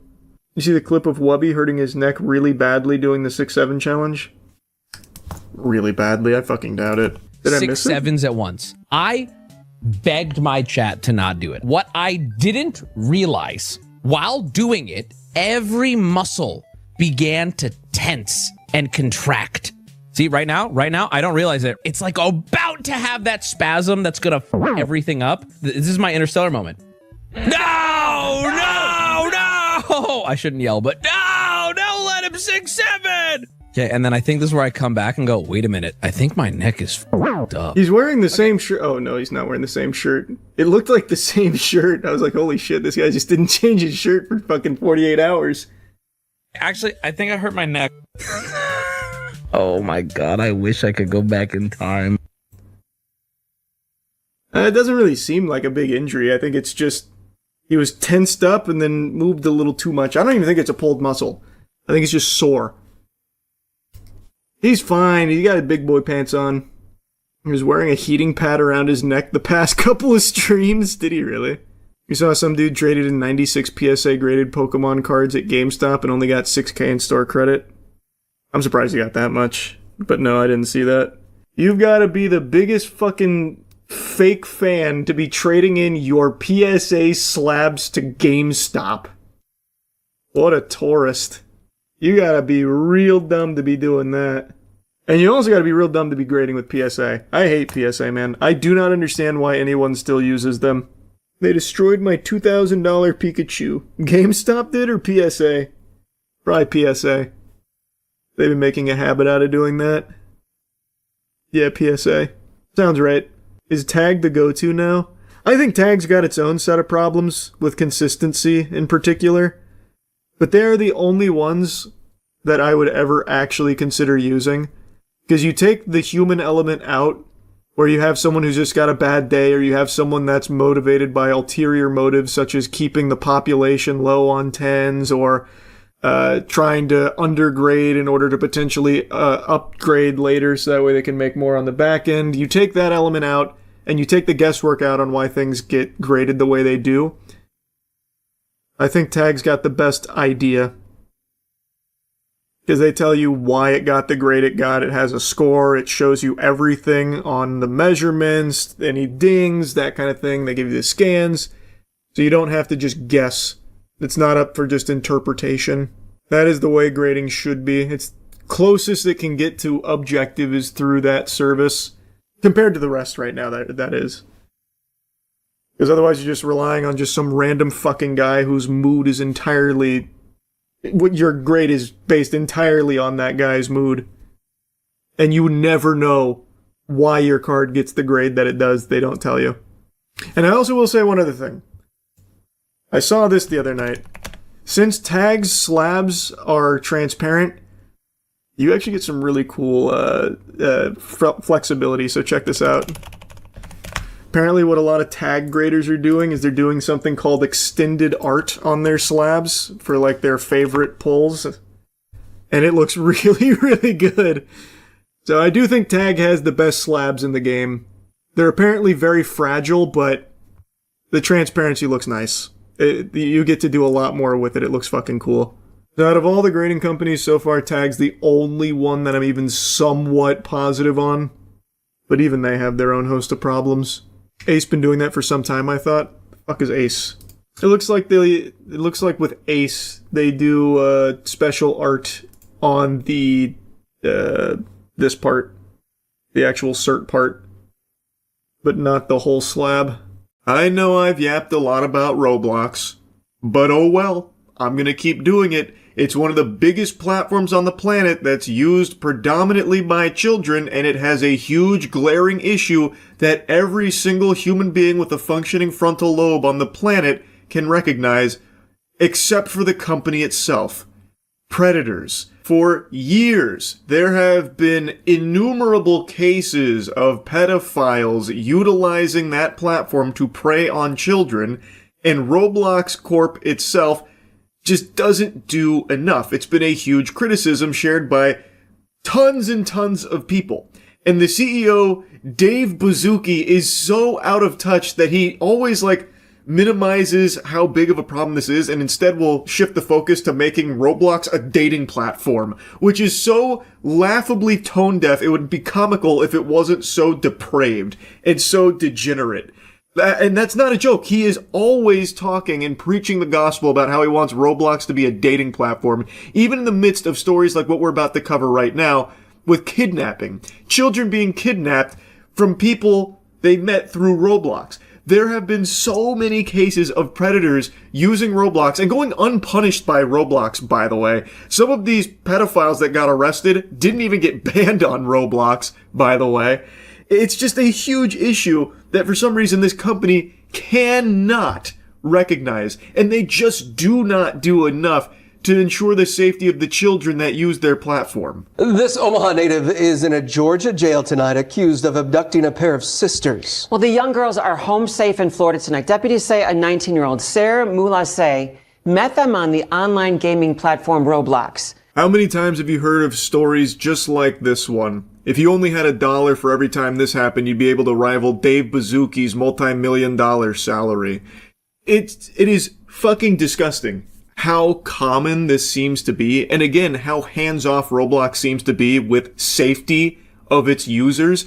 They don't really appear to do a whole lot, even though they oftentimes try to flex their new AI moderation tools and shit like that. It's clearly not working. The best they do is maybe get Tung Sahur to make a statement saying, hey, talking to strangers is bad. And they're like, well, we did all we could. It started online. Martin County Sheriff John Butensieg telling us 2 young girls from Indiantown began talking with a man through the game Roblox. From that gaming app, these girls were then moved from Roblox over to Snapchat. This is the standard procedure here from the pedophile playbook. So in this case, Sarah Mulasse met the victims on Roblox and then got them to a different platform in order to chat further and groom them and then eventually kidnap them. Now, historically, Roblox likes to just put in this hard line in the sand well, off our platform, not our problem. Not on our plate, not anymore. Now you deal with that mess over there. Recent times, though, they've started to try and do a little bit more to stop that off-platform transition from happening from Roblox to Discord in a lot of cases. In this case, it was Snapchat. But again, they're clearly not doing enough, and I understand, and this is something I've said every time I've talked about this, that at Roblox's scale, where it's one of the biggest games in the world, millions and millions and millions of players every single day, I know how difficult it would be to moderate that and ensure this kind of thing is impossible to happen. I get that, but it just feels like safety isn't an actual priority of this company, and it oftentimes feels like they're at odds with people on the platform that try and police it themselves, notably with Schlep, where, I already talked about this, I won't just regurgitate the whole story, but there are people that actively try and get pedophiles arrested after, catching them on Roblox. And Roblox themselves has a huge problem calling them, vigilantes that they don't, sign off on, and would rather they work collaboratively with Roblox. But the thing is, when people do try to work collaboratively with Roblox to catch bad people like this, Roblox does not give them the tools, the access, or the support in order to help them with those investigations or help them, they don't actually take in the information to do anything on their own, which is why people like Schlepp or others that catch predators on Roblox take matters into their own hands. Or even like local law enforcement at times have stepped in and arrested these predators way before Roblox does. It just seems like Roblox isn't taking the issue seriously. It doesn't feel like they view it as this huge problem that it actually is. Soon, gifts like food began showing up at the home. All these things I just mentioned were indicative of what we believe to be a grooming process that the suspect was doing with these young girls. The sheriff says her Mulasse was the man on the other side of the phone, but that changed on Saturday. Our suspect left Omaha, Nebraska, and drove straight through, we believe, to Indiantown, arriving January 31st, Saturday. This revolting freak drove like 23 straight hours to kidnap these children. So apparently they had been communicating for a little while. He was even sending like food to their house, apparently. I guess he was just like ordering them Domino's or something, fucking box of chocolates, whatever. Then it eventually culminated with him making that 23-hour drive down there. I guess he was probably practicing in some Roblox driving simulators or something to endure the long straight shot. So he got there, kidnapped these children, and drove off. Soon came a 911 call from the family of the 12 and 15-year-old sisters. They were missing. We were dealing with a type of abduction. I know these girls went willingly, but their age suggested that they had been taken and were probably being removed from our area. Yes, it is still kidnapping, even if the victims went willingly. They are children. This was an adult that came there, picked them up, and took them away from their parents. That is a textbook case of kidnapping. Several hours later, and officials in Georgia spotted the suspect's vehicle on I-75, finding the girls safely inside. These are young, impressionable girls who might have thought this would just be something fun to do. But again, we're dealing with a grown man that drove all the way from another state, an individual they never met in person, picked them up, and we really don't know what he was going to do. He's exactly right. This is a very scary situation here, and unfortunately one that seems to be not super unusual when it comes to this platform. Roblox has had many cases like this, and luckily they were able to find the vehicle and save the kids from this predator here, because who knows what could have happened, but it wouldn't have been good. This is fucking terrifying. It's every parent's worst nightmare, and it's something that has been happening on a platform, Roblox, which is told parents for years that it's a really safe place for their kids to be, but that's just not the reality of it. KETV reached out to Roblox. The company says it's investigating this incident and will continue to strengthen protections to keep users safe. Hollow words, same song and dance Roblox always says when something like this happens. Dave Bazooki notably hasn't made a statement because he's probably too busy trying to figure out a way of weaseling in a prediction market to Roblox to keep kids fucking gambling on there. Which is, by the way, is something he actually teased on a little segment where someone jokingly brought up prediction markets, and he's like, well, actually, that's a really good idea. So maybe that's Dave Bazooki's next priority, aside from making it a dating platform. Anyway, though, fact of the matter is, this keeps happening with Roblox, and it's fucking sickening. Anyway, just wanted to yap about it a little bit. That's it. See ya. I have been paying very close attention to the Twitch bot apocalypse. I've kept my finger on the pulse of it. I find it to be a really interesting topic here.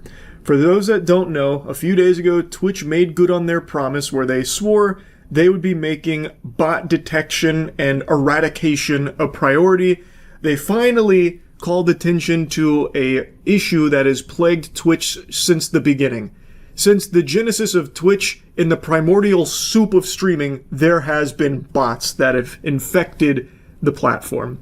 And for the longest time, Twitch had gone really hands-off. They said, you know what, if we don't put our hands on the stove, we won't know if it's hot. But recently they said that they were going to actually be directly attacking this bot issue.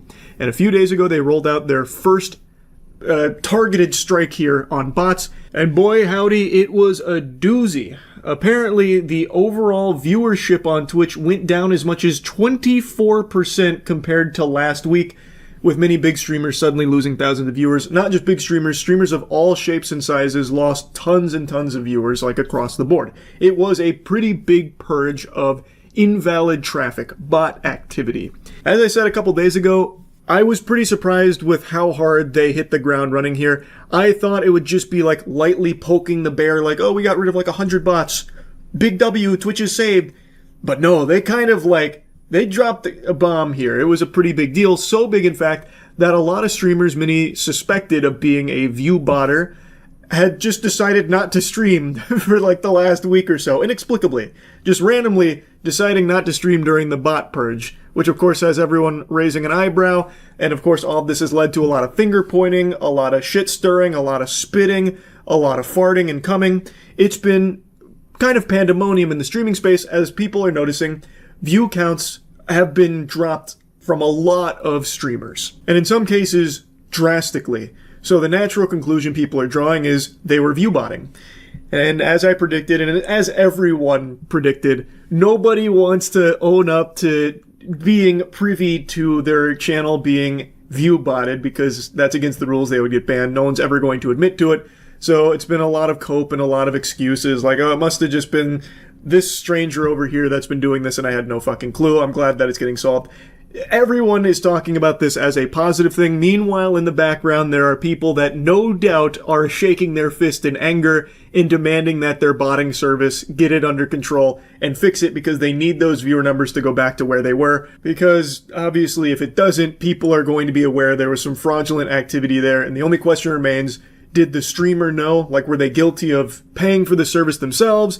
Or was it like an org they were affiliated with? Because according to a lot of the data, all of which is public, by the way, you can see all of the viewer numbers post and pre-purge. All of this is public. So you can see a lot of streamers that are affiliated with an org, like OTK is the big one everyone's talked about. But not just OTK, there were other orgs coming under fire as well. Namely, FaZe was another one that people had a lot of question marks over their head with because a lot of the streamers affiliated with FaZe also took huge drastic drops in their viewership during this purge. So the speculation is that these orgs are boosting the numbers of some of the streamers under their umbrella because by having more successful streamers under their brand, it's good for the brand.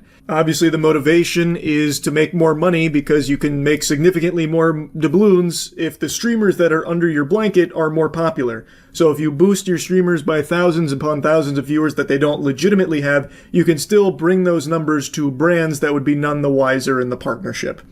And according to some other streamers, there's been actually quite a bit of talk from streamers about orgs even like softly admitting to doing this in certain cases. I don't know like all the particulars around that, but there has been like a lot of discussion that orgs do actually do this. Like it's not just a full-blown conspiracy theory, but then the question becomes, well, do the streamers under these orgs know about that? Like there's just a lot of questions now after all of this bot detection and all this bot purging.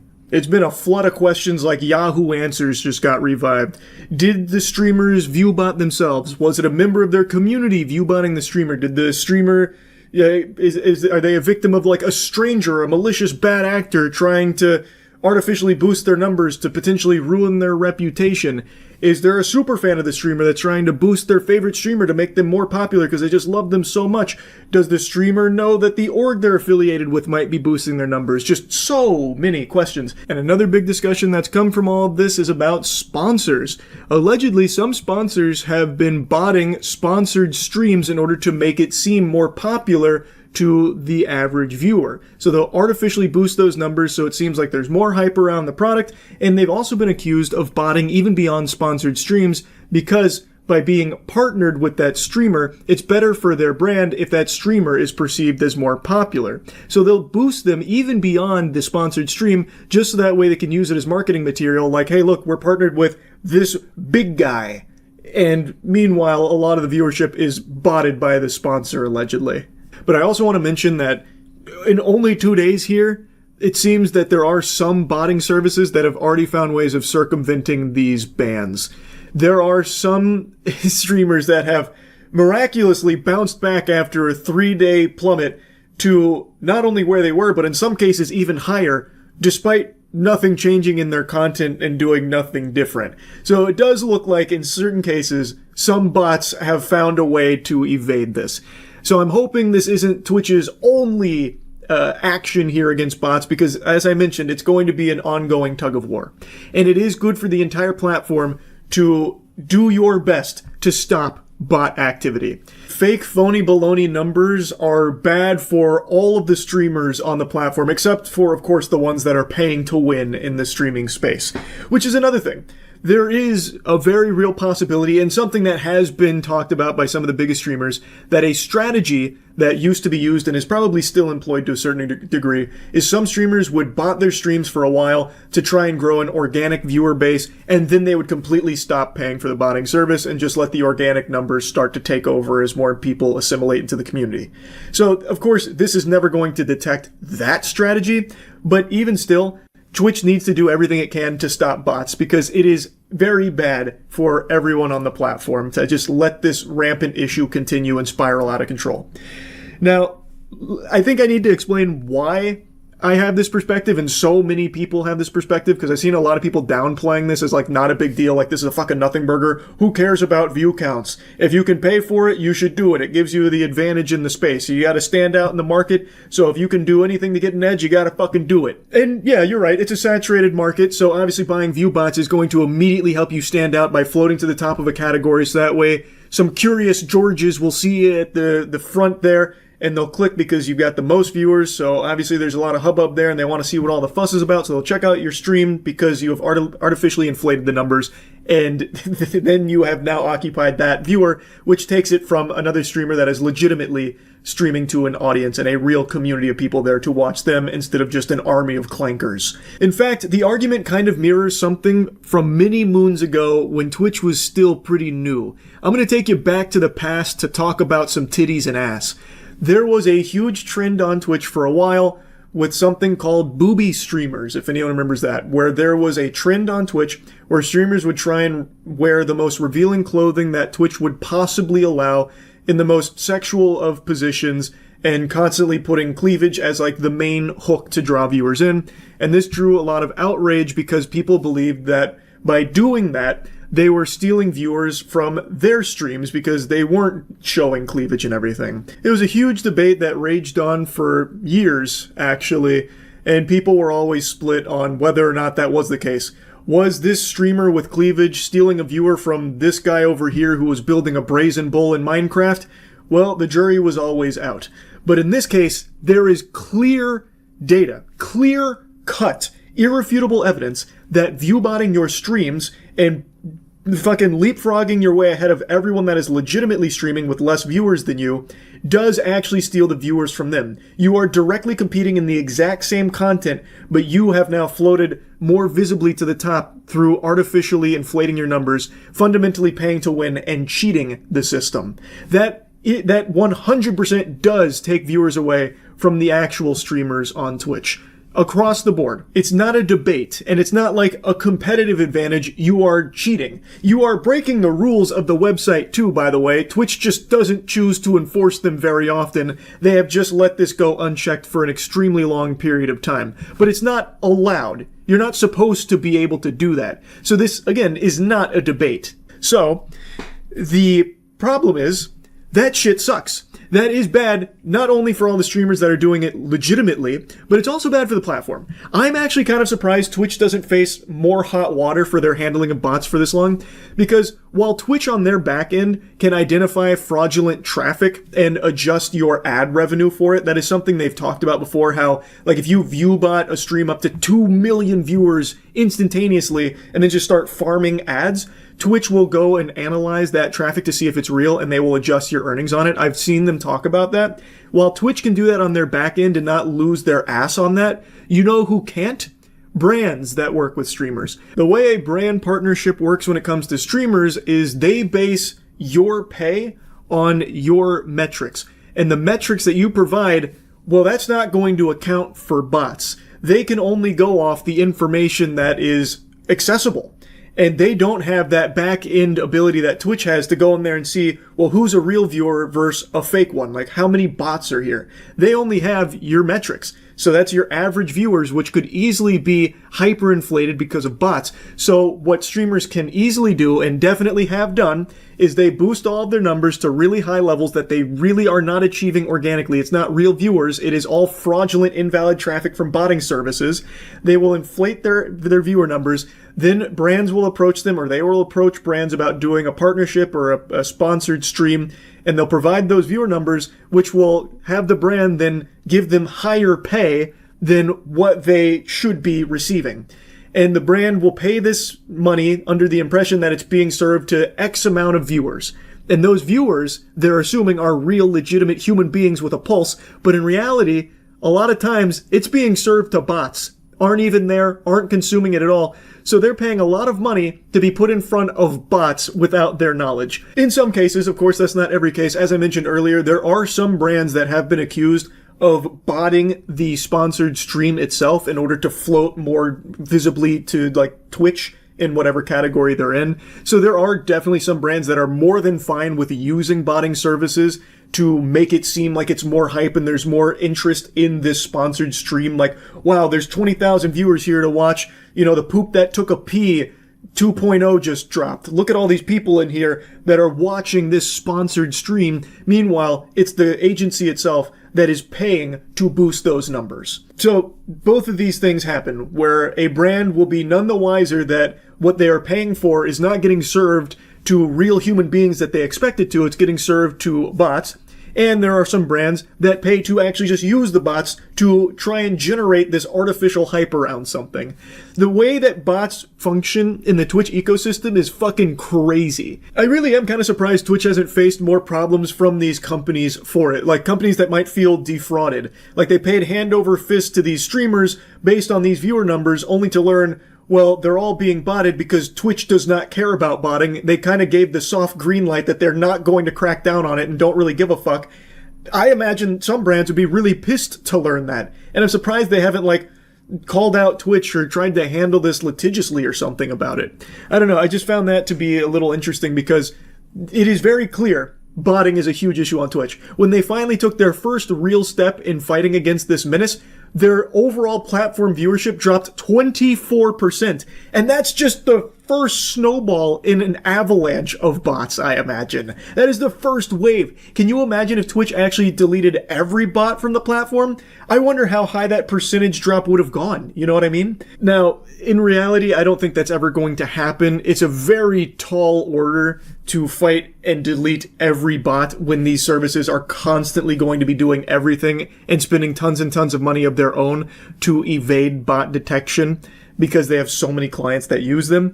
There will probably always be bots on Twitch. Not only on Twitch, it's obviously on YouTube and every other streaming platform as well. I understand that. And also, I feel as though Twitch might be apprehensive about this anyway. Like, if Twitch had a magic button that they could press it, and it would guarantee every bot and all invalid traffic would be banned on Twitch from this point forward and could never return. It'd basically be like in K-pop Demon Hunters when they fully seal away all the demons, they can't return. If Twitch could do that right now, I think they would be very apprehensive about it because we just saw them take one step in fighting bots and they lost 24% of their viewer base over the last few days that it's been there.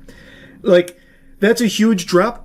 And if they did it even harder, that number would only climb. And I imagine they would be worried about all of their brand partners starting to jump ship like, oh no, Twitch is dying. Look at this graph. You see how there's no more views? It's all dried up.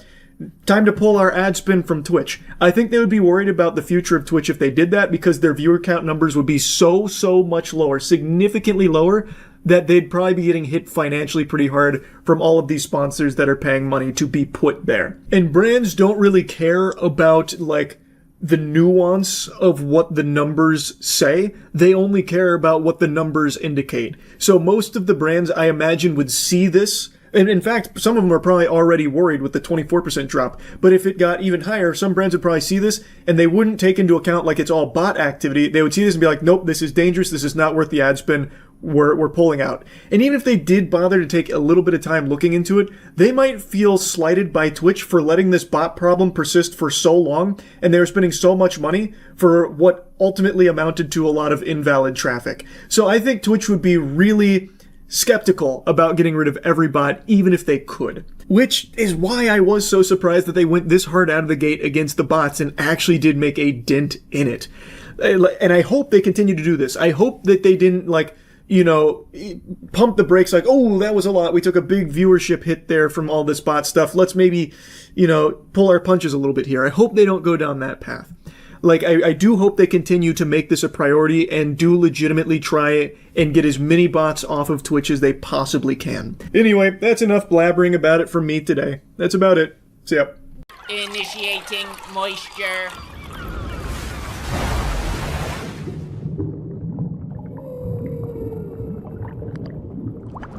Nostalgia comes in many forms. Maybe you think back on grandma's old special grilled cheese recipe and get a semi-chub.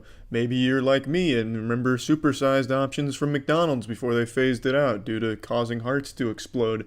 Point being, nostalgia's fucking powerful, and nothing is more nostalgic for me than the original Luigi's Mansion. I still remember the Christmas I got it on the GameCube. Just an outright great game that still holds up well today, and I'm super excited to say the newest Luigi's Mansion 3, is just as good and in some cases even better than the original. So let's dive the fuck in. The thing I like most about the new Luigi's Mansion is that they have it as a hotel instead of a mansion, which let them do each floor its own unique theme. In the original Luigi's Mansion, each room would have a different theme or purpose, you know, a fitness room, a ballroom, whereas in the hotel, each floor is dedicated to it, the entire floor, so every room follows the theme. For example, there's an entire room or floor that's dedicated to just being a full-blown movie studio that has you with a really cool boss battle at the end on camera. Another floor has you entering an LA Fitness, where you can go in the locker room and find used needles where the synthol was used. Each floor just becomes its own entirely different adventure with a really good boss at the end. The bosses in this game are super fun. They each have different mechanics, some better than others, and there is one boss in particular I find to be a bit tedious for the sake of tedium. It's a cat that you have to chase through multiple floors doing the exact same mechanic to 6 times, and I just think that's a bit excessive. Not that it's a bad fight, but it doesn't change. You're just hunting it across these floors. So I didn't care for that boss, but every other one, for the most part, was a really memorable and enjoyable boss that not only looked good, but had some fun mechanics to play with. And it really is the strongest part about this game, just all of the different places you go and how great they look and how great the boss at the end is. You go to a floor and it takes you to a fucking pirate ship, you summon the Black Pearl and fight its captain. So it's not restricted to just being rooms in a hotel or, you know, themed around something indoors. It has you going all over the place and doing all kinds of crazy shit, which was a lot of fun. Now I'm going to get to a complaint now because some of the boss fights were made hard, not because they were a hard boss, but because the controls betray you. The controls have a mind of their own and they're constantly trying to fight you for their independence. When you're trying to aim something like the plunger is something where you can fire it sticks to a surface, you suck it up and you pull something off. When you're trying to aim that plunger, the controls just don't really work. They don't lock on to what you need them to, and they'll have you spinning all over the place, and this is where the camera angle kind of fucks you as well, because you can't really tell where you are in space or exactly where you're aiming.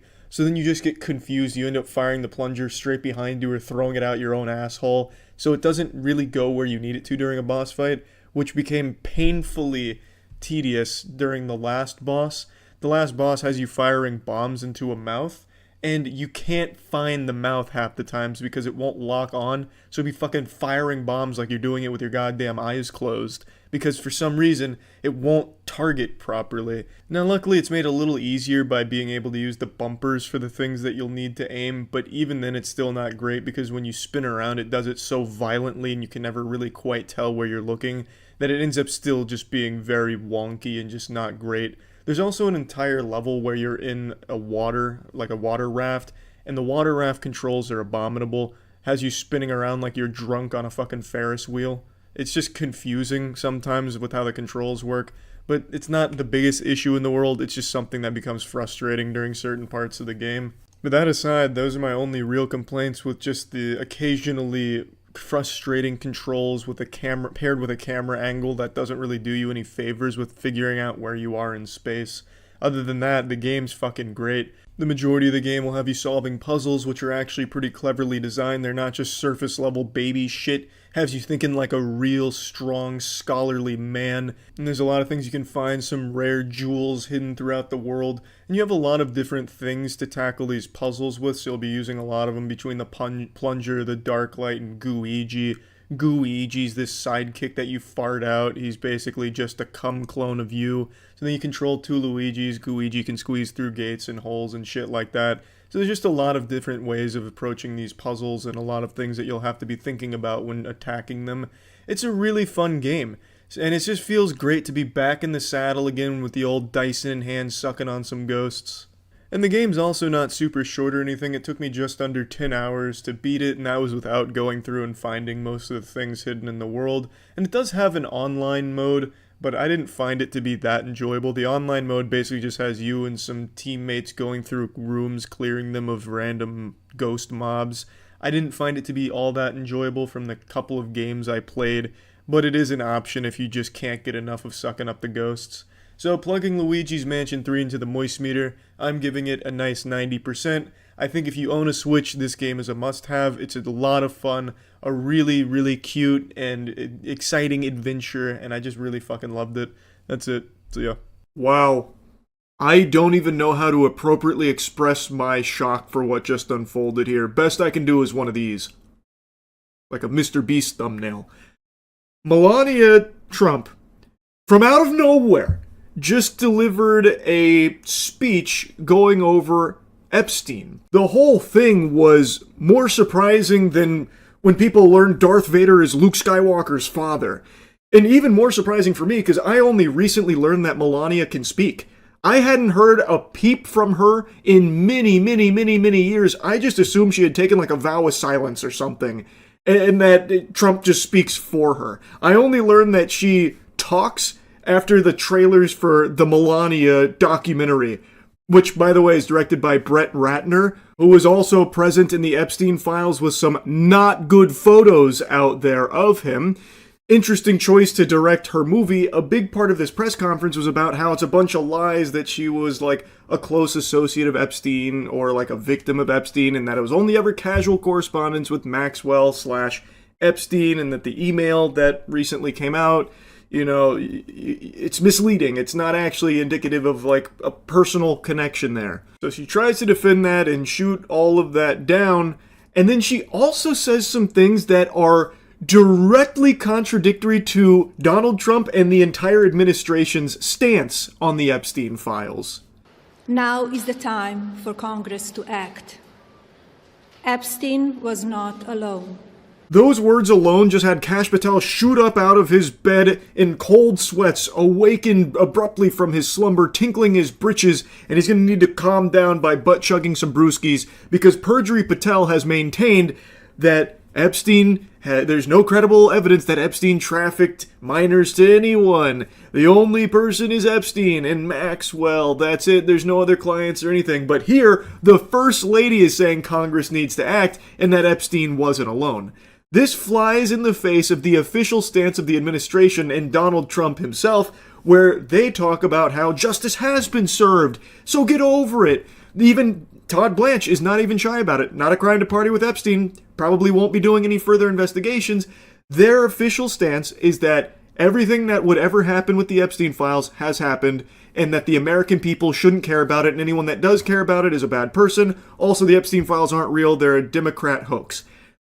Meanwhile, from out of nowhere, Melania Trump delivers this speech where she's talking about her relationship to Epstein and how, like, there's a bunch of lies about it and it's all not true, but also how important the Epstein files are and that action needs to be taken, which is very much flying in the face of her husband's perspective on it and the administration that has desperately tried to make people forget about it. This came out of nowhere. Melania Trump delivered this at a time where no one was talking about the Epstein files. The media had forgotten about it. The administration got hit by the Men in Black neuralizer, so they didn't even know who Epstein was. They forgot that name entirely. And then Melania Trump comes and does this.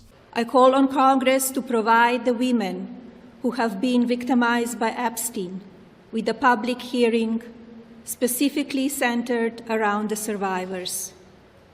Give these victims their opportunity to testify under oath in front of Congress with the power of sworn testimony. Each and every woman should have her day to tell her story in public if she wishes, and then her testimony should be permanently entered into the congressional record. Then, and only then, we will have the truth. Thank you. This had to be a huge jump scare to most people in the administration because I don't think they signed off on that. And I read a couple reports that she went rogue and did this without like official approval through the channels of the Epstein administration and their attempts to cover it up at every possible angle imaginable. So if those reports are true, if that's accurate and she did this just willy-nilly, you know, on a whim, I bet the administration is fucking fuming over it. And now she calls for Congress to act, but Melania, get ready for the cold water. That call's coming from inside the house. You need look only in your bedside. Donald Trump is one of the main perpetrators of covering this shit up. His whole administration does everything in their power to bury it. So she is now mentioning the Epstein survivors directly, that's like Voldemort's name to this administration. They do not address the survivors, the victims of Epstein. So that was extremely surprising to hear her directly talk about it and how important it is to hear their testimony. I agree. We should be able to hear more from them and get more information about their experiences here and at least hear from them, which has been something this administration has been desperately trying to avoid, plugging their ears to it. I think she's right when it comes to that. Now, this wasn't the only thing she was addressing during this. The main thing is she was trying to set the record straight on her connection to Epstein and how they weren't close at all and all of these lies that have been spread about her being an Epstein victim or a close associate and pal are just a bunch of hooey, it's all hogwash. Which, again, comes out of nowhere because I hadn't heard those claims come up in months. This has been something the mainstream media has been radio silent on, crickets. So this just came out of nowhere and once again puts it right in people's noodle, brings it, right up front and center, which is great. I mean, actually, it's really wonderful that she decided to start talking about Epstein again in this way, because now, once again, it will remind people of the blatant corruption and the evil, the heinous acts that are being covered up here from this administration. It really is so wild because this was not being discussed all that openly. I do know now, as a result of this, that some email has been shared about her emailing with Epstein and Maxwell or something to that effect, which is something she also talks about in this, so I'm guessing that was probably the catalyst that made her want to do this. But it was something that people weren't really talking about until she brought it up. It's like if I go into a crowded theater and I say, all right, everyone, listen up. I just want to make it clear I did not shit my pants. And I don't want anyone here to think that I did. All right, now that that's out of the way, carry on. It's one of those things where it's like, hey, we weren't even really, thinking about that, but now that you've mentioned it, it makes us think that you might have doo-dooed. Did you poop your pants? What's bringing this up here? The lies linking me with the disgraceful Jeffrey Epstein need to end today. The individuals lying about me are devoid of ethical standards, humility, and respect. I do not object to their ignorance, but rather I reject their mean-spirited attempts to defame my reputation. I never been friends with Epstein. Donald and I were invited to the same parties as Epstein from time to time, since overlapping in social circles is common in New York City and Palm Beach. Just ignore the numerous photos of Melania with Trump and with Jeffrey Epstein and Maxwell. I mean, they're right there at your fingertips, but don't look them up. Clearly, she didn't have a relationship, a friendly relationship with Epstein and Maxwell. She just photographed with them multiple times, that's all, I find it a little hard to believe that they weren't friends or close in some capacity. Jiminy Christmas, again, the director of her documentary that just came out is Brett Ratner, who is in the Epstein files. I imagine they probably met through Epstein. I mean, that's just a hunch. I don't know that for sure, but that's quite a coinky-dink, don't you think? I feel like she doesn't do a good job of, actually convincing people that there's no, connection between her and Epstein and Maxwell, that they weren't really friends, because it flies in the face of what your eyes can see. The photos, the emails that just came out. There's plenty of things to suggest they were friendly at the very least. Maybe she wasn't like an Epstein victim per se, but it does seem like she was a pal to Maxwell and Epstein. To be clear, I never had a relationship with Epstein or his accomplice, Maxwell. My email reply to Maxwell cannot be categorized as anything more than casual correspondence. My polite reply to her email doesn't amount to anything more than a trivial note.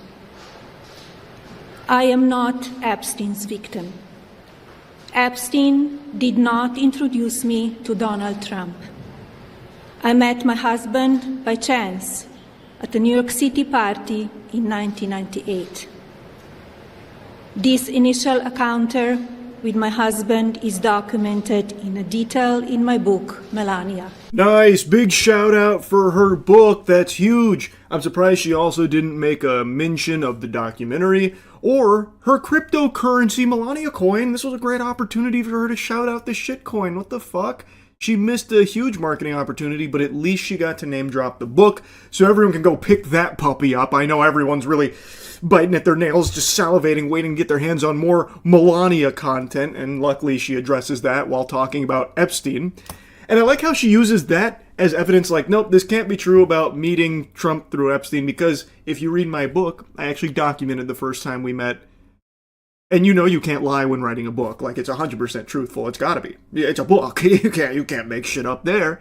Like, what the fuck? That's not evidence. I have no idea if she actually met Trump through Epstein or the parties there or whatever. I don't know. But it's not like this shuts anything down. Again, this only makes people think that there is a more deep connection here between Melania and Epstein than previously thought. Like, before, it was just rumors and, like, potential explanations and theories, but her coming forward once again just adds more fuel to that fire, because she doesn't actually really prove anything at all. She just once again reminds people of it. And I imagine a lot of people that were watching this didn't even know that Melania had so many photographs and stuff with Epstein and Maxwell, or had like the emails with Maxwell. Like, I bet this actually put it on people's radar. And like I said, this really did come out of nowhere, because it's not like Epstein was a huge topic at the moment. With everything else going on, pretty much no one was talking about Epstein until she brought it up here. Which, I mean, again, I think it's great that people are reminded of it, because it's a huge fucking problem. It is extremely important, and there is still no justice even being pursued by this administration. So I am glad to see more people talking about it again. I am just really shocked to see how this happened. I would have never predicted something like this to go down here. And like I said at the beginning, she does have like a whole like minute and a half worth at the end of her press conference here dedicated to talking about how important it is, and how Epstein wasn't working alone, and how there still needs to be justice, and that the survivors need to be heard. We need to get more information. That's huge. And that is correct. We do need that. So hopefully we can start moving in that direction. I mean, the First Lady has now just made a big press conference, and it was brought up here. And it is very different than the official administration stance. So, what happens now, I wonder? I'm just very curious to see what comes next, because Donald Trump's wife has now just directly gone against what he says in regards to the Epstein files publicly. So, I guess we'll see how it all shakes out. That's really about it. So yeah, every day we inch closer and closer to the bleak future where nobody owns anything. Even the idea of ownership is looking like a foreign concept of a long-forgotten age, as every corporate vampire zombie husk worm person is scrambling to try and shove this idea down your throat that you will be happier owning nothing. You will own nothing and be happy. I know I've yapped about this a lot over the last 2 or 3 years, but that's because it's been accelerating at such an alarming pace. Look at this newest development here. You can now lease a PlayStation 5. Zoinks! Certified turbo zoinks moment if I've ever seen one. This is all fart, no poop.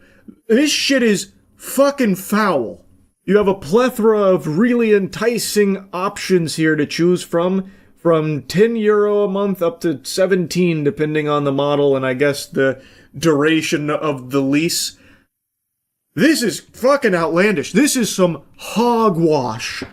I cannot believe that we are just seeing this now just out in the open, out in the wild, unashamedly. Now, I was reading through things and it seems like 36-month contract is what you would sign for this agreement here. And you don't ever own it. It doesn't seem like you pay for X amount of time, X amount of dollars, in this case like 10 clams, until eventually you pay it off and it's yours. That doesn't seem to happen.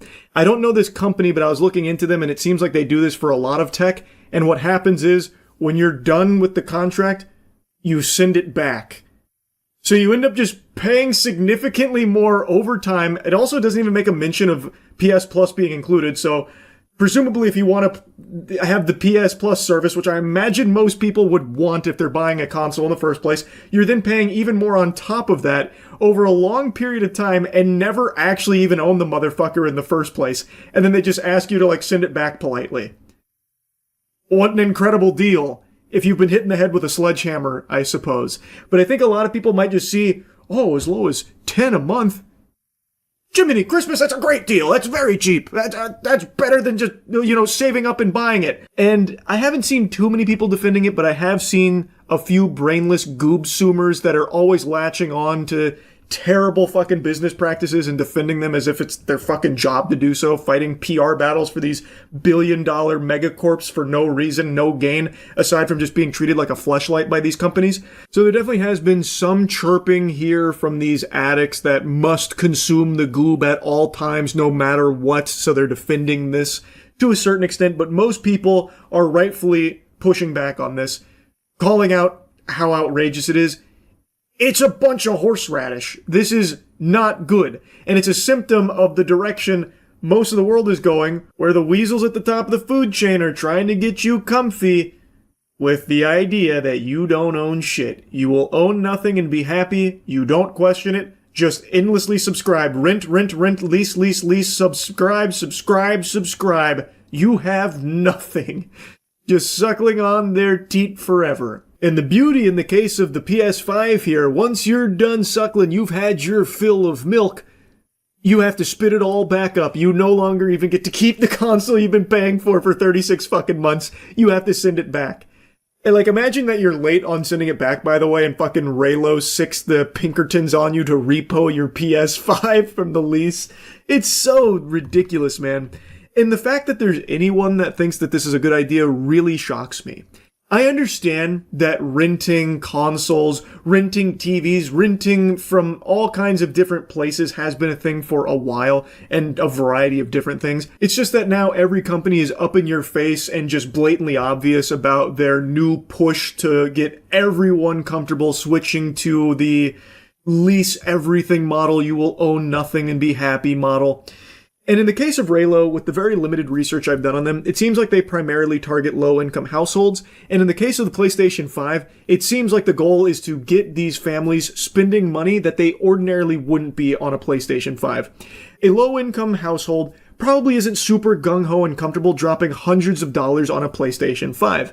But Raylo having an offering as low as 10 doubloons a month, well, now all of a sudden, maybe that family does start spending, and they're spending it on something that they ordinarily wouldn't be purchasing, and Raylo's getting a piece of that pie now. So Raylo's getting paid $10 a month from this family, and at the end of the 36-month contract, that family is paid pretty close to what the normal retail cost is for the device, except now they have nothing to show for it because they have to send the device back to Raylo, who then gets to repeat this process, rinse and repeat. Meanwhile, the family that is now paid $10 a month over the course of this contract gets fucking squat. It's a terrible deal. And it's a smart business move from Raylo because what they are doing is they are incentivizing the low-income households that they're, what I believe, targeting on purpose to start spending on things that ordinarily they wouldn't be purchasing, and Raylo gets to facilitate that and make money off of that. And then that family gets nothing. They end up with nothing. They're just out a bunch of money over the course of those months. And now another thing I saw a lot of people bringing up, I guess is part of a strategy, is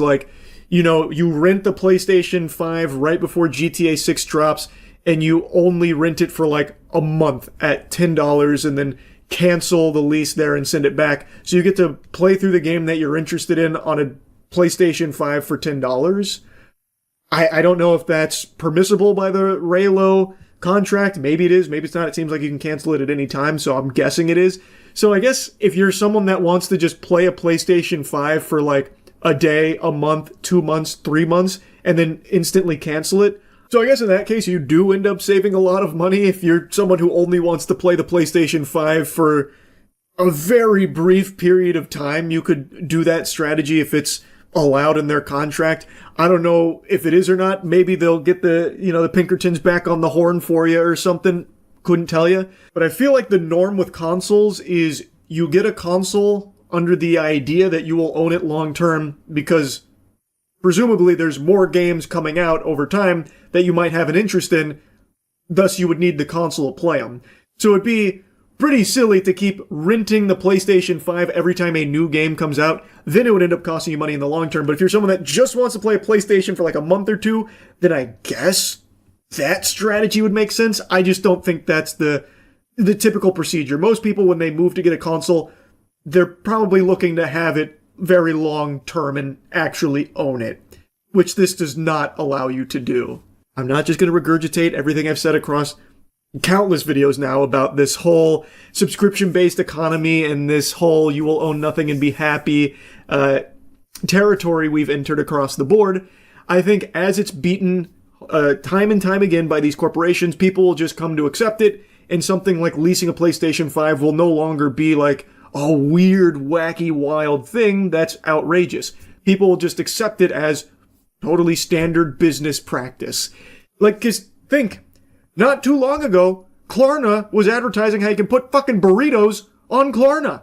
You can lease burritos, and now you can lease your goddamn PlayStation 5, soon to be everything else in your life.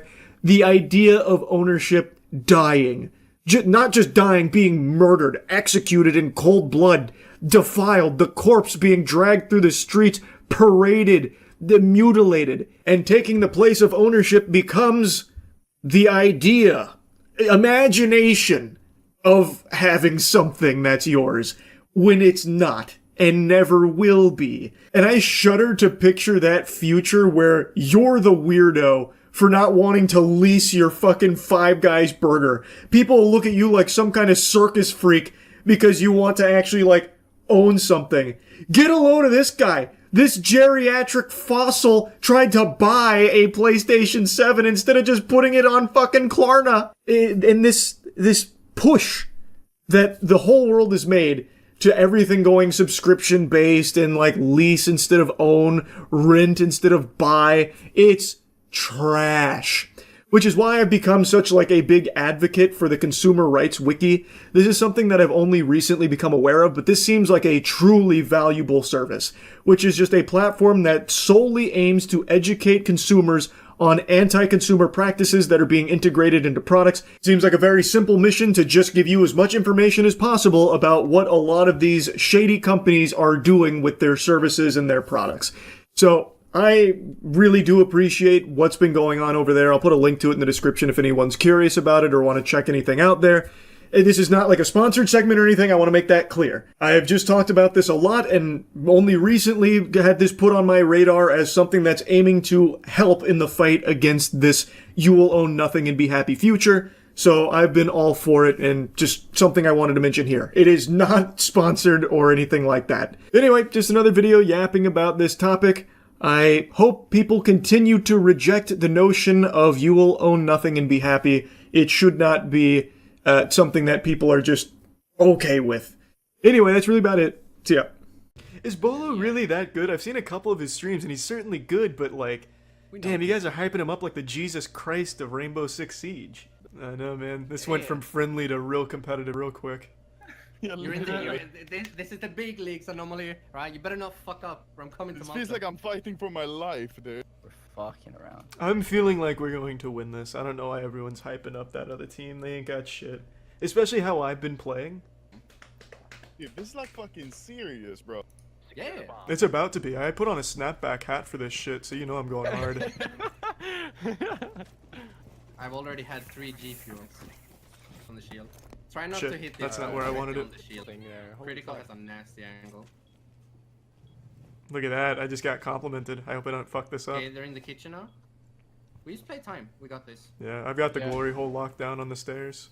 One more. One's low. One's low. One drop the hatch. What? Ash is lit. Down in stairs. One more. God damn it, how did I not get that? God damn it. I still got her? Wait, what? I killed what? Oh, I killed Bolo. Let's go. Oh!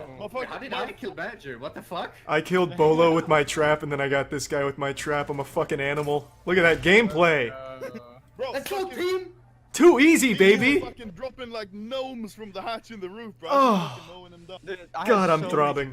They hit every single one. I'm a fucking animal when it comes to Frost. God, that makes me feel so good. Oh, I was worried I'd get 0 kills all tournament. Connecting the objectives. And then instead I smited the Lord of Rainbow Six Siege. I'm gonna reinforce. I'm carrying. Yellow down. Oh, that's nuts. There's one more on the stairs. Oh yeah. Get the ace. Get the ace. I don't want to take credit for that, but I think it was my reinforcement at the end there. Man, this is an easy fucking tournament. You have to tell God me, damn. bro. No, I wish they would have given us a team that's worthy of our talents. I guess we also queued into casual by accident. In your meeting? Oh! I got him. Good shit. Okay, we got 2 people. One at the end of the corridor. Oh my lord, I'm a fucking animal. I'm greasy. Last one's in air. Last one's in air. I'm so greasy. Wow. I'm so fucking greasy. Lord. Bro, I understand why your name's Big Moist now. Oh my god. Moist. I'm straight filling my pants right now. Yeah, are we attacking now? 6 and 1. One more defending round. Is Good this the lord. same site as the first round? I am literally sucking virginity out. Like a succubus. Yeah, we got the same. Oh. I got a 2-man. Win this round, got a recruit rush? Nah. I want to just keep putting all 6.5 inches of my cock on their chin. Just flop it down. Oh, that's my bad. That's my bad, Anomaly. I panicked. Shit. I was like, what the fuck? Yeah, I shot a spitball at you. Sorry. That's cold. Oh, that felt good. That felt great. Oh, that's a big ban right there. Now they're coming with the gloves off. The condoms come off, baby. The condoms. No lube. Raw dog in this bitch. God. It's a fucking casual tournament with no cash prize. Hey, what's one there? Oh, Yeah, I couldn't see him through the fire. That's my bad. Jesus. Wait. Gotta defuse. Find the diffuser. Right there. I'm the fucking hero, baby! Let's go. Oh my god, I thought I'd be the anchor on this team. But I'm the fucking nuts of this team right now, baby. What? Oh, behind. Oh, fuck. Shit. Oh. That was big. That was big. That was a... That's fine. That's fine. Reflexes were pretty solid. Oh, what the fuck? 2-man's exploding right now. Who did he give that controller to? Bull is trying now because his chat is getting mad. Oof. Wait, what happened? Yeah, I heard that Bolo's chat's giving him a lot of shit. They're taking it really seriously on his behalf. Yeah. We've always had like super toxic like community. That fucking sucks, man. He seems like a decent guy, but his chat is going like full Reddit turbo virgin apparently. Yeah, exactly. Like, there's never been any... Can I plant on the... No. Oh, I can. If someone falls for that, they deserve to be kicked out of the tournament, just saying. Nice. Beautiful. I think I'm gonna just pre-fire every corner. Just because I don't know these maps well enough and these guys know the best angles, I'm just not gonna take the chance of reflex battling them. Honestly, you guys can probably go in on I got him. Oh, baby! GG. Good shit. Wait, we won like one. Yeah, I think we move on, right? It's best of 3 maps. Yeah. How the fuck did it take them 3.5 hours to finish the last one? Yeah, what the fuck, dude? That's... What kind of fucking wet noodle fights are happening for 3 goddamn hours? Yeah, it's kind of easy, to be honest. Yeah, that's kind of what I was thinking. Bolo just got cancelled because of us, though. His chat's gonna go nuts. He fucking just insta-quits. What the fuck? Man, that was supposed to be a friendly match, but his chat just ate him alive. And he wanted to meme and have a good time. He so only tried one round and he shit on us, though. I know.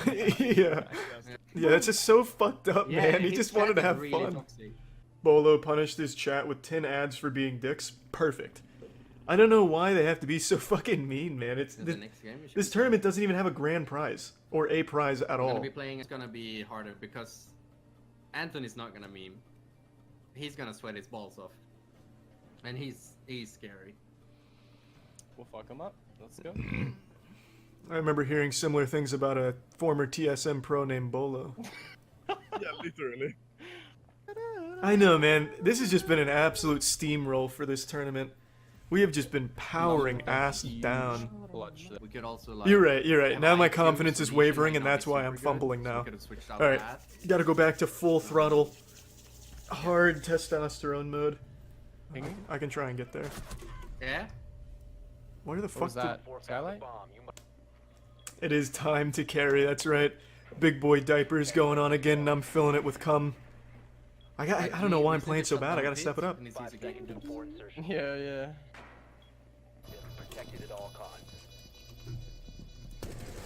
I got him. Yo. There we go, baby. Wait, we won? Oh, fuck. At least I didn't finish with a fat 0. Yeah. Thank God. If I finished with 0, I just wouldn't have been able to sleep tonight. Let's go. AK, we only have one game left. That's right, I did better than Jameski. Fuck yeah. I need someone to open. Oh, thank God. I didn't go killless. Woo! Finally. Let's go, guys. I think. See, if that's my how I kills play first best. Couple rounds would have counted. I would have dropped double digits. I really just need to stay roaming instead of plant like a little pussy boy. I'll take it, whatever, fuck it. Wait, so we won everything? Yeah, we just won the tournament. We just won the tournament. Don't you feel that Literally throbbing won in the your whole shit. pants? Come on now. Fuck yes, dude. Wow. Congratulations, guys. That's my first tournament win of anything ever. Yeah, literally. You know, went out of your way to, you know, win this, and we really appreciate it. Good job, guys. Good coming. Pretty easy to win. Good busting.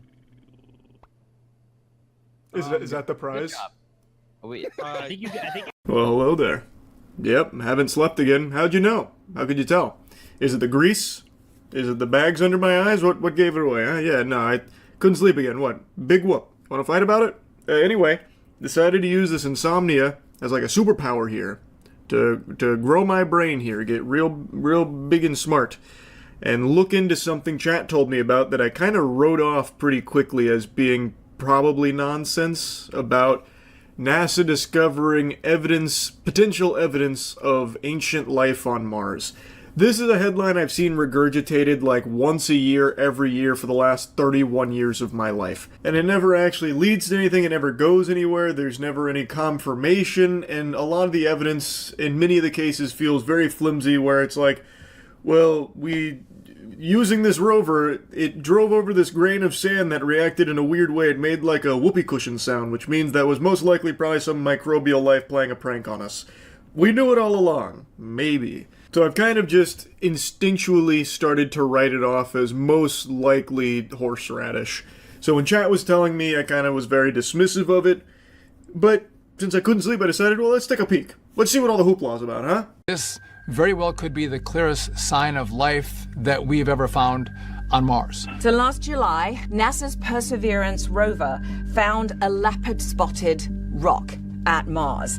And scientists immediately knew. It was interesting, we hadn't seen anything like that before. What we saw in this rock were these layers of very fine-grained, rusty red mudstone that had in them these incredible features, these things that we took to calling poppy seeds, which are the sort of dark black spots in the rock, and leopard spots, which are these kind of ring-shaped features that have dark rims around them. I'm not a geologist, so the significance of this rock kind of eludes me. I do think they do a good job of breaking down why it's a big deal and what it actually indicates.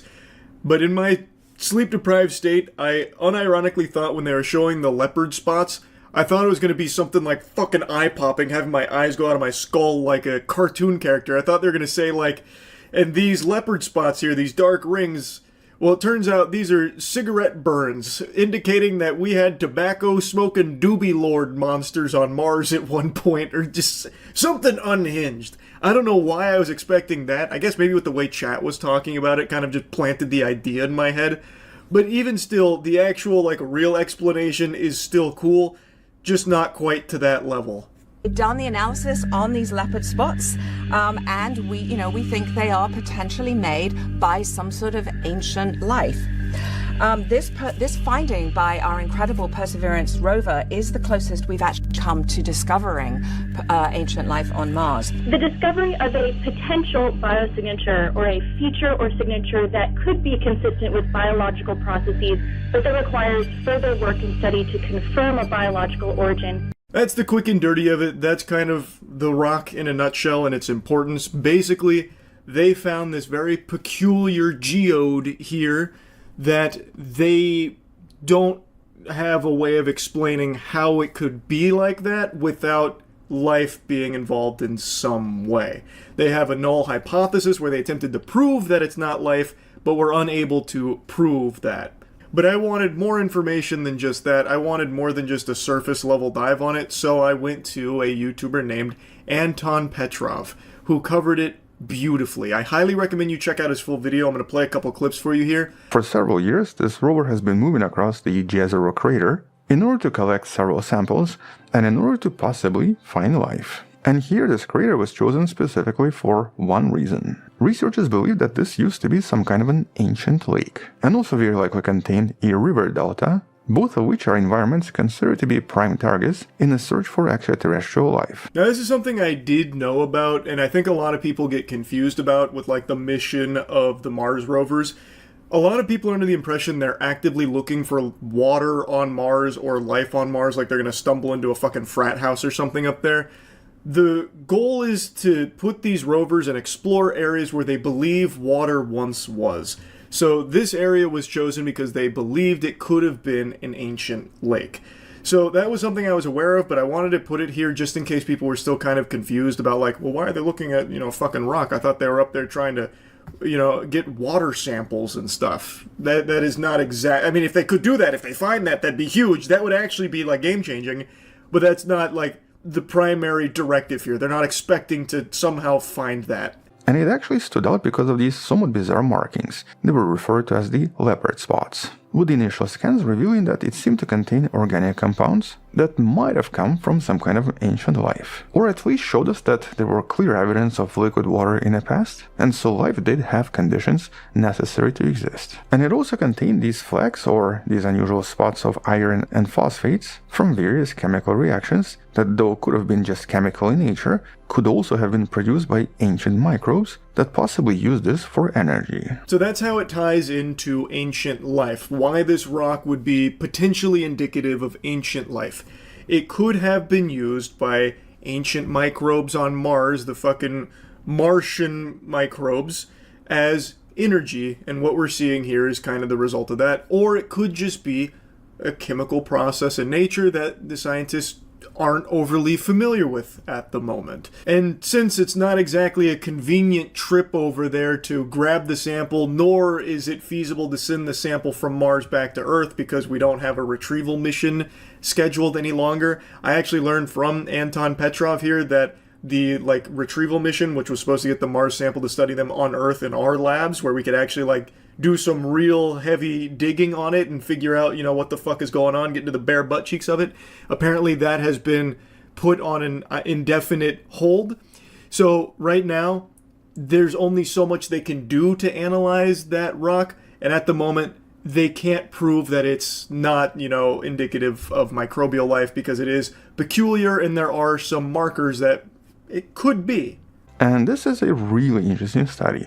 Now, first of all, this is really good science. There are no speculations here. There are absolutely no assumptions based on some kind of a preconception. And most importantly, this whole study is based on a null hypothesis. In essence, they're trying to prove that whatever they discovered is not life. But at the end of the study, the conclusion is that they're actually unable to do so. They don't have an explanation for what was discovered if it was not produced by life. As he mentions, that's good science. That is chef's kiss, what you want to hear.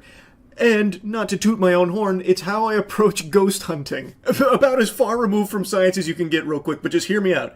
I approach all of our paranormal investigations with the sole intent of proving empirically that ghosts are real. My, biases about I don't think that shit's real play no role in my science.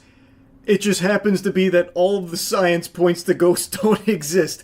So even though I'm going in there for that, I always end up proving so far that they're not real, but maybe one day that'll change. Actually, the more I talk about this and say it out loud, it's not really a null hypothesis at all. But it did just somewhat remind me of my ghost hunting methodology and how I approach it. Anyway, though, as he says, the report here is very good science, and it is super interesting. As far as these life on Mars claims go that I've been privy to over the 31 years I've been alive, this one so far holds the most weight to me. Like, this does seem pretty significant. Which usually contains iron phosphate, and greigite, which contains iron sulfides. But what's really key here is how these minerals were arranged. Because on Earth we usually see very similar arrangements in water sediments where microbes are physically eating organic matter and then breathing out rust and sulfates. This is usually referred to as redox cycling. And so the presence and distribution of these minerals in the Martian rocks potentially suggests similar biological processes that might have happened here before. And one of the scientists from the study, Michael Theis, essentially describes this as something that would be very easy to explain if there was life, but something that would be extremely difficult to explain if it wasn't. So if this was just the chemical or geological processes, it would be super difficult to explain. And that right there is kind of the bread and butter of why this could potentially indicate ancient microbial life, because the geological and chemical processes that we're familiar with, they would very much struggle to explain the presence of what they found on this rock. Meanwhile, if it was microbial life, that easily explains it. It's not to say that 100% confirms it or anything. There is still wiggle room that maybe there is just a process that we don't know about that is geological and chemical and does not have anything to do with life at all. It is possible, but it is seeming more so, at least to me, that it is likely explained with ancient microbial life being responsible for that, which is pretty cool. And I was looking up people's reactions to this, and a lot of people are downplaying it as not a big deal, who cares, not a three-titted goth alien babe, why should I even bother giving a fuck? And I think that perspective is kind of dog shit. I want to go ahead and show you Anton kind of going over some of the implications if this truly is ancient microbial life. It would have profound implications on life existing elsewhere in the universe. It would basically suggest that developing life on different planets may not be as difficult after all. And so if life arose independently on two different planets in a single star system, it may suggest that life is not rare, but there's also this idea of panspermia. Maybe life started on Mars and then got transported to Earth, or I guess vice versa. And so maybe what we're seeing here are two different cousins that eventually ended up on two different planets. And finally, this idea also brings up the very important Great Filter hypothesis. And so if the simple microbial life is common, why don't we actually see intelligent complex life as well? And so is there some kind of a filter that's stopping everything? And is there something really major basically preventing life from becoming super advanced? And if so, what is it? Of course, this is just some of, I imagine, many discussions and questions and things that would arise should this actually be confirmed as ancient microbial life. I find it to just be really fascinating. Any kind of proof that we're not alone in the universe, I think, is a big fucking deal.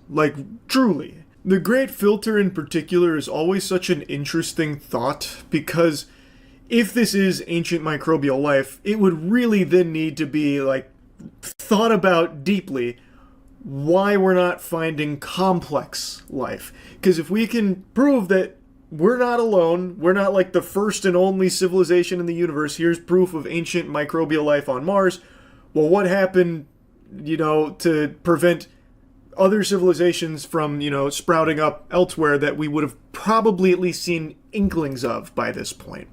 What is stopping it, if there is anything at all stopping it? It's all just so big in scale. I don't know. I always find shit like this very cool when it is legitimately something worth getting excited about, which I do think this is. I really appreciate Anton's coverage of it. Again, I recommend the full video. It'll be in the description.